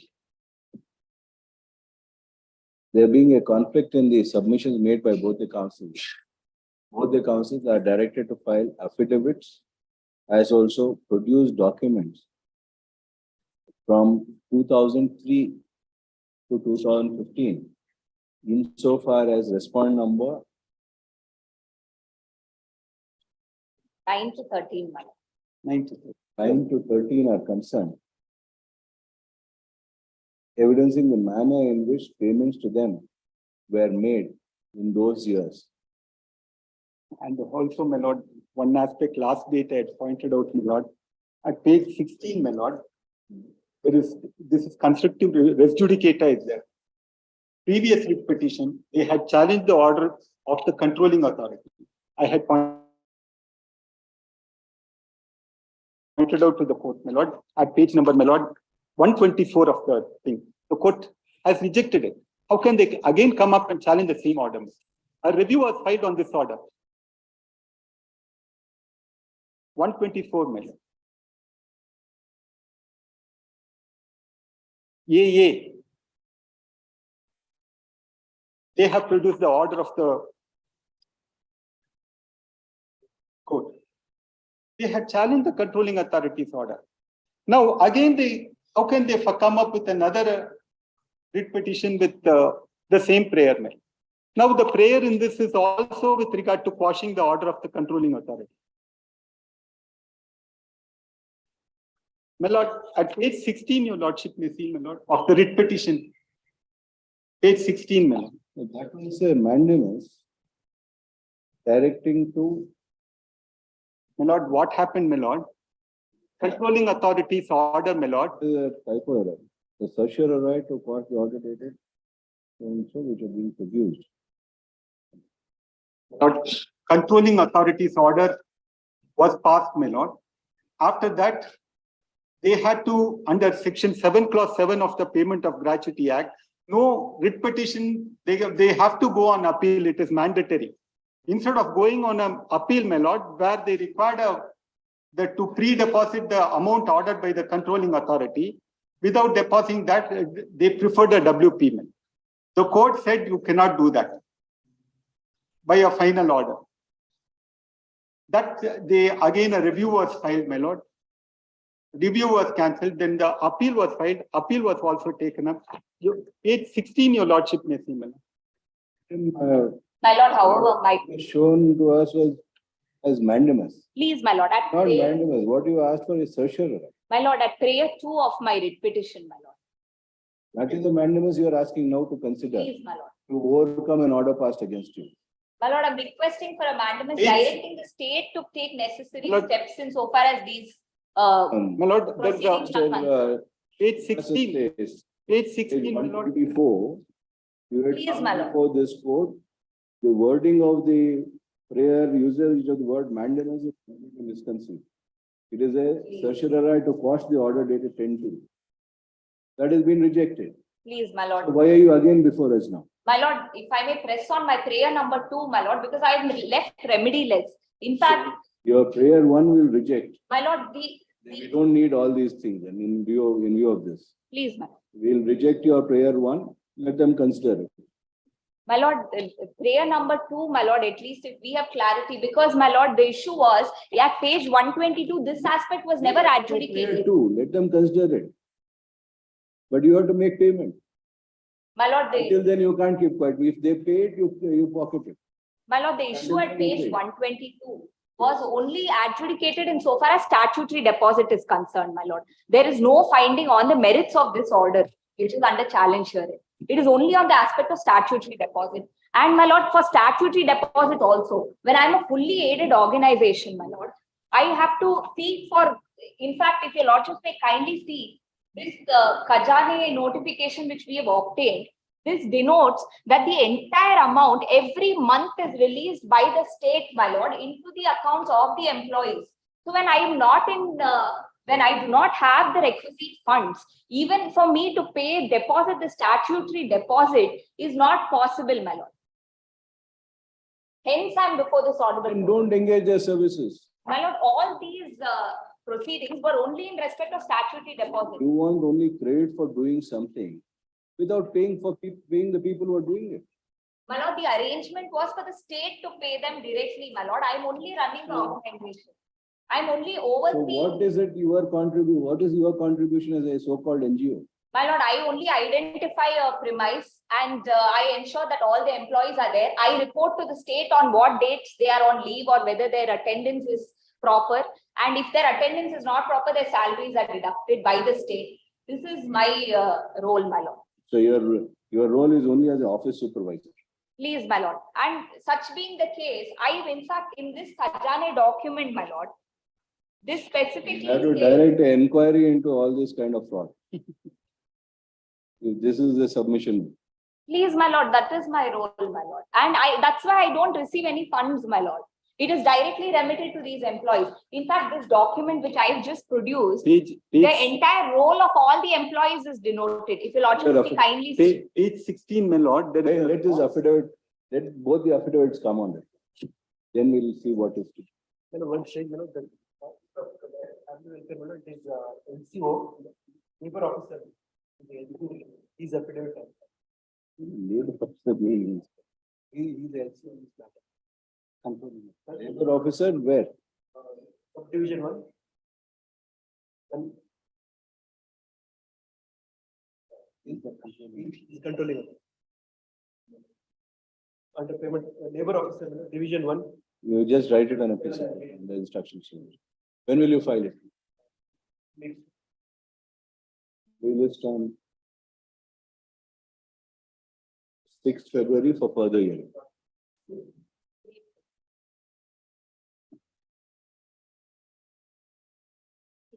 6th March.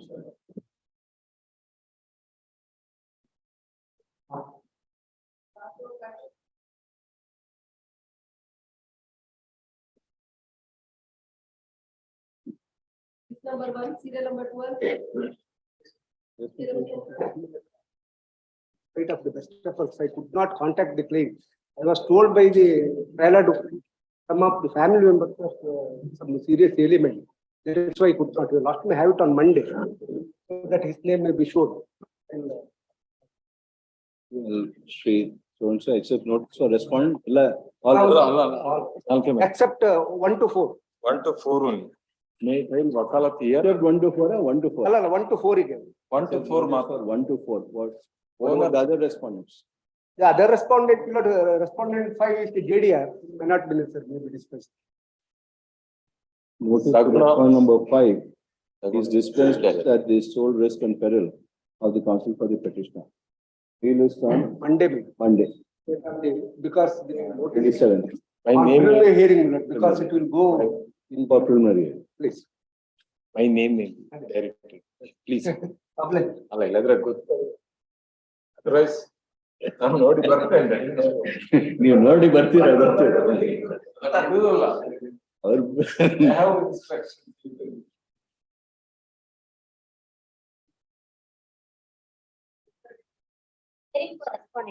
Kindly have it on Monday, my lord. Yes, actually. 22 request of counsel to respond released on 13th March. Harish Bhandari.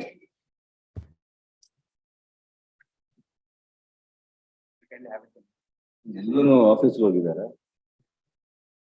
24 the request of counsel for the petitioner released on 27th. 25. Appear for the petitioner, my lord. Yes, Mr. Somsekhar. Lord, till 31/12/2009, these college teachers and professors were held to be not. Supreme Court judgment Allah. Yes, my lord. Now it has held, my lord, retrospective operation was challenged before this court and also before the apex court.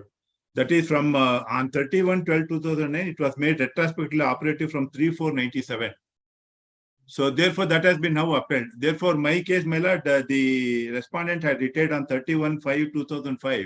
Mukkanappa, our colleague, sought for passover to obtain instruction, make submission as regards those two aspects that you said. Where is the answer? Yes. We'll just pass over once again. Let us see if he comes. Please, my lord, please. 78.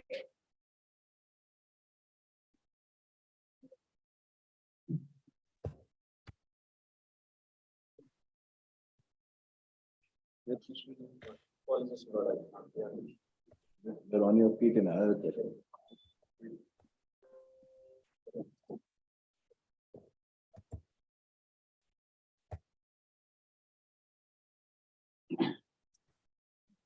What is the affidavit?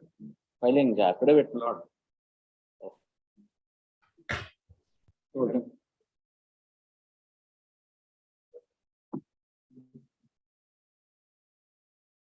Lord, last date, Lord, my learned friend filed a memo along with an RTI response received on 23rd of December 2022.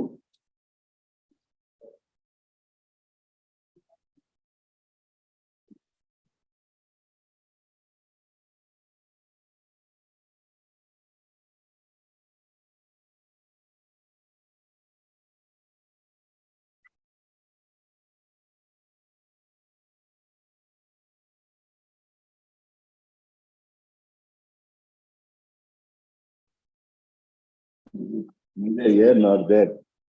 No, Lord, it's this is the factual position, Lord. This is the factual part of the said line has also been utilized at 66 kilowatt voltage as and when necessary. Ade, alli, Lord, what has happened, my Lord, I'll point out, Lord, that this line, my Lord, runs from Lord Job and reaches Nelamangalam, Lord. That's the entire line. Lord, it feeds a lot of cities, my Lord, on the way. It was originally, my Lord, at 110. Lord, in parts, my Lord, it has been augmented and increased to 220. But in the RTI reply also, my Lord, there is a lot of information that has been given to say where augmentation has happened, where augmentation has not happened. All that, my Lord, has been pointed out. And he says that transmission at 110 into, my Lord, this particular sector has not happened. My Lord, as a matter of fact, my Lord, I have I was to file the affidavit yesterday, my Lord. I told them to check records and then make a statement specifically as to for what purpose this line has been used and what voltage it has been used, because of this sentence to say 110 kV transmission has not happened in this line. That's what my lord has been specifically said in the RTI reply. Not because most of the power which is coming into the station, my lord, is at 220, and 66 kV, my lord, is also used for other purposes. My lord, they have used it, and as on today, my lord, because of the augmentation work in one stretch, my lord, they have opened it. In one stretch, my lord, they have opened it. But my lord, to say that this was a redundant line, this is not connected at all, this is some my lord, dummy line which was lying there, and we are now trying to do something else, my lord, those statements, my lord, may not be correct. Your statement here now what you have filed. Yes, my lord. Augmentation works are going on, that is fine. Yes, my lord, I had made a statement, my lord, in my what prompted, my lord, that earlier order, my lord, was para 12 of my objections. In agreement that 110 kV has not been made for last 20 years. Yes. 110 blood is not flowing at that voltage now. For 20 years now. Now 66 kV you say has been used, but when? That is not being stated in your affidavit. You only say as and when necessitated. So what is necessary was some years ago, all the data, my lord. 10 years ago, or now, No. or weekly basis, daily basis. I'm told, my lord, this line is used for 66. My lord, it's not that for the last 20 years it's not been used. When you say the portion of the line between Nelamangala and Vrindavan is temporarily not being used for transmission on account of upgradation work undertaken at present. You don't even say from which period it's been not used. Intermittently, it was used earlier. As on today, my lord, they have opened it for the purpose of augmentation work. So when was it opened? Lord, that date, my lord, I will be able to supply. The whole purpose is to file an affidavit with details. Lord, because the affidavit, my lord, this order was in view of, my lord, what statement had been made in para 12. Lord, what we have stated in para 12 is that this line was built in 68 onwards, and my lord, this line, my lord, even today, the line is in use. Lord, this is one line which is coming all the way, my lord, from Jog. There is a supply station of Sharavati there. From there, my lord, through Shumaga, my lord, it comes here. What we have said is that entire line, my lord, it's one line, which is in use. That is the statement that we had made.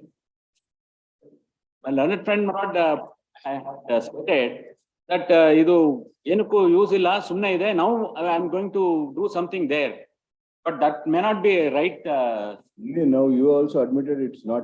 It has been opened. Otherwise, my lord, I have to do that augmentation work. We were doing that work. See, if you file an affidavit properly with all details, it's easier for us to keep asking questions. Supply details, my lord. Again, you supply. Waste of time. ನಿಮಗೆ ಗೊತ್ತು ಏನೇನು ಕೇಳಬಹುದು ನಾವು generally ಸ್ವಲ್ಪ ಬೇರೆ ಏನೇನು ಬರ್ಬೋದು but generally 80% of the work at least. Don't meet too many googlies, but when I ask to place that on record, we can take it up and dispose the matter.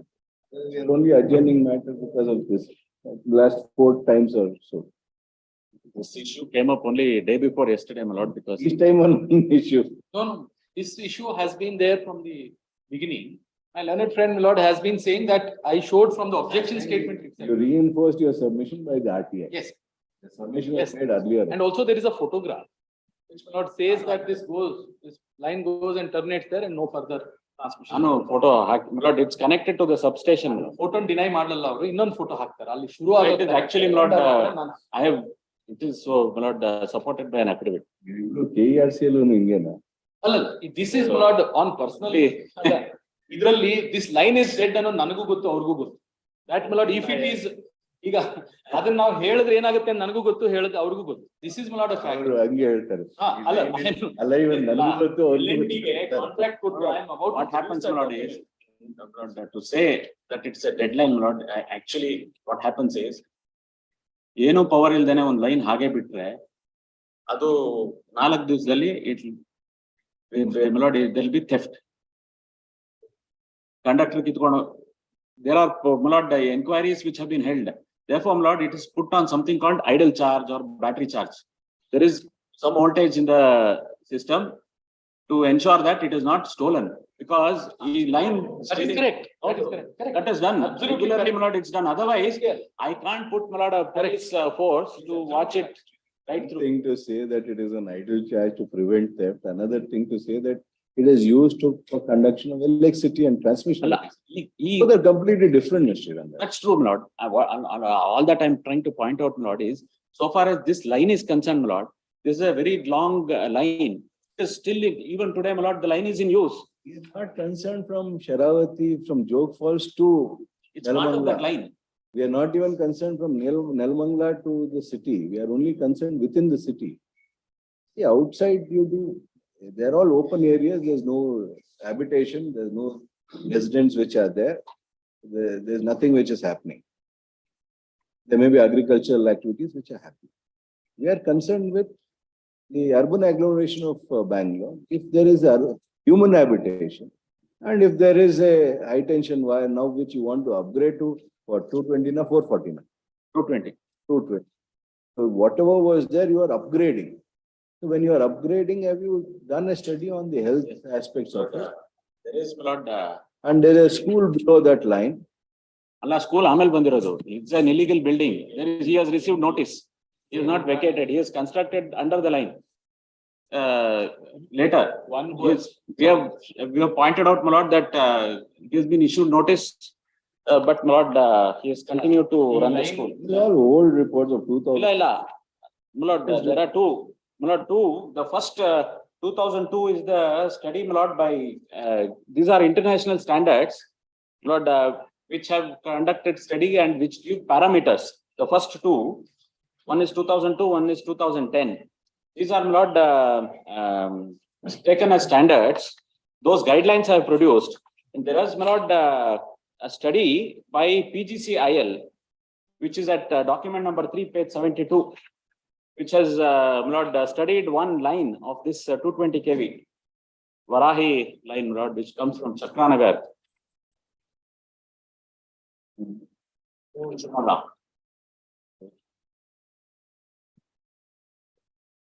There is a conclusion, my lord, will find at page 93.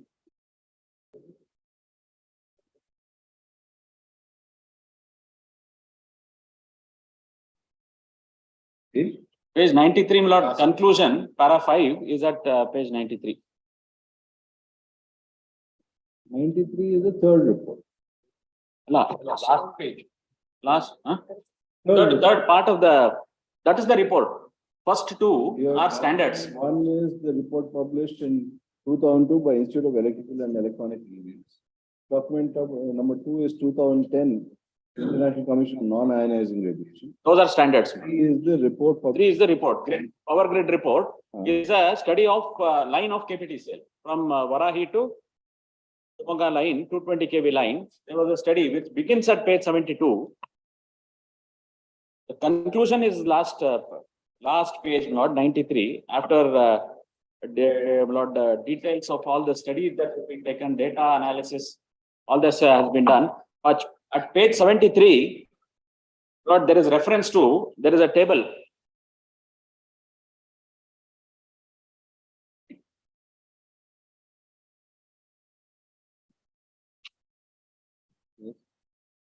There is a table, my lord, which refers to the two standards which I have produced, my lord, as documents 1 and 2. They say it is within the prescribed limits. Last 3 lines.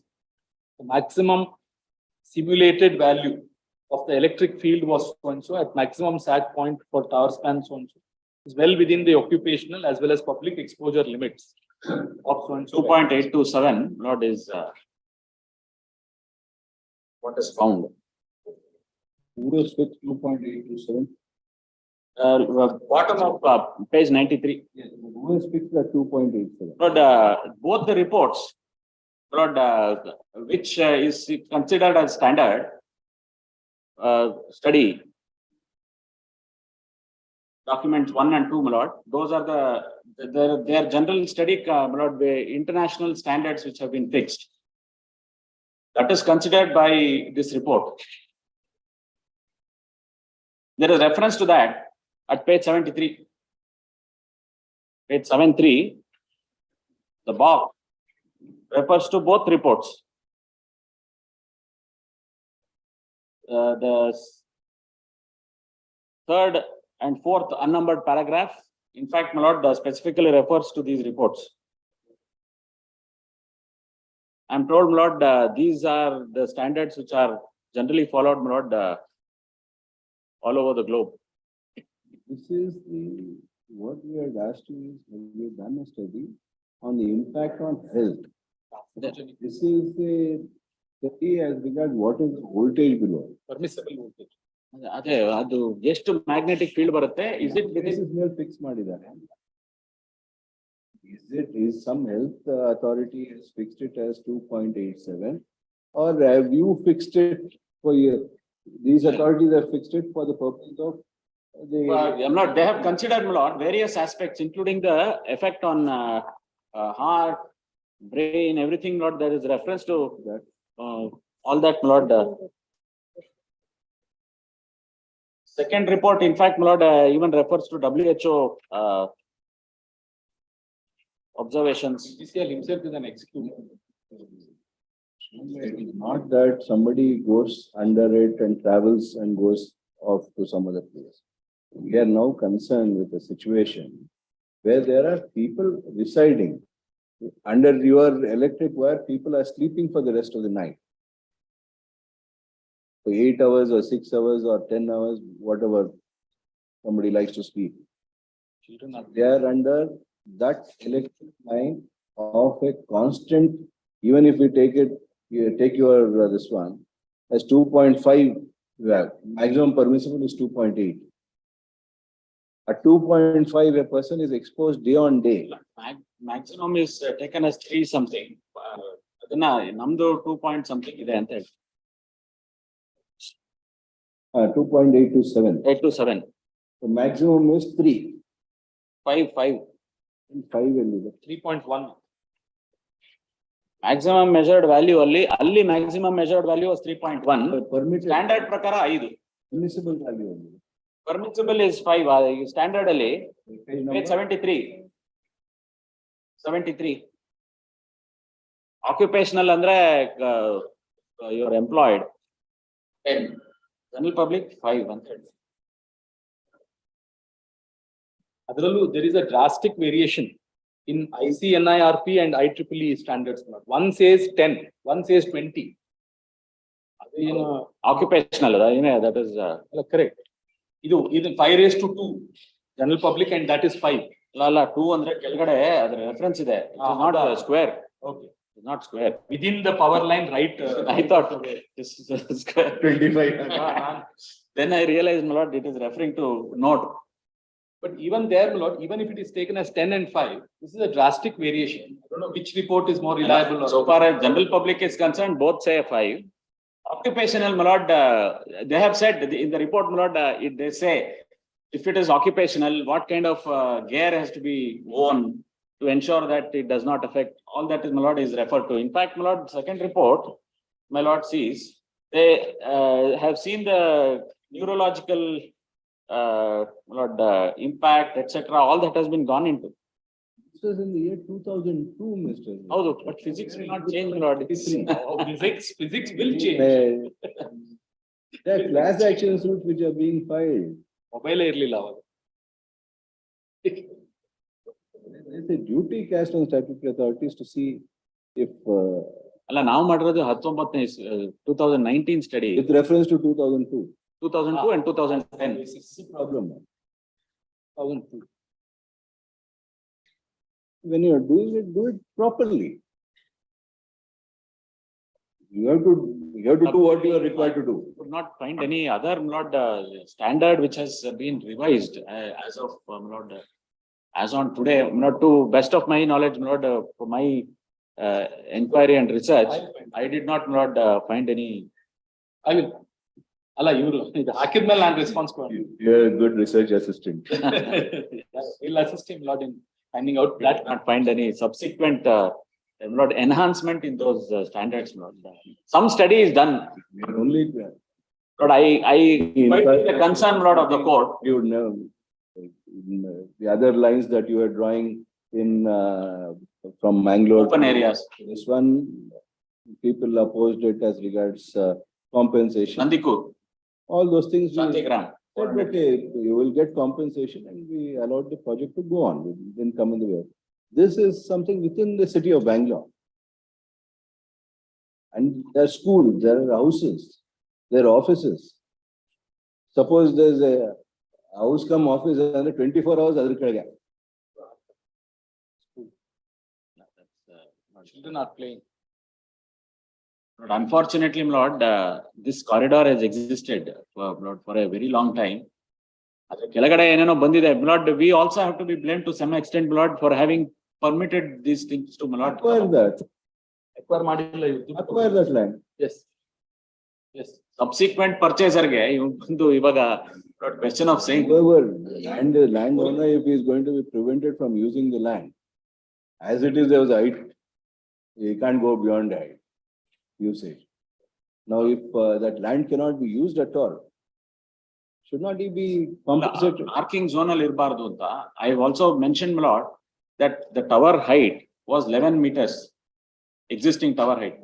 The new tower height is 27.5 meters. The distance between the building and the conductor, my lord, has drastically increased because of the height of the tower. So, my lord, it cannot be worse off. If at all, they are better with. You just go below a high tension where you will hear the hum. There is a hum. There is a hum. And if you stay below that for some time, you'll get a headache because of the hum or otherwise. These are judicial notice could also be taken up. We want you to do a proper study and safeguard the interest of the citizens. Nothing. Not that Mr. Prabhu's client is also a citizen, so he'll come in that. He's flagged this issue. If the cost goes up, cost goes up. If no cost is greater than human life. Future human generations. It should not become like Chernobyl or Bhopal later that people are affected and we have to bear the cost of it for next generations. This would have an impact on that. If you are able to demonstrate that there's nothing, no problem will happen, you are taking the responsibility of it and you are placing the reports on record, consider that. You are the experts. You can only ask for expert report. I'll do that also. Lord, I also found, my lord, that this same my lord, contention that it has health implication, etc., has been raised, my lord, in some cases. Some it was raised before Madras High Court, my lord. There was a judgment, matter went, my lord, to division bench. Then it was held, my lord, that there was no such thing. My lord, there are some Supreme Court judgments, my lord, where this issue has been raised and considered. I will place all that, my lord. Place all that. Yes. Also place so that this report also is quite dated. And see, my lord, if there is any. And one other aspect, my lord, page 31, the annexure that is impugned before my lord. There is also a UG cable for a particular distance. What my lords now suggested is that if it is an urban settlement, please see whether the UG cable is a viable option, which they have considered. Nandamatra Madila, Madila. Only this stretch is not done. Please, my lord. Only this stretch is not done. Other stretch is done. Only they flag the issue, no, it is for yes. No, I'm just take care of your interest, even for the state to take care of the interest. Yes. And go down. I just flagged. That's all I said. Not very. Mr. Srivanga will brief his client and advise his client appropriately. That you I'm have also no not doubt. seeing it as an adversarial. Not whatever records were there. I thought not.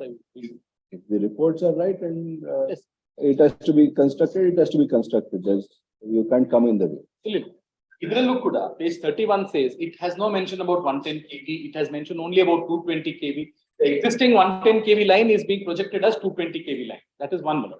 Secondly, even in that project that they are contemplating, half of it or part of it is undergoing UG cable. The remaining is not the overhead transmission line. All that I am saying is schools, they have themselves not submitted on number of occasions that schools idre, hostels idre, ನಾವು ಅದನ್ನ underground ಮಾಡ್ತೀವಿ ಅಂತ ಇವರು ಹೇಳಿದ್ದಾರೆ, dismantle ಮಾಡ್ತೀವಿ ಅಂತ ಹೇಳಿದ್ದಾರೆ. All that I'm asking is, all government schools, my lord, wherever they were there, diversion was made. Government schools and private.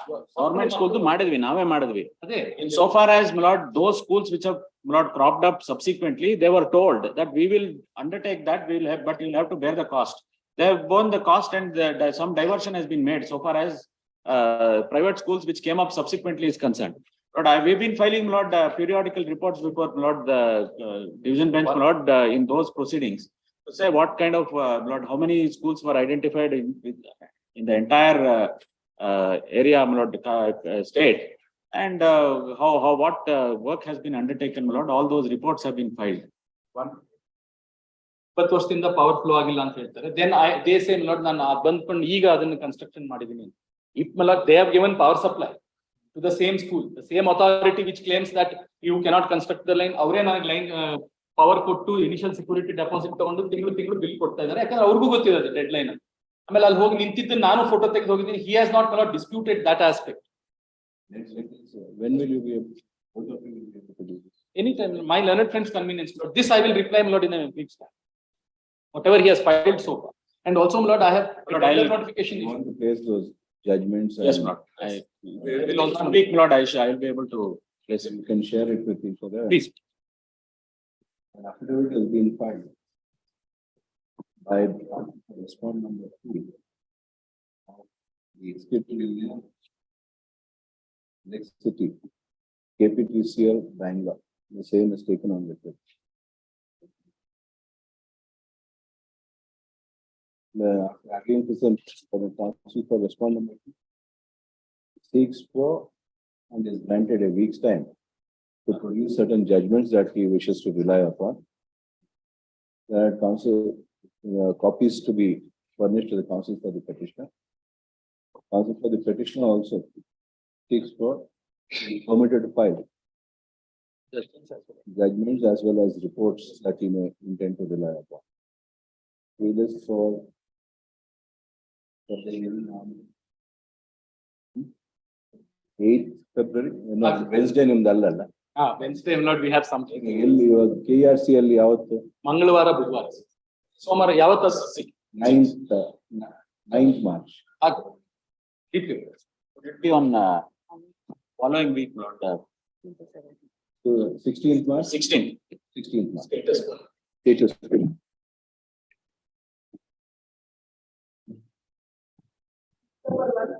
Number 30.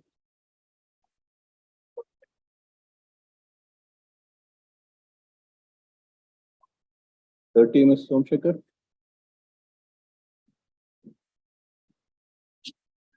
So Somshekar. 25, Mela 25. 25 pass over. Yes. I'm for the respondent in this part. Yes.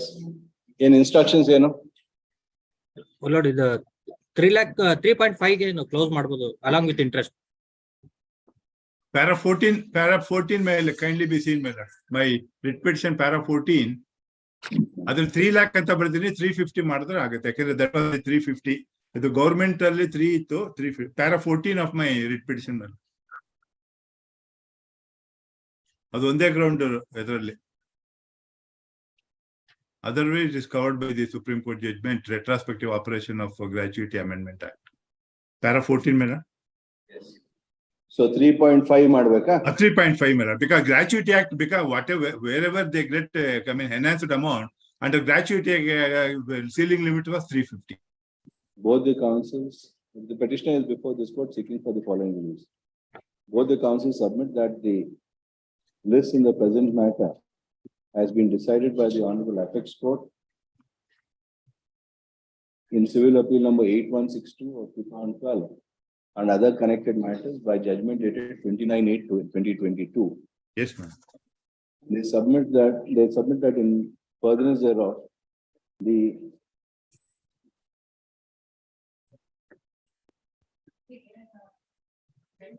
ceiling at page 61, my lord, third para. Page 61, third para.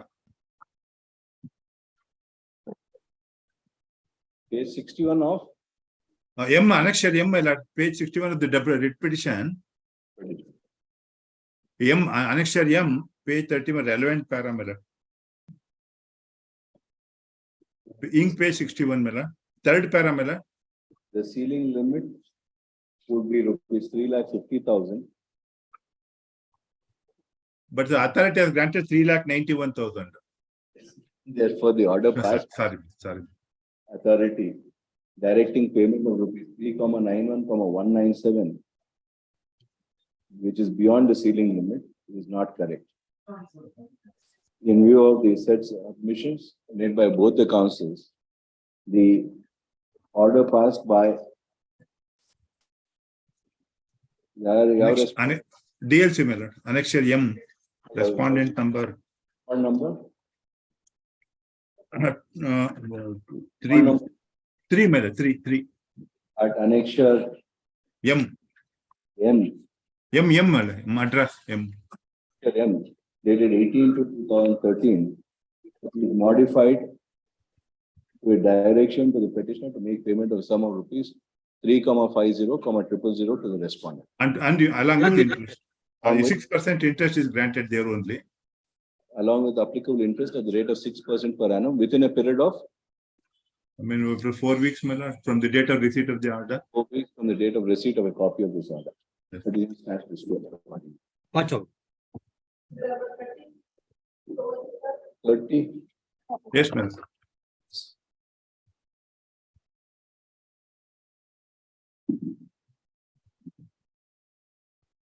Ready now? Yes, ma'am.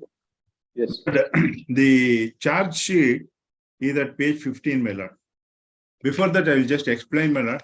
There is a particular mission, my lord, which is operated. There is a safety switch. But then he had tied a wire to that and allowed the contract labor to clean the machine, which is against law, my lord. Page 15, annexure A, my lord. Yes. This is, my lord, Ravi is the respondent. The Annayachar is the helper. The inquiry officer let off the helper saying that it is not his duty. Therefore, Ravi is responsible for this. Therefore, the charge reads that on 10/9/2011 during night shift, first one of you were operating G700, the gelatinized mixing machine, and the second one of you were helping the operator in mixing, and around 6:40 a.m. on 11 during the close of the said night shift, those specific instructions were given by the management to all permanent operators and helpers that no contract worker should be allowed to go near the machine for cleaning. Mr. N. Devraj was allowed to, by both of you, to clean the machine area, resulting in fatal accident causing the death of contract worker N. Devraj, madam. This is the charge, madam. Yes. Then an inquiry was there. The inquiry officer found the respondent guilty and not the helper, saying that he is only a helper. It is not his duty. Annexure B, page 17 is the dismissal order, my lord, 10th March 2012. Yes. Then next page, my lord, page 21. We paid him gratuity of 1,92,000, the third parameter. We paid him gratuity of 1,92,733. Now, after the domestic, page 92, my lord, 81, the order starts. The domestic inquiry is held to be fair and proper. It starts at page 81. At 92, yes, the issue number 1 regarding fairness of domestic inquiry is answered in the affirmative and against the first party applicant. Then, my lord, the labor court passed the award, my lord, at page 128, my lord, annexure J. Yes. Only relevant portions I will read, my lord. Paras.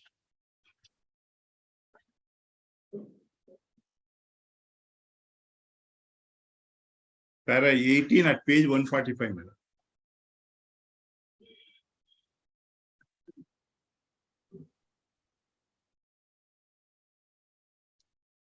Page 140, para 18.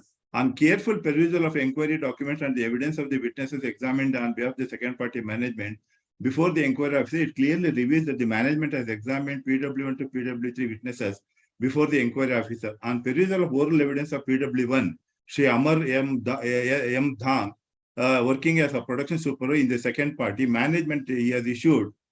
He has stated that on 11/9/2011, he instructed Mr. Devara, he is the contract workman who died, and the other two persons to proceed to old plant and clean the floor ground area. This instruction is very clear. It is very important because labor code says he had been sent to operate, clean the machine. That is not correct, my lord. This witness clearly says this. So from the evidence of it is clear that as per his dismissal, Devaraj went near this part of the incident. PW has further stated that he was entering his log sheets, and after 5 to 10 minutes, he heard a loud sounding noise, and immediately he rushed to the machine and saw Devaraj stuck in the machine.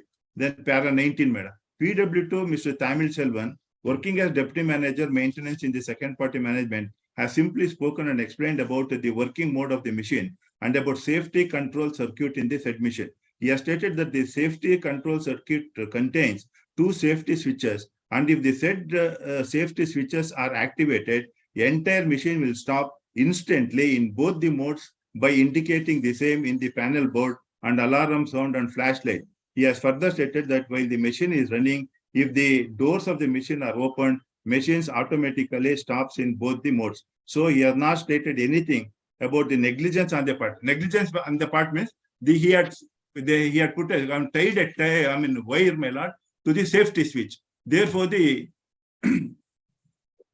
if you had opened the door or if you had my lord, yes, my lord. The accident would not have occurred, the contract worker would not have, but because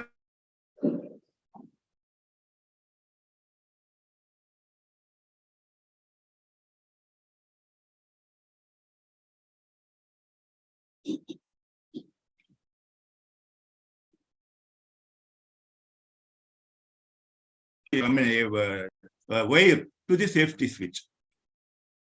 Now you last kindly say, one another. we lost your audio for some time. Could you repeat that? Sorry, ma'am.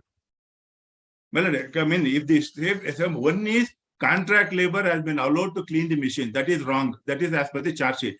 Now, when the investigator subsequently, they found that he had tied a wire to the safety switch. If that had been not tied, if the moment the contract worker touched the machine, he would have said, the machine would have stopped, he would not have died. So that is the second one, my lord. Therefore, now the labor code, my lord, there is one document you last kindly see, page 104, my lord, of the reply of the, immediately after the accident, page 104, my lord.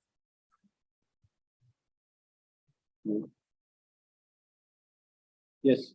But one, it is in the handwriting. Shall I read the manuscript or the other type copy next? Eradu same alla. Eradu same alla. Manuscript alli correct iವರು translation ಮಾಡಿದ್ರೆ ಸರಿಯಾಗಿ ಮಾಡಿಲ್ಲ ಅದಕ್ಕೆ. Anyhow, I will read the 105 ml typed copy. This is given on 12/9/2011 ml. 11th morning was the accident. Immediately, yes, given this.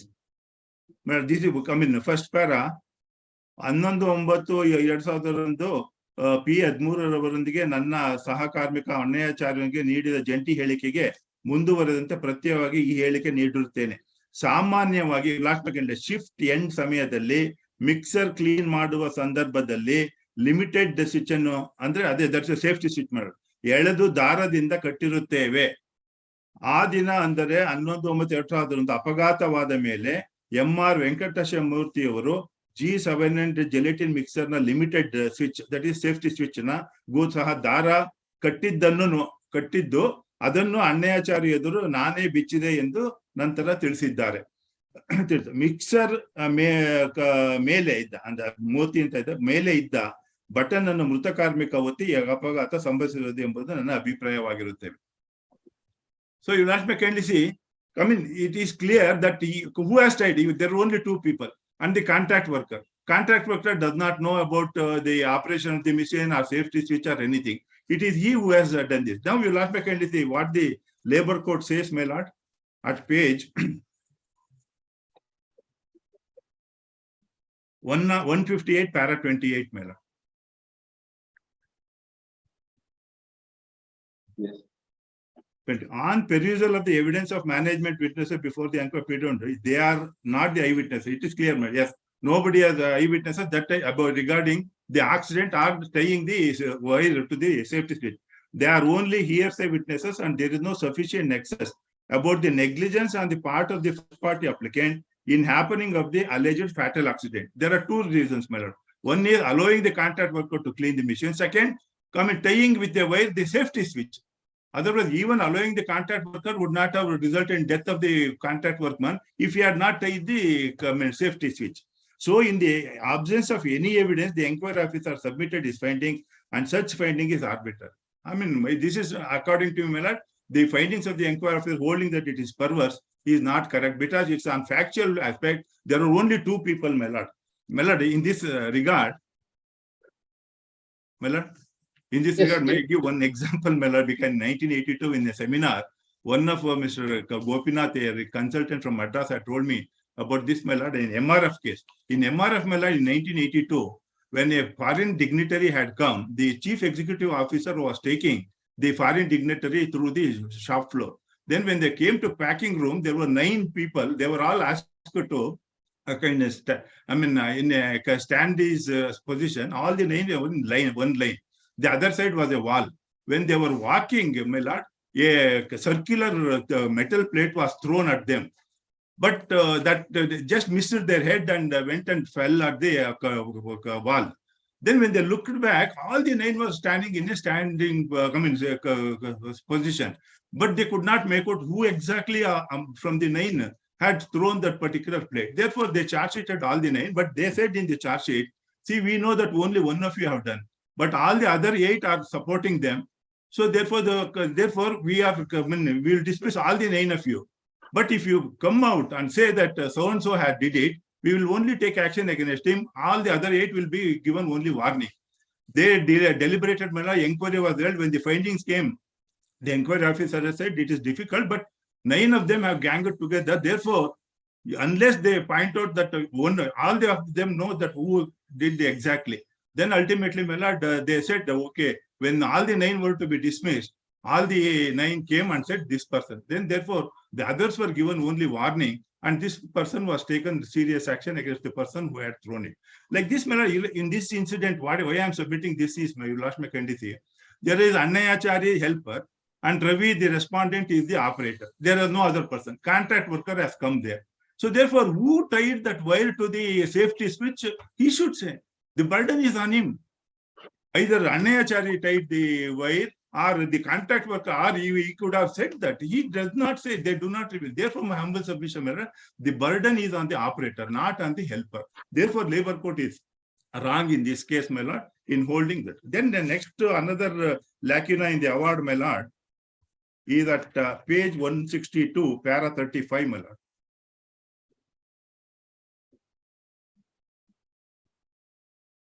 There are no witnesses, yes, therefore.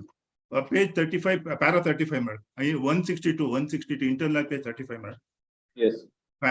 In the instant case also, this court has held that the dismissal order passed by the second party management is perverse and wrongful termination. There is no previous misconduct forthcoming during the service of the first party applicant, except the present misconduct alleged against him. This is totally wrong. Lord, may kindly see, turn to next page, my lord. 165, page 165. Page 160, M13 to M23, my lord. M13, warning letter. M14, complaint dated so against the manager. M15, these are the, then M16, the warning letter. These are the past record. Our witness has spoken, these are marked, but the labor court says there is no past record. This is the second lacuna in the awardment. But then coming to the 13 for what is N14 for? Well, complaint, that I have produced annexure H1 to, you lost me, I have produced those things. They start at H1 at page.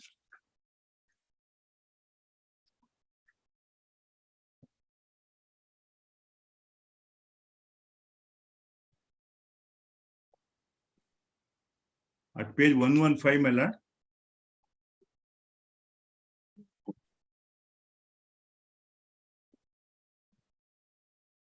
typed copy is on the PV review, page 116, my lord. PV review token number was present, duty on shift and night shift frame time. He refused to work and asked some other work. Asked no till tell me the reason for refusing the work. The first time he had no reason. Like that, some warnings and I mean what I am saying is, then next, my lord, at page H2, you are present for the duty at page 117. You are present for duty in the third shift on 12th. This shift starts at so and so, so and so. You are allotted to work weighing bags of pellets from tying by. You refuse to do the work, telling the supervisor you have a VD, and after remaining idle for about 2 hours, 45 minutes, left the workplace and slept in the locker room. You came to the work spot about 6 a.m. and went away again after 45 minutes without doing. It's like this, Miller. Then he was suspended at page 119 H4. He was allotted work, he did not do it, left, and machine was rendered inoperative.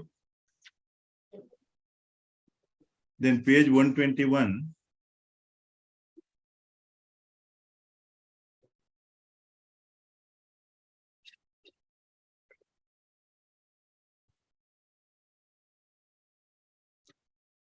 Page 121 is the normal, the production was during the entire shift, you packed 67.5 cartons corresponding to 1,780 packet. Your work on this day has not been normal. Your output has been far below the minimum norms in force.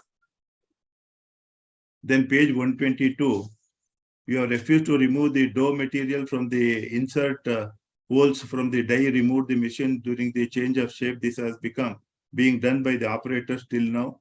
This is the duty of the operator to keep the die clean and ready for use. You are very well know that the dough material from the insert roll have to be removed immediately after the die is taken off the die head to prevent. So therefore, he was you are required to submit his explanation. He submitted explanation. Then he was issued charge sheet, Melody. We have gone through all. Yes, Melody.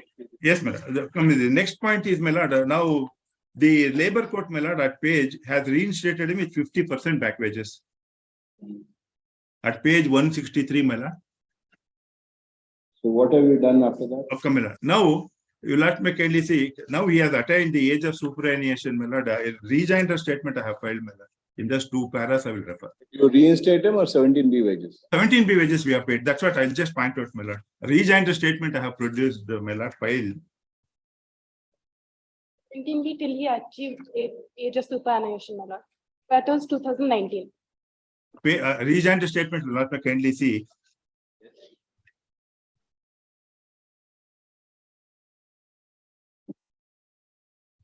Para 3, Melon. The petitioner produces here a statement containing the amount of 17B wages paid to the employee from May 2014 to December 2009 in a sum of rupees 11,75,244. A copy of the statement is produced annexure P. Para 4, Melon. Regarding the superannuation. The respondent was born on 61 and attained the age of superannuation 58 years as per class 15 of the certified standing orders of the company on 12/19.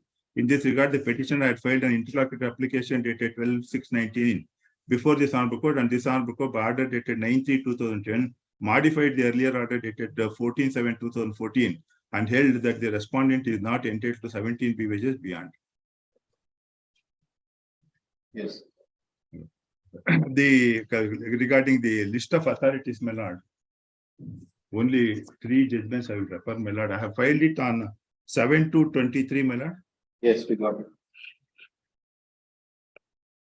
There, page 15. I will just go to page 59, my lord. The judgment starts at page 51, my lord.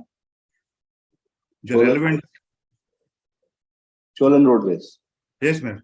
Only 2 paragraphs at page 59, my lord. Para 21. Yes.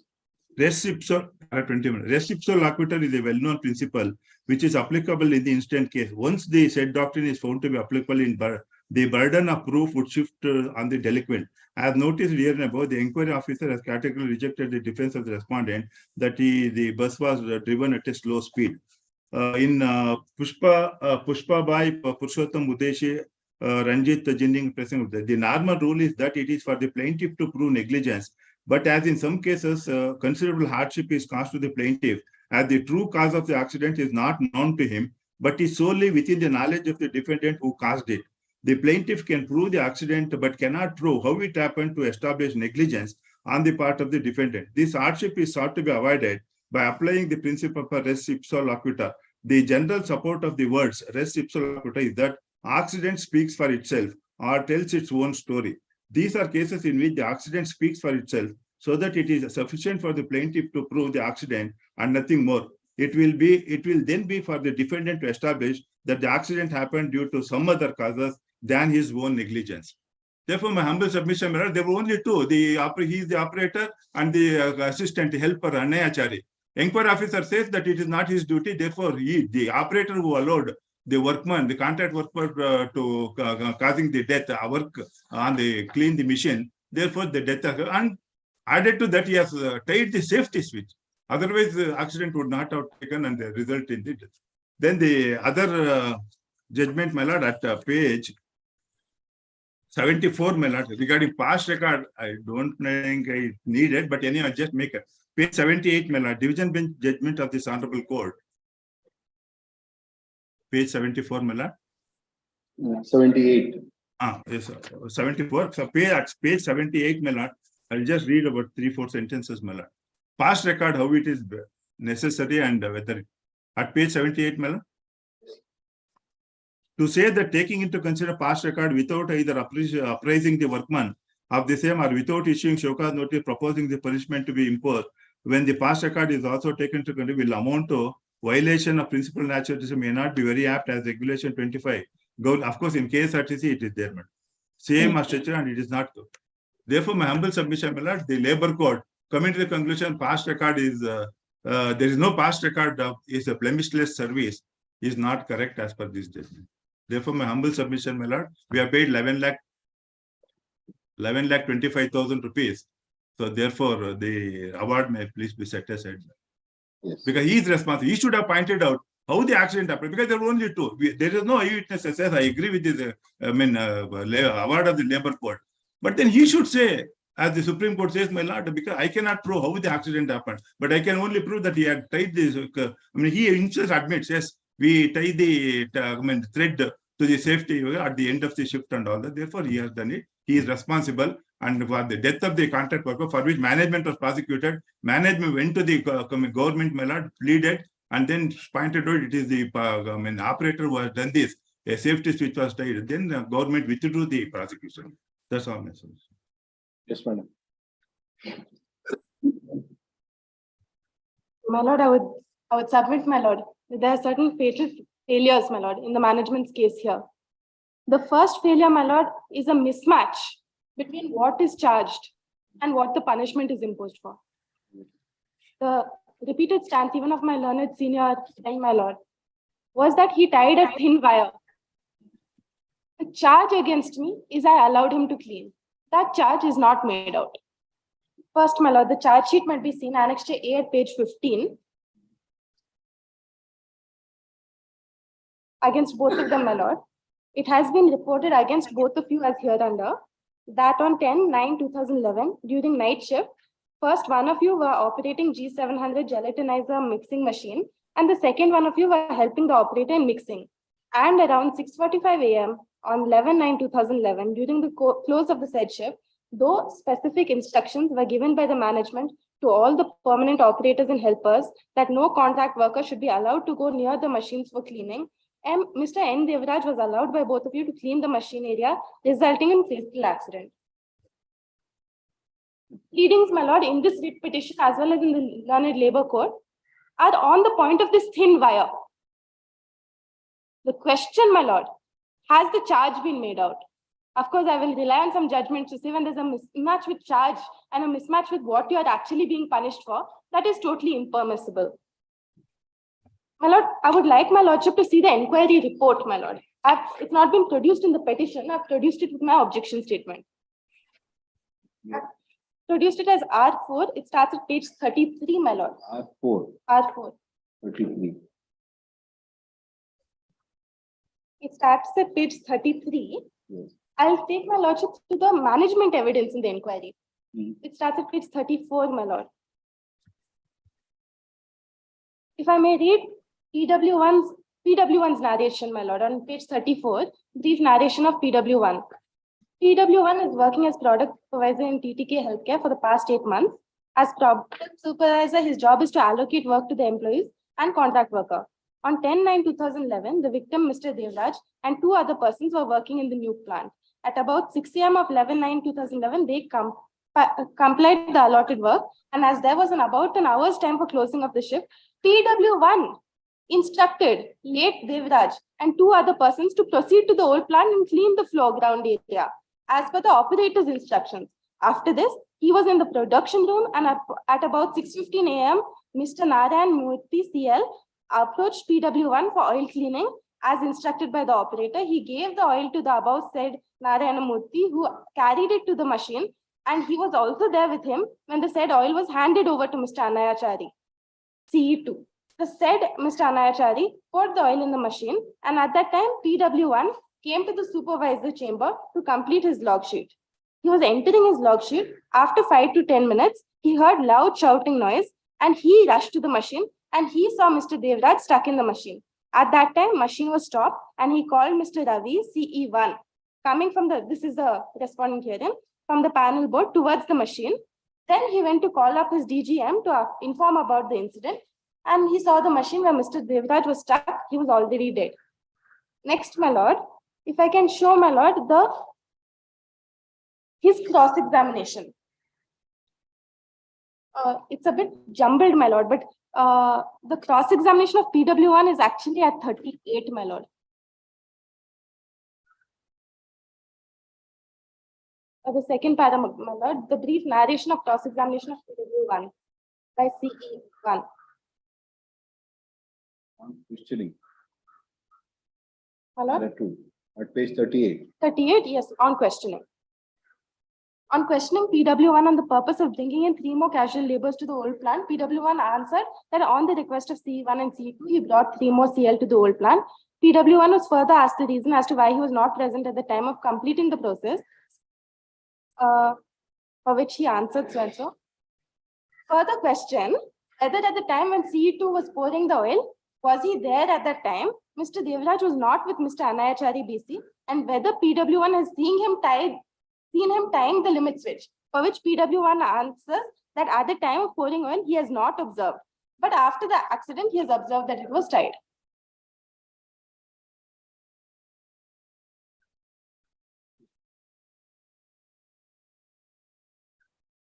Then PW3, my lord, also speaks about tying of the switch, but nowhere am I implicated. Now, my lord, the findings with reference to the charge. He says, my lord, it's with reference to the charge, but it is not with reference to the charge. Page 41, the points, my lord.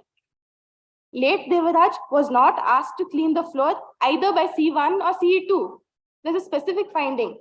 He had, on the instructions of the supervisor, brought the oil required to pour in the G-screw. The charges against me is of this, and I'm found innocent. Second, CE1 had no knowledge with regard to the presence of late Devraj in the vicinity of the machine. This is also a finding. And further, CE1 had tied the make and break switch. Now this comes the point, my lord. I am not charged with this. CE1 had tied the make and break switch of the machine with a thin wire, and so and so. This third point, my lord, is not what I'm charged with.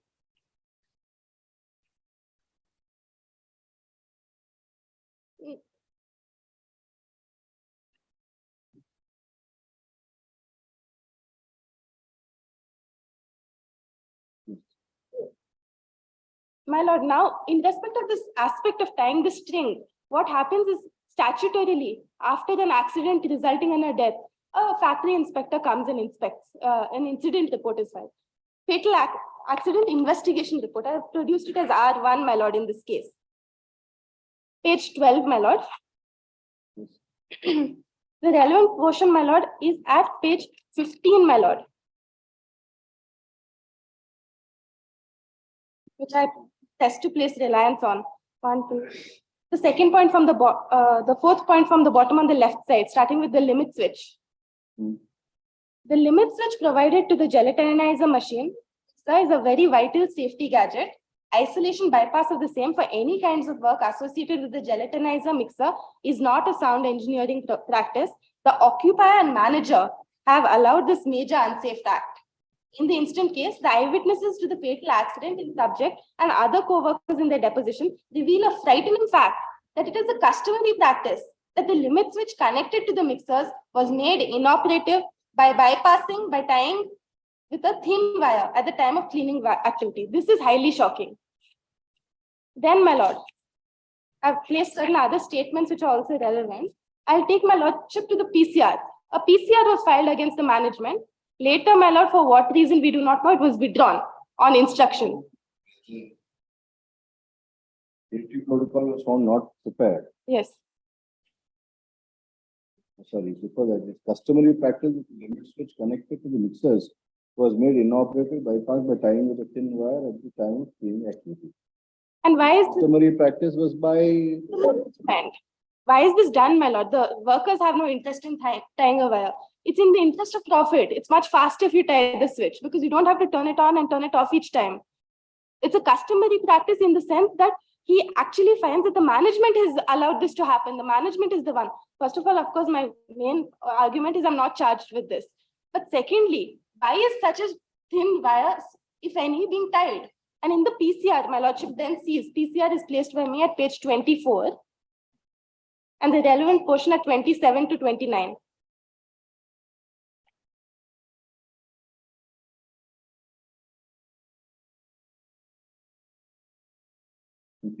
Yes, my lord.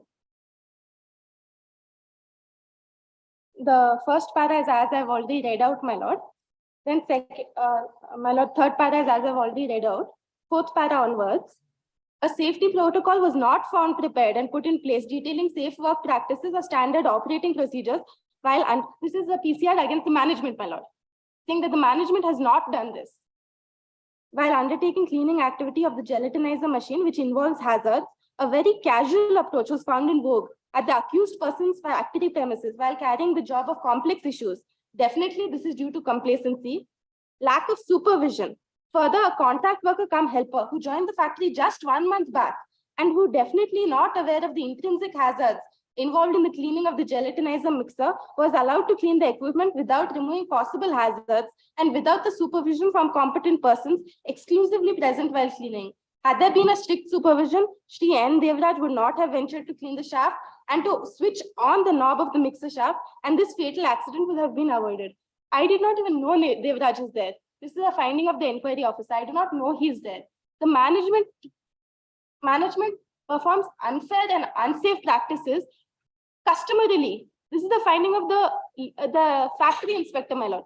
This PCR, my lord, is subsequently withdrawn, admittedly, on instructions of the government that, my lord, we cannot speculate the reasons as to that. Next, my lord, on grounds of parity, I myself and Mr. Anayachari, my submission, my lord, to my lordship is neither of them would have to be held guilty. But punishment was only imposed to me. So both of us were equally charged with having permitted him to clean the floor. The finding, in fact, was that I didn't even know he was on the floor, whereas Anayachari was with him on the floor. But the dismissal has been imposed to me. Fifthly, my lord, past record. Insofar as past record, my lord, I will rely on Manchegowda. But the point is, past record was not even brought to my attention till the stage of second show cause notice. This is a case, my lord, where inquiry has been found to be held to be fair and proper. When it's held to be fair and proper, you are limited by the scope of the inquiry. Now, new documents are reintroduced, my lord, at the second show cause notice stage. Sorry, my lord, at the labor court stage, during the evidence on perversity. We'll ignore the past record. Even ignoring. Then lastly, my lord, the last point is, my lord, that I've been honorably acquitted in respect of the 304A against me. This is preponderance. That is beyond reasonable. That is preponderance, but I'll rely on GM Tank, which says that if it's identical facts and circumstances, identical witnesses, which is what is here, then I would not at all be, it would apply, my lord. There are Supreme Court judgments on that. Now, my lord, my memo I've produced with the honorable acquittal. The citations, my lord. Madam, citations. The first three, my lord, on this mismatch of charge to the finding. Para 20 at page 5 to 6, my lord, in the first judgment. At the bottom of the page. The charge sheet which was furnished by the appellant to the respondent forms the basis of the inquiry, which was held by the general manager, and the appellant could not be allowed to justify its action on any other ground than those contained in the charge sheet. The respondent not having been charged with the acts of insubordination, which would have really perhaps justified the appellant in dismissing him from employ, the appellant could not take advantage of the same, even though these acts could be brought home to him. My lord, even if I have tied this thin wire, I'm not charged with it. I'm charged only with cleaning. This only refers to if you are not tied, the accident might not have. First is, But my lord, that's not the charge against me. first is you are the person in charge. No, my lord. Particular machine. No, my lord. If anybody goes there, you know that somebody has gone there. You But- should stop that. No, my lord, but it's a specific finding that it's the person above me who has directed the deceased workman to go clean. And I was not even aware Take the of down, and when you were there near the machine, you should have stopped him. my lord, the failure here can only be seen of the management. The failure here, if I am working for 20 years, if I'm working, I've worked along with the practice of the management. There are failures of safety protocol, there are failures of standard operating procedures. There's a customary practice of the management to tie the thin wire. I cannot be held liable for the management's failure. This is a clear-cut case of management failure. Management issued instructions to tie it. Have you produced any instruction? My lord, I'm not charged with it and I have not tied it, my lord, is my submission. Forget the tying part of it. Tying part of it was used or shown to say that if you had not tied it, it might have been saved. But That is incidental to it, not the main part. even my lord, Prevent this person from going into the machine and cleaning it. but my lord, a negative claim, my lord, I understand what my lordship is saying. My failure to act Yes. is what my lordship is saying, that I failed to act positively. The charge against me is a positive act, not a negative act. I cannot be dismissed for the different charge, my lord. The charge against me, they specifically allowed him to go and conduct the cleaning. By not stopping, you allowed him. No, my lord, Yes. in fact, my supervisor has told him to go clean. It is not that you directed him to clean. Yes, my lord. The charge against you is that was allowed by both of you to clean the machine. My lord, in fact, the places of the machine operation and the cleaner are different. That the charge is that you directed him to clean. I understand. Allowed him to clean. My lord, the place between the machine operator and the machine is different, which is what is made out in this. That What is the difference from where is it located? even in PW1, my lord,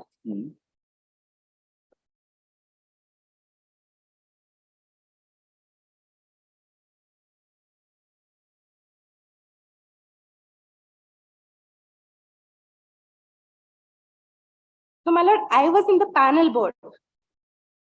PW1 at 34th of my objection statement. I was not at the machine. I was at the panel Of your objection. of my objections. It's the inquiry. It's a narration by the PW1 in the management witness in the inquiry, stating that I was not present. I had come from the panel board after this hearing of this incident. The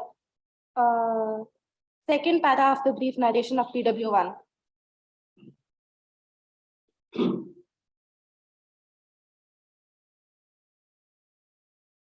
It is Anayachari and the management and this poor deceased worker who are present at that site.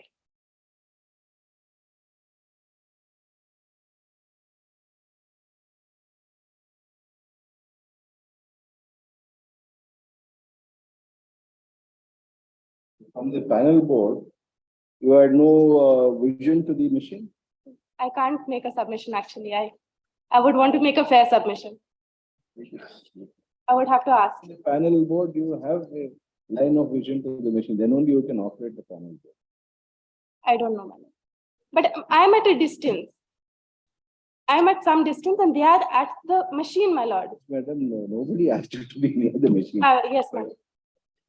Thankfully, you are not near the machine, otherwise you would also have been in problem. Issue is if somebody is going to the machine, isn't not your duty to stop them. My lord, By not stopping, you have allowed them. this is, my lord, if I may submit it this way, the management is getting implicated for having severely breached safety protocol. They have chosen me as their victim, my lord. I have operated, my lord, for 20 years. I've operated this machine, and I'm well aware of the standard operating procedure of the management. Now, the factory inspector comes forth. Madam, thankfully, it was only Yes, my that which has happened. Yes, my lord. In fact, it's very hazardous. 20 years if you have been. Yes, my lord. It's extremely hazardous practice. That cannot be. If you are the machine operator, you should have brought it to the notice. Have you brought it to notice to the management saying we should not do this? My lord, this is a worker and a management, my lord. We have to understand the unequal relationship between them. If the supervisor tells the worker, you go and clean, the contract worker, you go and clean when there's an operating machine over there. How can I be held? I'm his. Did you know that the supervisor had told him before when you saw him going there? It's not available from record, so I can't submit that to that. You were not present at that time. Yes, my lord. That is not something that you can take as a. No, he has said so. This is all post-mortem. Yes, my lord. When you see somebody going near the machine, when you don't know if somebody has asked him to go there or not, you have to stop that person. Simple. You are there near the machine to safeguard not only the machine, not only operate the machine, safeguard the machine, but people from any harm that may be caused to them. In that view, my lord, then this PW1 ought to have been charge sheeted by the management. That you can say that there may be a discrimination. That will direct them to do that. But that doesn't take away your. It takes away mine, my lord. Insofar as the same first point which I'm repeating myself, my lord. But until and unless I'm charged with that negative act, that you saw him and you did not. Until and unless I'm charged with that, I cannot be found guilty of that by this court. Fair enough. You have made that submission. Reading of the charge by you and reading of the charge by somebody else may be a little different. Yes. Obliged. Then second, my lord, in the citation. Para 8 at page 9, my lord, is another, it's a West Bengal judgment, my lord. Yes. Para 8, my lord, 7 lines from the bottom. To charge a man with a definite misconduct, my lord. To ask him to show cause against that definite misconduct, and thereafter to find him guilty of another misconduct, which the delinquent was not called upon to explain, is certainly violative of the principles of natural justice. Then third, my lord, page 13, my lord. This is Supreme Court judgment.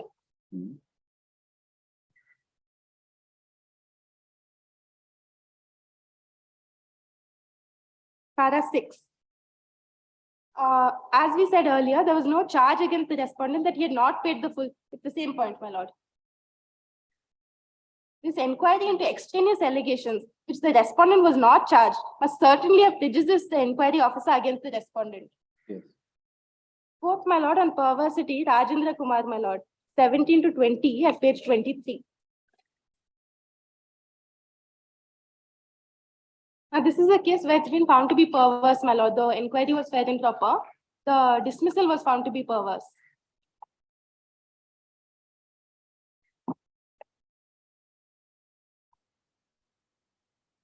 I think I do not need to read this, my lord. It's long, my lord, but the point is clear. I think my lordship knows this point. Anil Kumar? My lord, 17 to 20. Yes. That is Then Anil Kumar is on a speaking order and application of mind. Page 26, my lord, para 5. Dasayan? Narayan Mahapatra is for the proper, Dasayan. It's on parity, my lord. Para? Paragraphs number 8, 10, and 11 at 31 and 32. You want parity. Narayan Mahapatra is on the principle that the principle of innocent until proved guilty equally applies to inquiry. Para 4 at page 35. Para? 4 at page 35. Manche Gowda is on past record, my lord. Para 7 at page 42 to 43. And my lord, GM Tank, my lord, it's on honorable acquittal. I have not written the para number.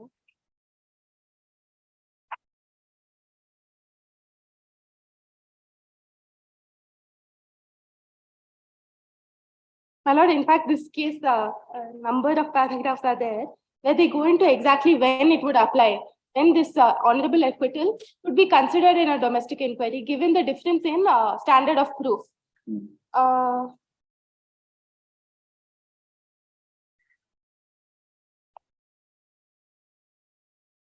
21, my lord, para 21, the analysis of judgment starts at page 58. And they go through all the judgments on this question.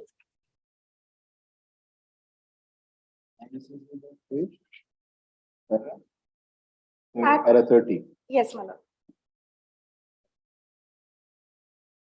To finally hold that if it's the same. And 31. Yes, my lord. This is GM Tank Supreme Court judgment. bench judgment. GM Tank. It starts at page 45, my lord. After this, there is 2006. Yes, my lord. Then after 2011, there is a full bench judgment. Oh, I will take that out and produce it.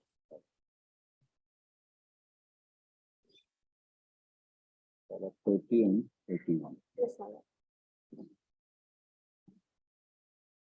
I rest my case, my lord. Third, Shri Somsekhar, Learned Counsel for the petitioner, Ms. Avni Chokshi, Learned Counsel for the respondent, reserved. Obliged, my lord.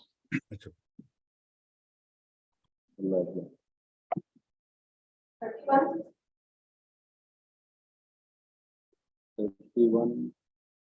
Relist on 21st. 32. 32 my lord. Third point, my lord. 32 nalli. Question the appointment of compassionate appointment, my lord, in this expedition. Service antide, yes antide. Yeah, family dispute, my lord. My lord, in this case, my lord, to the second respondent, to Sheikh's client, my lord, compassionate appointment has been provided. Because as per the nomination, my lord, given by the workman, my lord, she's the only nominee, my lord, who's been named, my lord, by the workman. Now the petitioner claims, my lord, so therefore it's a dispute, my lord, which has to be resolved in this. Much to say. I have a 2-page brief notice, my lord, from a right of you. Just 2-page, my lord. You don't have much time to hear much to say, so we'll have it for another day. Anytime. Relist on 14th March. 35, 36, 14th March, 40, 1st March, 41. With so and so and released on 29/5. 44, 21/3, 47, 24/3, 49, 51 to 57, 31/3, 59, 61, 62, 64, 31/3, 59 to 74, 3/4. 22, my lord. Yes. In 22.1, I'm not a party, my lord. Matters have been clubbed. I've requested for a copy of the petition, but it's not been provided, my lord. If a direction may be given. You request Mr. Prashant will do. Obliged. 3/4. Yeah. 4/4. Apologies, my lord. This 72, my lord, is a matter of some urgency, my lord. If any short date, it pertains to Paura Karmikas, my lord, their PF dues. 72. 72, 24. Only 74. 72. We are responding on BBMP. No? So BBMP in labor. 72, Shri BL Sanjeev is directly for respond number 1. So that we are counsel on record is no more. Also for the petitioner to furnish copy of the petition along with all annexures on sheet BL Sandhi. We list on 24.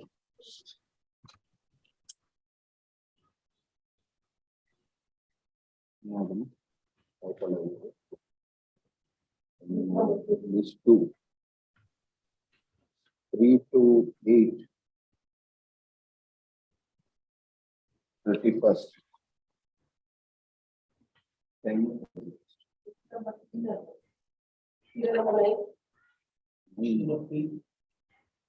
Yes, what happened? What pattern was? Fourth ಏನಾಯ್ತು? Fourth pattern. Again ಆಯ್ತಲ್ಲ. Settlement ಏನು ಆಗಲ್ಲ. Settlement first ಗೆ report ಮಾಡ್ತೀರಾ. First year. 9 ಏನಾಯ್ತು? Compromise happened. We are ready to pay 1 lakh because factory 2019 it has closed. The service payment what is available we are ready to pay. They agree. How much are you willing? 98 and 98,000 1 lakh we are ready to pay. ನಾವು agri ಮಾಡ್ತಾ ಇದೀವಿ sir. But ಇದ್ರಲ್ಲಿ ಏನಾಗಿದೆ ಅಂದ್ರೆ legal AIDS of the petitioner ನಮ್ಗೆ ಸಿಗ್ತಾ ಇಲ್ಲ ಅವರು ಲೀಗಲ್, ಅದಕ್ಕೋಸ್ಕರ ನಾವು ಕೋರ್ಟ್ ಡೆಪಾಸಿಟ್ ಮಾಡಿ ಅವ್ರು ಬಂದಾಗ ನಾವು ಇದು ಮಾಡ್ಕೊಂತೀವಿ ಅಂತ ಹೇಳ್ತಾರೆ. ಅದು ಹೆಂಗಾಗುತ್ತೆ ಡೆಪಾಸಿಟ್? ಬಟ್ ನಾವು ಲೆಟರ್ ಎಲ್ಲ ಬರ್ದಿದೀವಿ ಎಲ್ಲ ಮಾಡಿದೀವಿ ಬಟ್ ಅವರು they are brought on record. Even A and B have been brought on record. Then you will have to address argument and close it. That's it. 15 days time ಕೊಡಿ sir, ನೋಡ್ತೀವಿ, ಪ್ರಯತ್ನ ಪಡ್ತೀವಿ. ಯಾಕಂದ್ರೆ letters ಎಲ್ಲ ಬರ್ದಿದೀವಿ, ಅವರು ಇನ್ನೂ office ಹತ್ರ ಬಂದಿಲ್ಲ, ಅದಕ್ಕೋಸ್ಕರ 15 days ಟೈಮ್ ಕೊಡಿ. 3 weeks time ಕೊಡಿ. Find out. ಅಲ್ಲ, ಯಾಕಂದ್ರೆ ಫೋನ್ ನಂಬರ್ ಇದೆ, ಅದನ್ನ ಫೋನ್ ಮಾಡಿದ್ರೆ ಅವರು ಪಿಕ್ ಮಾಡ್ತಾ ಇಲ್ಲ. ಇದು ಲೆಟರ್ಸ್ ಎಲ್ಲ ಅಡ್ರೆಸ್ ಮಾಡಿದೀವಿ, ವಾಪಸ್ ಬಂದಿದೆ, ಅದಕ್ಕೆ ಎಲ್ಲ ಫೋನ್ ಮೊಬೈಲ್ ನಂಬರ್ ಚೇಂಜ್ ಮಾಡ್ತಾ ಇರ್ತಾರೆ. ಅದೇ ಸುಮ್ಮನೆ ಆಗಿರೋದು. ಇದೆಲ್ಲ 9 at the request of the council for the petition released on 30th March.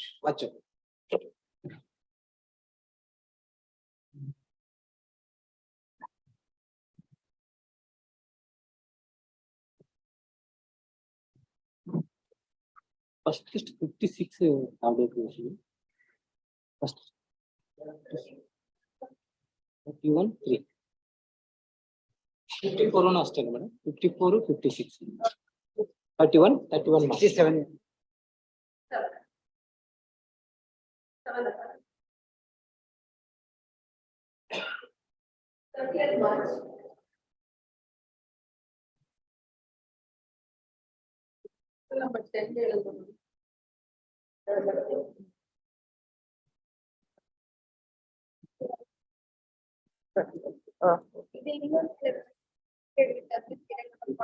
Number ಕೊಡ್ತೀನಿ ನಾನು ನಿಮ್ಗೆ.